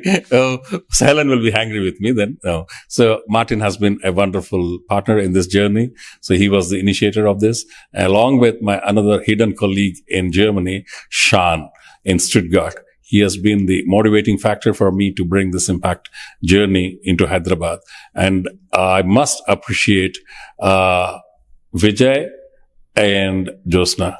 They are the biggest inspiration for me to be here in Hyderabad for such a long time, working on this impactful journey. And I'm very proud to say, Vijay, a serial entrepreneur, a tech geek, and who is also, I mean, like my childhood classmate. So we have always sometimes banter and fun as well. So, but with seriousness in business, he is a go-getter. And thanks to Josna, though she isn't here, she has been, I mean, like doing today, the whole organization, what we see here is to the great work that Josna has been doing sitting from her house. And she was here for a brief time, and absolutely grateful to all the people over here. Once again, thanks Dilip, thanks Eustace, thanks Carmen, Vamsi, thanks a lot. And and of course to Major Shunil Shetty. Thanks a lot. Appreciate you all. To stay informed about the startup ecosystem, subscribe to MyStartupTV.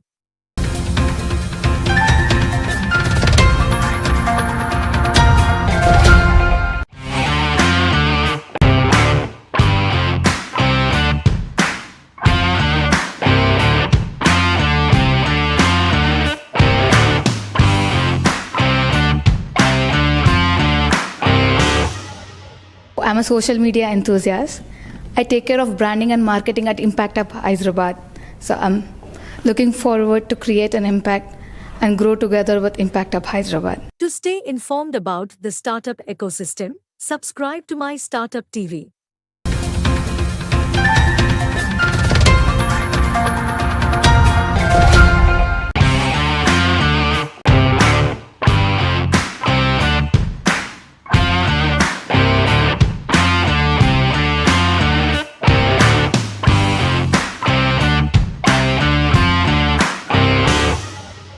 So when I'm telling candidate, we are just on the finishing stage, taking the baby steps on one front and then finishing off, getting onto the Impact Hub Hyderabad soon on March 18th. And proudly want to say that we are first in India and Hyderabad, here we are. Looking forward for a complementing business with all the startups that are into sustainability, circular economy, and multiple other factors.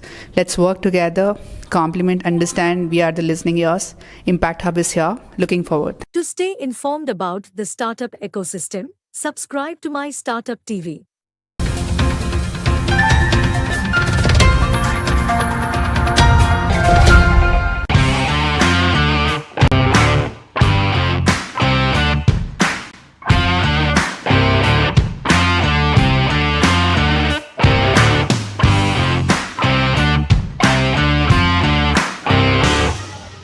It was a great pleasure to be here in Hyderabad today to discuss with the audience on the issue of ESG and see where we can assist companies that are here in India with their ESG efforts. Seeing that we have already worked with multiple clients in Europe with advanced regulations, we think this was the perfect training ground for us to now tackle the Indian market and their needs in terms of ESG, as this will be an ever-growing field that is still developing and where Indian companies will also need assistance in the future. It was a great pleasure to be here today to discuss those issues. We were able to go the whole mile from ESG ratings to ESG analytics and ESG data gathering, and it will be a great pleasure to be back someday soon. To stay informed about the startup ecosystem, subscribe to MyStartupTV.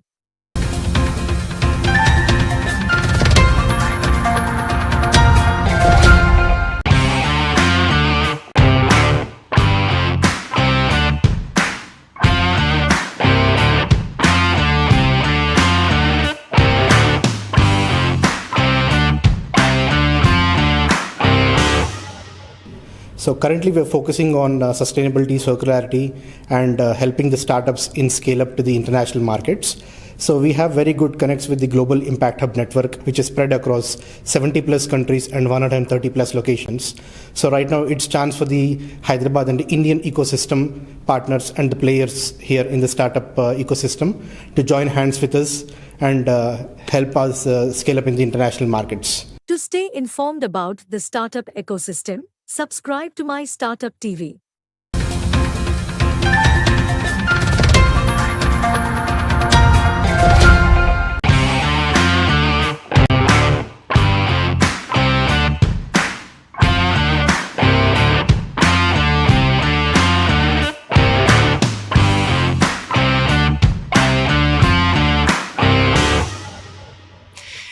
Europe's regulations were really a good training so that we can now use our knowledge of the challenges, of the weaknesses of global ESG efforts to bring them to other countries and to kickstart the ESG efforts everywhere. Because I think ESG is a global issue, but it has to be tackled locally. And for that, we have to stop thinking in silos and start understanding the specific challenges in each part of the world so that we can raise ESG to the next level altogether. To stay informed about the startup ecosystem, subscribe to MyStartupTV.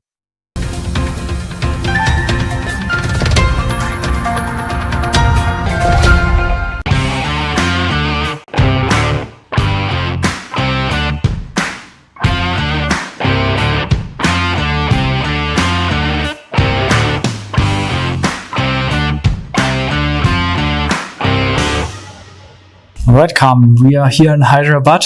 What are we even doing here? Who are we? Yeah, good question. We are Tomorrow, and we are a consulting service provider. So we are doing ESG consulting with 100% ESG focus. And why are we here in Hyderabad? Today we had a little workshop to raise the awareness of the topic ESG, because it will come to India as one of the most pressing issues in the next years, from climate change to social issues.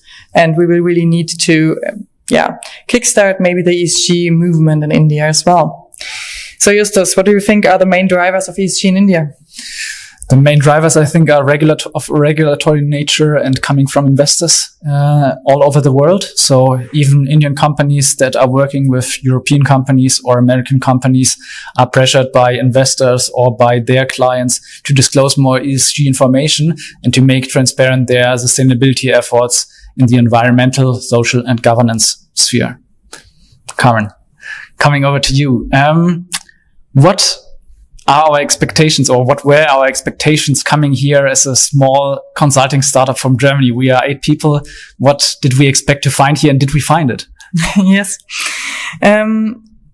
In fact, it was like we are part of the Impact Hub in Germany, and we had like the opportunity to meet one of our fellow participants in the Impact Hub in Leipzig, who started here the Impact Hub in Hyderabad as a candidate right now and will soon be turning to a real Impact Hub. And that was one of the reasons we heard a lot about the Indian companies starting with sustainability, starting thinking about all the green and circularity topics. And so we did some own research and discovered that India is really making good progress in that area. And I think it's the right time to come here and to provide all the learnings we have with the European regulations. We know some of them are really a burden to companies, but some of them are really a good start. And to give that knowledge to companies here in India and help them or support them to build their own ESG within their companies. So, Justus, what do you think? Is there a comparison if you compare like Europe's ESG regulations with India's efforts right now? What do you think? What are the pros and cons? What is India making better than Europe and the other way around? So, Justus, if you look at the ESG efforts done in Europe and in India until now, what is your opinion if you compare these two? Well, I think while Europe has the more comprehensive regulations as of now, and so more companies are obliged to report ESG informations and also quite comprehensive ESG information, India is catching up very, very fast. The largest 1,000 stock listed companies in India are now obliged to publish a certain set of ESG KPIs already, and this will have a trickle down effect throughout all the economy. And I'm sure that in the next few years in India, but also in other international places elsewhere, which is why we are so interested to get to know other legislations outside of the EU and are trying to venture here or to other places. The requirements will still rise, and more companies will be obliged to report ESG information and also develop ESG strategies, which is something we can assist companies with all over the world. What do you think can be our USP when working with Indian companies specifically, but maybe with companies when consulting them with ESG in general? Yeah, good question. As you mentioned before, we are quite small and we started 2 years ago. So we have to really think about what is the USP. So our competitors are some part of the time are the big four, so the big consulting firms worldwide, and of course they have more resources. But what we can offer our clients, I think, is the most important thing is that we are not like a standard solution we send to them, and they should just fill it out. But instead we care for them individually, and we work with them together as partners so that we can find the perfect solution that tailors their needs. And this way, I think we can really have a good case example for our potential clients. I think if you want to build on that, are there other regions, if you think globally, that would be interesting for ESG efforts in the next few years? So in general, I think what we tried here was to really leverage the impact that the Impact Hub has, the network that they have globally with their locations all over the world. So we have been in Germany, of course, where our headquarters are in Leipzig, are with the Impact Hub actually. We have been to Vienna, we have been to other places already, and now for the first time here in India. And this was really a great opportunity to get to know the Indian market. Now when we are looking at other markets where also Impact Hubs are, the US is of course a large market, the largest polluter of the world, of course. Some African markets could also make sense. And they all face, at least in the initial phase of ESG, similar challenges, I think, that we can help address.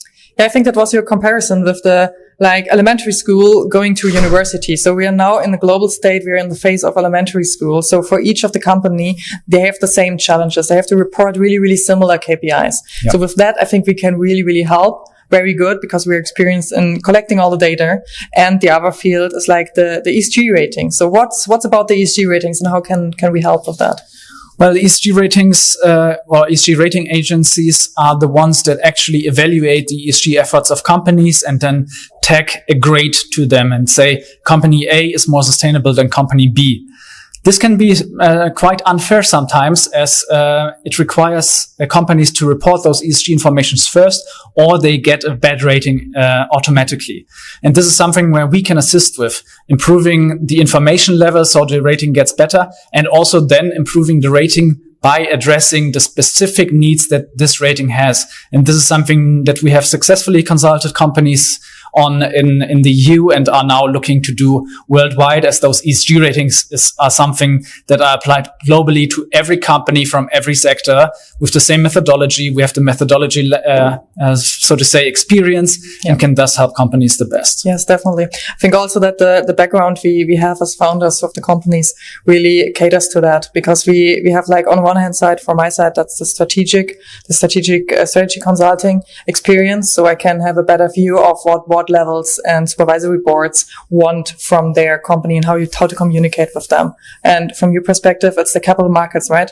Yeah. So I'm coming from investor relations originally, got started in a little firm where I addressed the capital markets needs, first financially, then non-financially. So from an ESG perspective, helping companies get their first ESG reports going. So I think this is something that many Indian companies will have to do in the next years, get this first major step done. First ESG information is gathered, first ESG report done. And this is something where we have the experience in helping companies with. Definitely. Okay. To stay informed about the startup ecosystem, subscribe to MyStartupTV.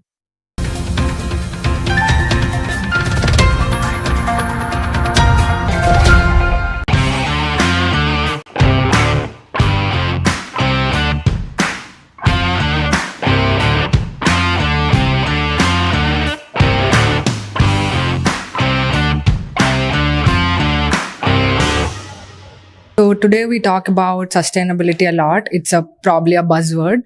So it simply means that to meet our needs without compromising on our future generations. So today here we are to make sure we Impact Hub as a team follows that ecosystem, make your startups connect with different nations, spread your wings.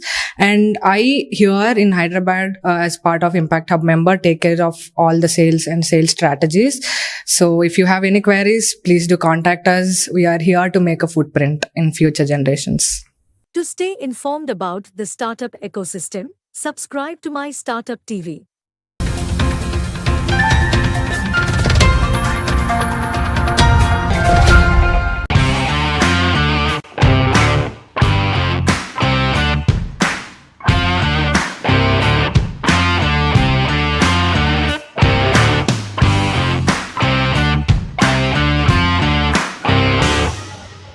today, having come to this session, it was very, very insightful and a lot of learning on the ESG parameters, rating scales.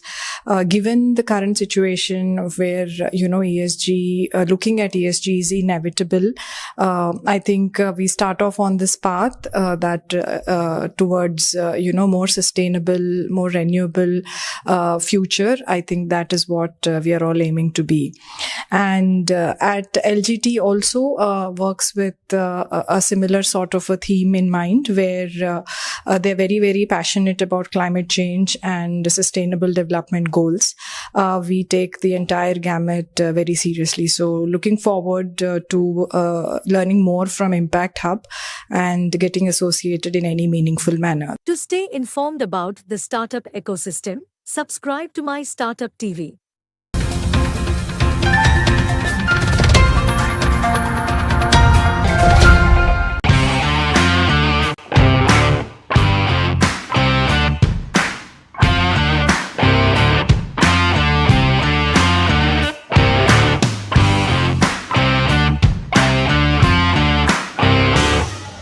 Impact Hub has been very supportive in this entire journey for Buddy, in making connects, in making, available in different formats. And most importantly, Buddy has a complete tech module built, supporting the operations and the entire journey that we follow. So we have a B2C booking app that we've created where the online bookings takes place. And also we have a fleet management software where the entire operations of vehicles and the entire management of inventory takes place on the back end. Through Impact Hub, we've been able to make better connects and better reach into the market. And we are aiming to provide our SaaS model into the European market as well to different logistics companies and also different players in the segment. To stay informed about the startup ecosystem, subscribe to MyStartupTV. I think this literary festival is going to be a very important milestone is the journey of this great university of Oxford, because it actually is going to be the beginning of bringing a different set of minds to the campus. The literary mind, the reading mind, the author's perspective, which is a vast world outside, or perhaps shall we say, in parallel with the academic world. And when that literary world and the academic world meets, it's a creativity and a frisson which improves the campus vastly. To stay informed about the startup ecosystem, subscribe to MyStartupTV.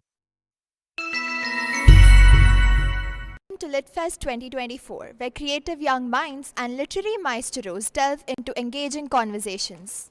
This LitFest 24 aims to tell the world about the power of literature. Literature is a form of art, and the art is something that can be perceived on the eyes of the beholder. The artist can mean a completely different thing. The reader can perceive it in a very different way altogether. Since it is an art, it beholds utmost power and it has a lot of effect on the reader's minds. How one consumes their literary knowledge tells a lot about their character as well. So let's all come together and let's all acknowledge the power of literature in Woxon's LitFest 24. To stay informed about the startup ecosystem, subscribe to MyStartupTV.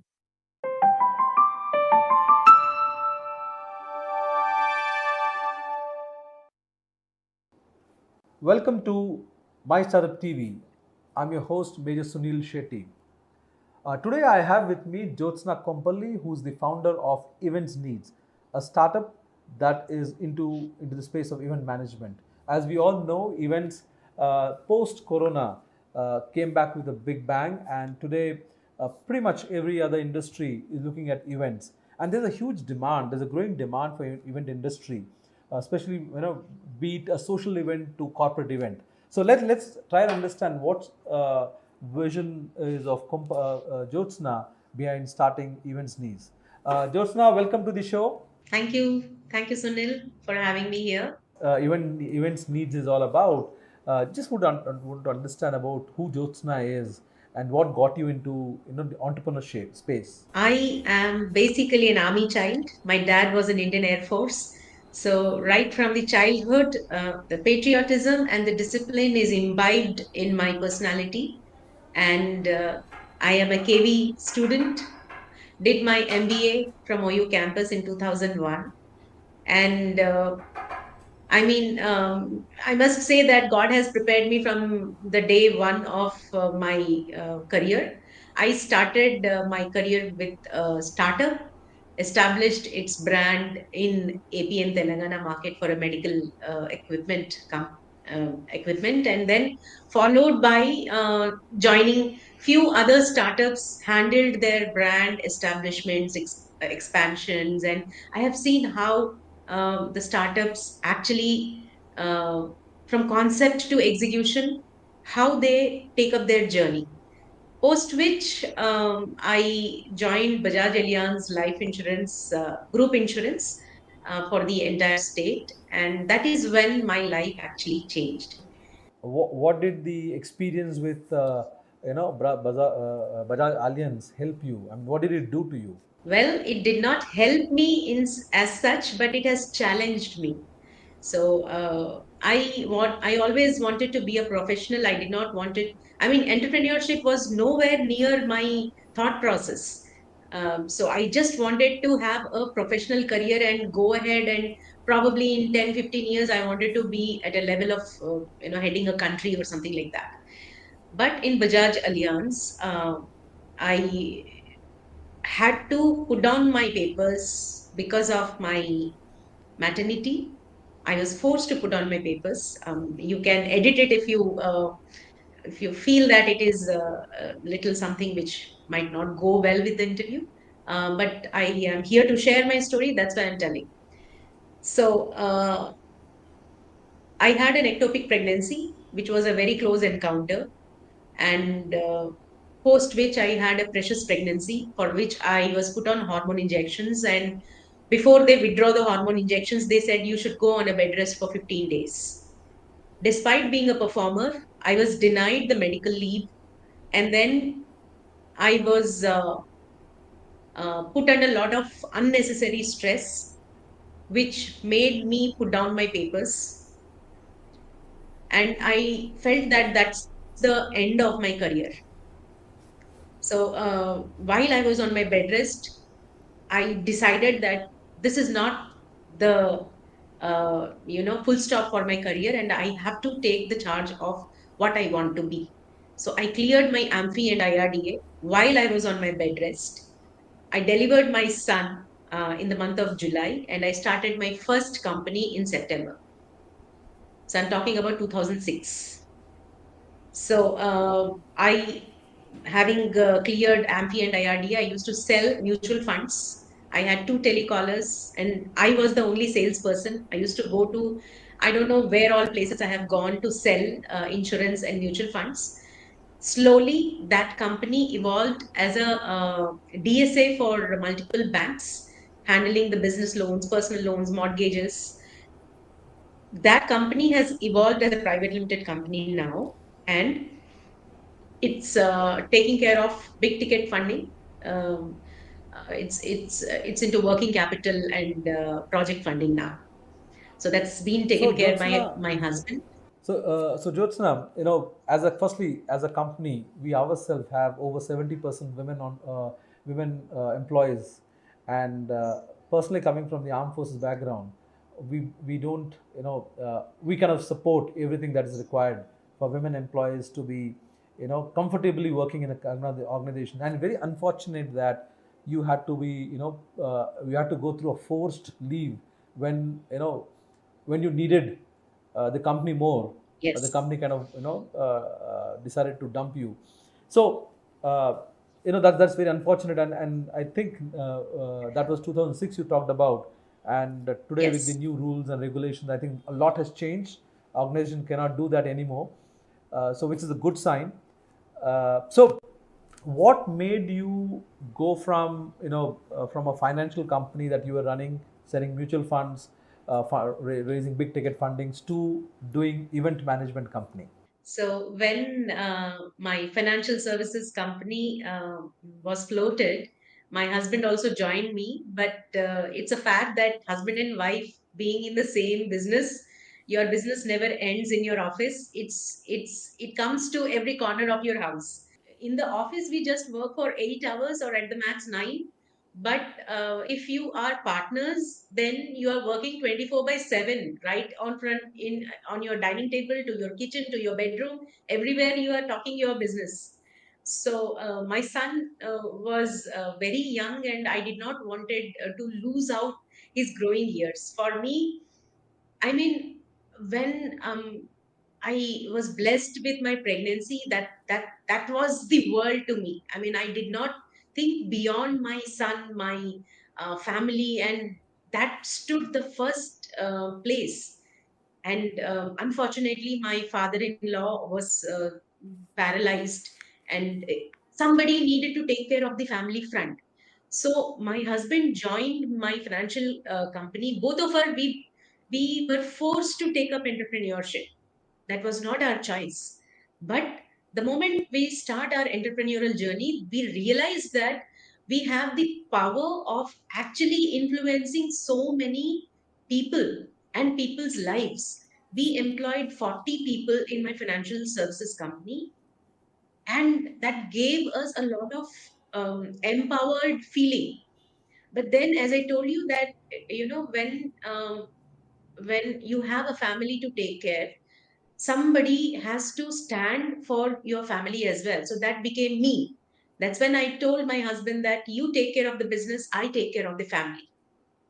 So 3 years I did not think beyond my family. Subah utke, I used to say, what do you want to eat? What are your requirements? And I was pretty happy. So that's when my husband saw me, because ours is a love marriage, and we had a courtship of 8 years before we got married. So he had seen me right before I got my MBA seat. And he's the only person, I must say, that he has seen me how I have evolved in profession as well as a homemaker.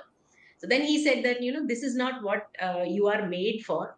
So if you don't like finance, don't join this. I will take care of it. Do something which you love. So that's when I started a brand called Buds and Bites. So I was into making handmade flowers and chocolates, and I used to make beautiful choco floral arrangements. And I had employed, that was my first MSME registered company, which was into creative side. I love creativity, colors, and moments, and all these beautiful, sensitive part of people. So I had employed 40 housemaids, and my house became my workshop, where I used to train them how to make flowers. And I had 3 outlets where I used to sell my handmade bouquets. It was amazing. So there, unlike any other bouquet company or anybody, we did a little extra, where instead of just ringing the bell and delivering the bouquet, what we did was we clicked their pictures, and it's a digital picture. It's not, I'm not spending any money. So I just clicked a picture of the receiver and emailed it to the sender.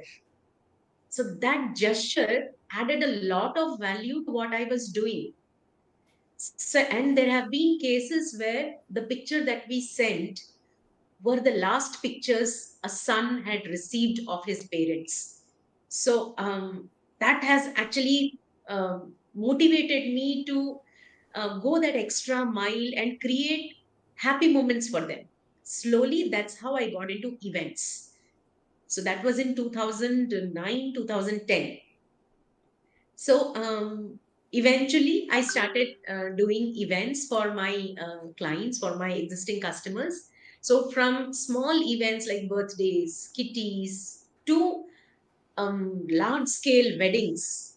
And I thank all my customers who had given me that opportunity to handle their most precious moments. So that's how I got into events in 2010.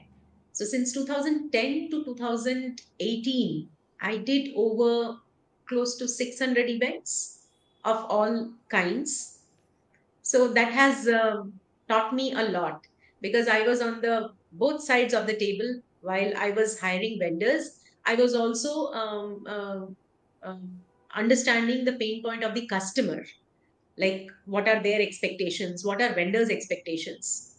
Now, after that, I decided that we need to do something bigger than just being an event manager, because being an event manager is not a business, it is a profession.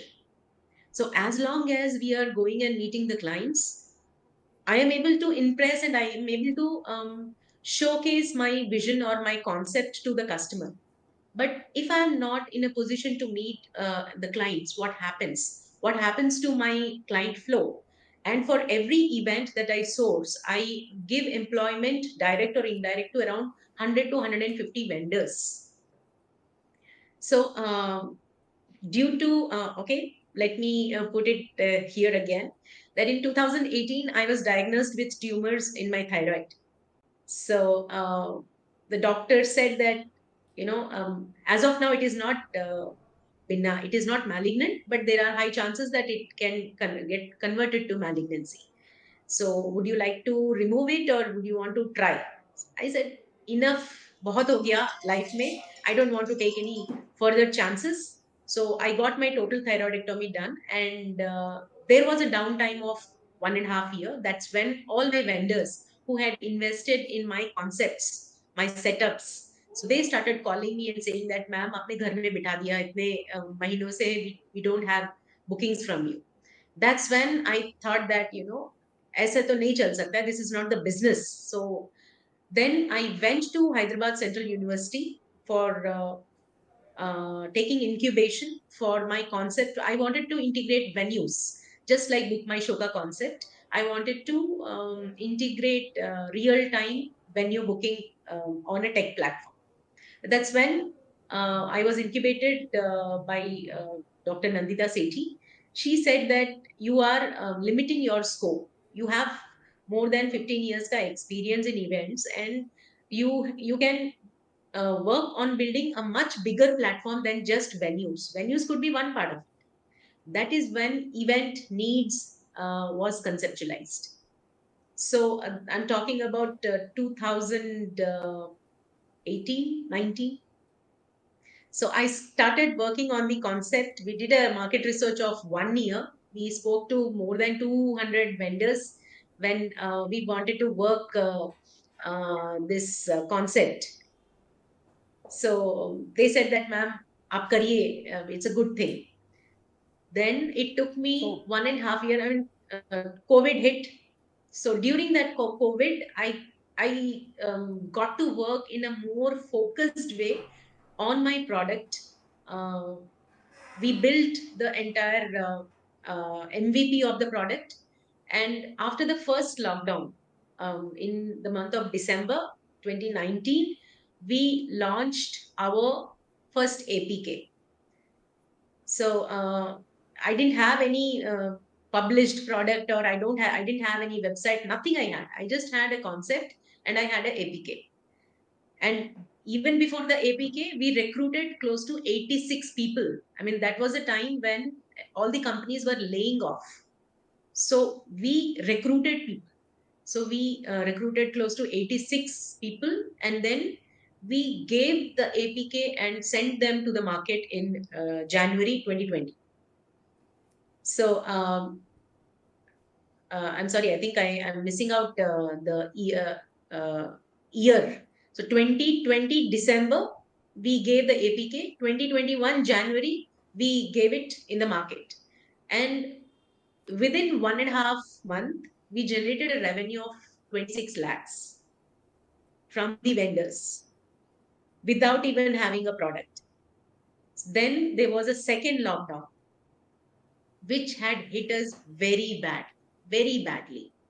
So during that second lockdown, because my team size was close to 90, and we did not wanted to not pay them, because second lockdown was nobody's prediction. And the team who has joined us believing that we are going to build something big. We didn't wanted to desert them when their families needed a source of income. So whatever capital that I had preserved for my operations, 2 months ka lockdown, I had to melt down all of it.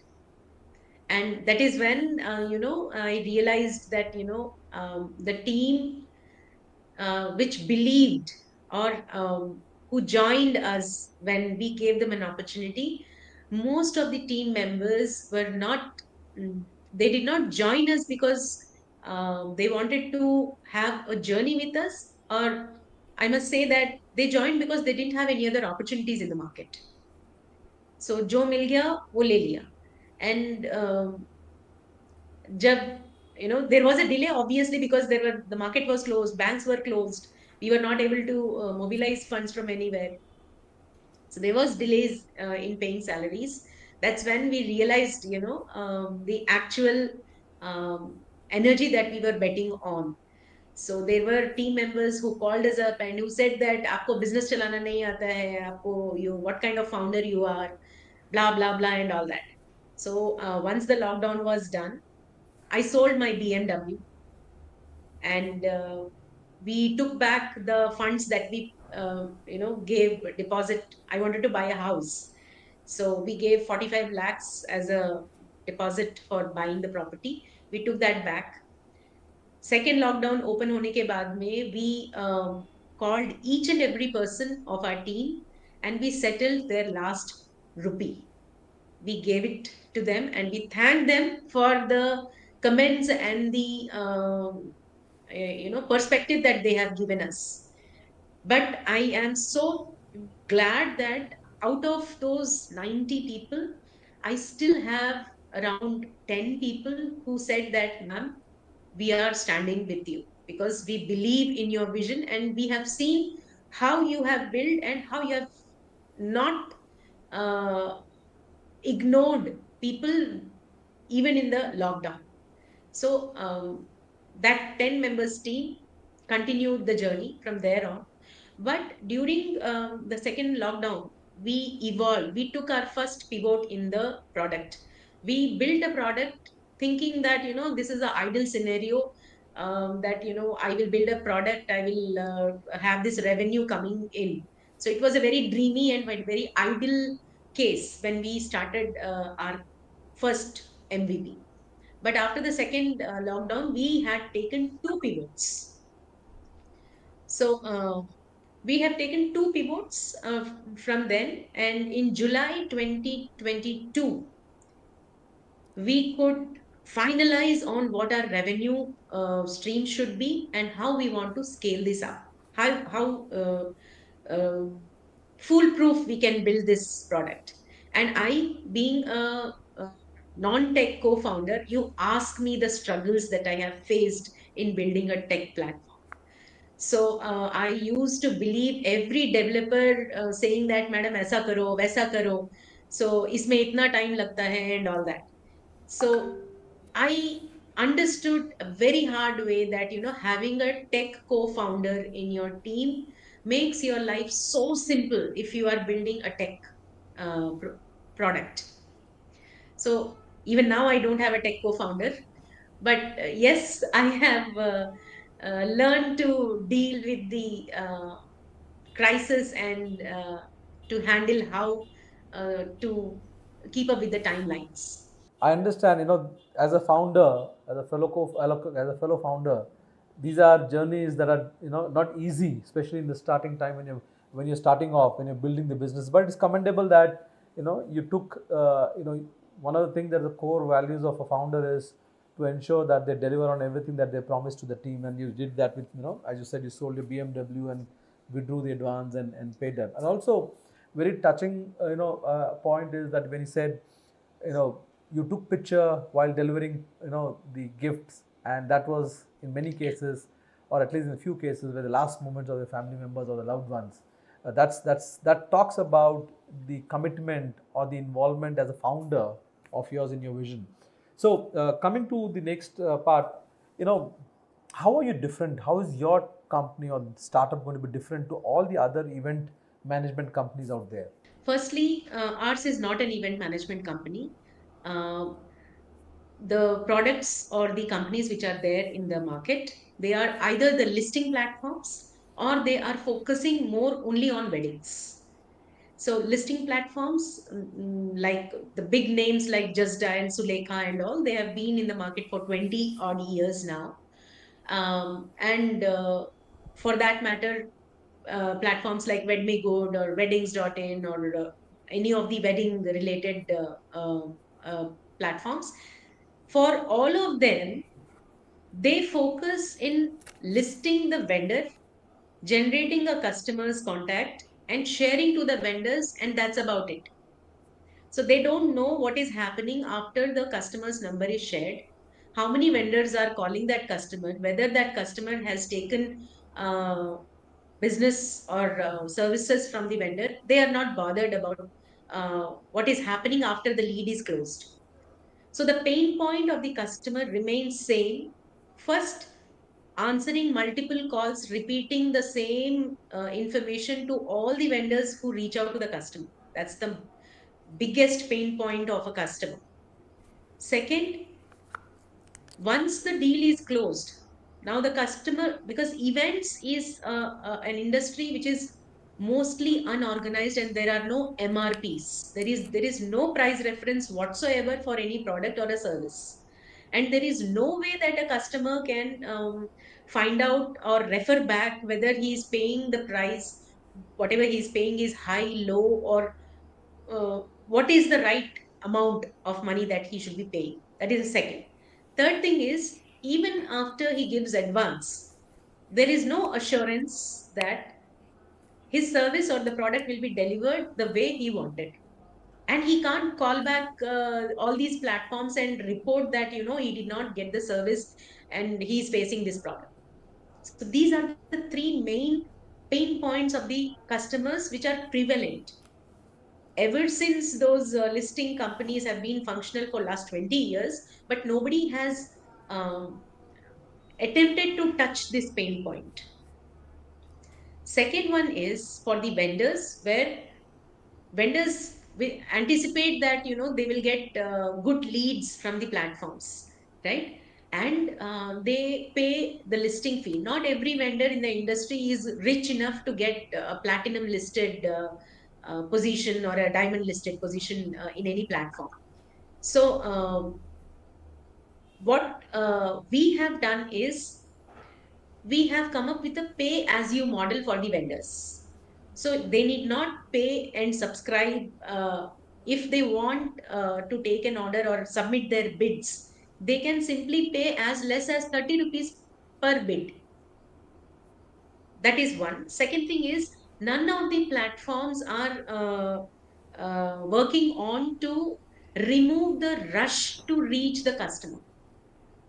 So when a client's customer's contact number is given to the vendor, if there are 10 vendors who get the customer's contact number, all the 10 vendors are in a hurry to reach the customer.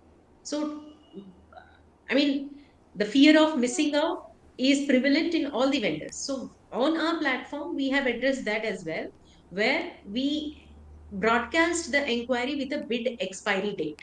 So before that bid expiry date, vendors can submit their bids and all the submitted bids will be visible to the customer, and the customer will never get any single call from the vendor unless they opt for it. So the choice and the control is with the customer to keep up with their number privacy. And when they receive multiple bids, they already get the price reference of the requirement. The best part that we do for vendors is vendors get to see what are the quotations that competitors have quote for the requirement. So none of the platform as of now is providing a media or a way where if I am an event planner, I don't know what the other event planner has quoted until and unless the customer shares it. So apart from all this, we are giving a 3 minute pitch video for every vendor, because the clients don't give that kind of a time. Like I'm fortunate that I'm speaking about my startup story to all of you. But how many vendors have anybody given an, I might not have given 10 minutes time to every vendor who has tried to pitch his service to me. So on our platform, first time ever, a vendor can share his story, and that story is a part of his profile page. So when a customer looks at a profile, he get to know who this vendor is and why he should be given a chance for his moment. So unlike any of the platforms, this is a revolutionary platform that we are building, um, which gives the vendors as well as customers the most and relevant connectivity and the choice. Platform that is not only taking care of the needs of the vendors, also the customer, the end user. Finally, before I let you go, MyStartupTV is a media platform which is dedicated to entrepreneurs like you, where we cover the stories, the journeys of entrepreneurs like you. What do you think about our media house? Bringing the startup story to the public itself is amazing. It is because we don't know how many people are watching us, and we don't know what influence we would be creating in the young minds. Because if India has to become a 5 trillion economy, it's not going to happen overnight. And everybody has to make their contributions in Startup TV. As such, you are, because I will not be reaching the customers or the viewers that you are already popular with, but you are bringing my story to them. And as I told that I wanted to go on a family way, but so many homemakers who are sitting, qualified homemakers, efficient homemakers who are sitting because they face something in their life. So this story that you are creating and the way you are creating uh, definitely is bound to make impact. And I'm sure you must be having some success stories, and you must have got some reviews as well. So if I was your viewer, then I would definitely give it up to you. And it's an amazing initiative that you have taken. And you are from armed forces, so you know that, reaching out to people across India, it's not easy. And creating some content which will influence the younger generations and motivate the people who want to do something in their lives, it is divine.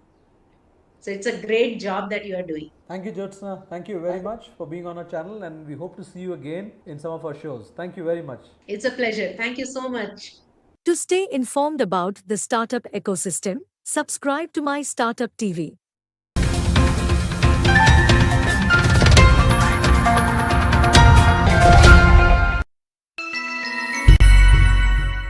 We have come from Bangalore, and you have come with this collection of saris, hand-woven fabrics like kotas, linens, and a few chanderis here. All are printed, either hand-block printed from Jaipur, or basically we keep pastel colors. We work on pastel colors and natural fabrics, and we keep florals as a theme. So this is perfect for the coming summer, and I hope all of you enjoy. To stay informed about the startup ecosystem, subscribe to my Startup TV.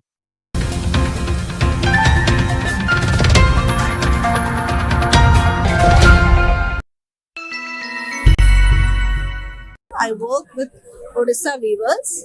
I'm based out of Bhubaneswar, and I work on revival sarees of Odisha weaves.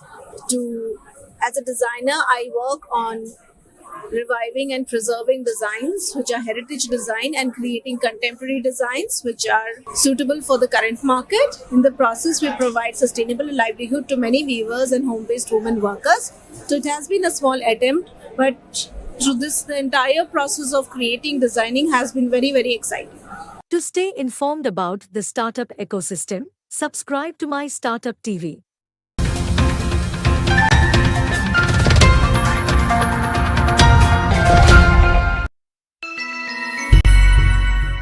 This organization is called Kumau Earthcraft.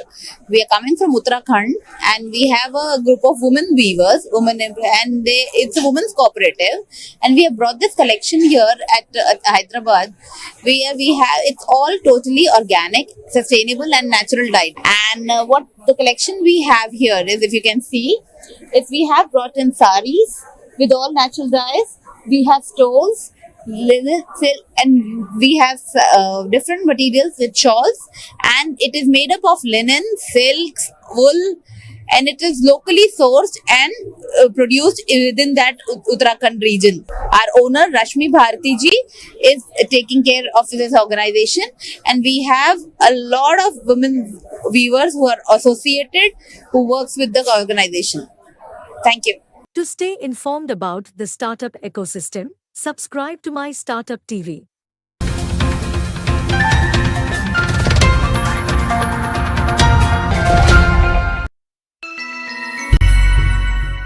We work in reviving the textiles of northern Karnataka, especially Khana and Ilkal saris. These were textiles that have been known in the history of northern Karnataka from the Chalukyan Empire, but somehow due to the advent of power loom and because of polyester and art silks, it was completely devalued as a craft. So our aim is to revive these textiles, rejuvenate them, use traditional processes for each of our sari weaving, and ensure that the weavers are paid, and not just the weavers but all the ancillary activity artisans that are involved in the processes are fairly paid, or in fact more than fairly paid for their work and for the craftsmanship, and that's what we represent here. Thank you. To stay informed about the startup ecosystem, subscribe to My Startup TV.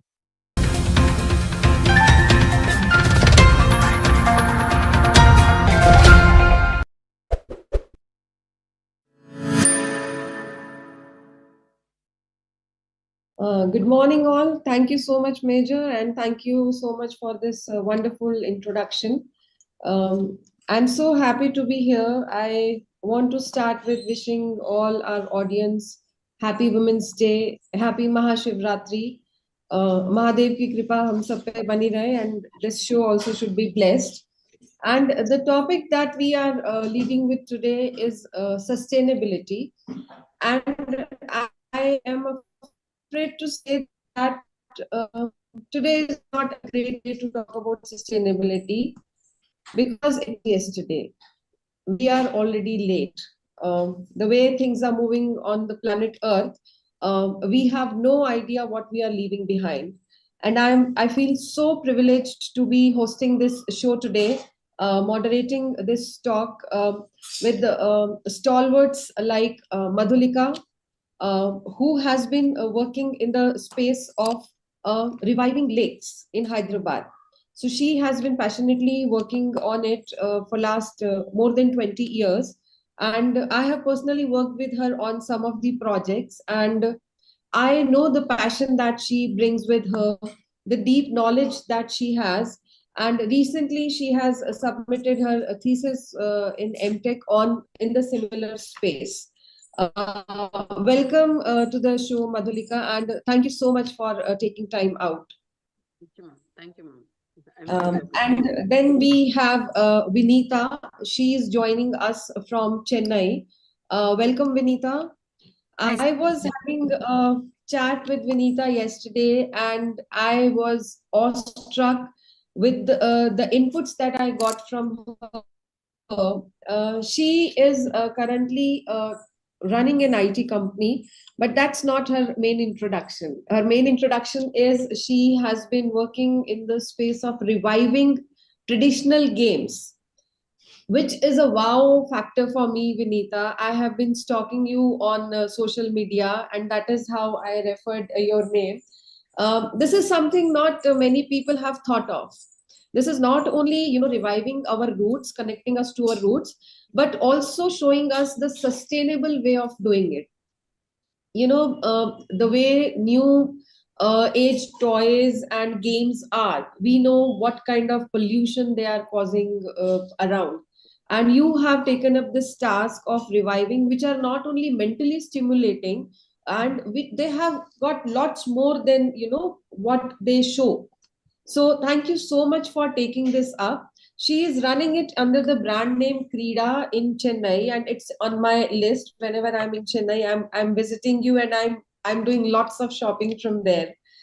And once we go deep in the conversation, you will come to know how over the years she has been continuously working towards making sustainability as the way of living. The whole story is weaved around how can we reduce pollution, how can we reduce waste, how can we operate in a zero waste manner. So once we go deep in the conversation, we'll get to know more about it. Welcome to the show, Vinita, and thank you so much for taking time out. Thank you, Urvashi, for having me. And you don't need to come to Chennai. The games are available in Hyderabad. I want to touch his feet and take them. So nice of you. Oh yeah, then we'll share details on that. Yeah, and then we have Mrinalini with us.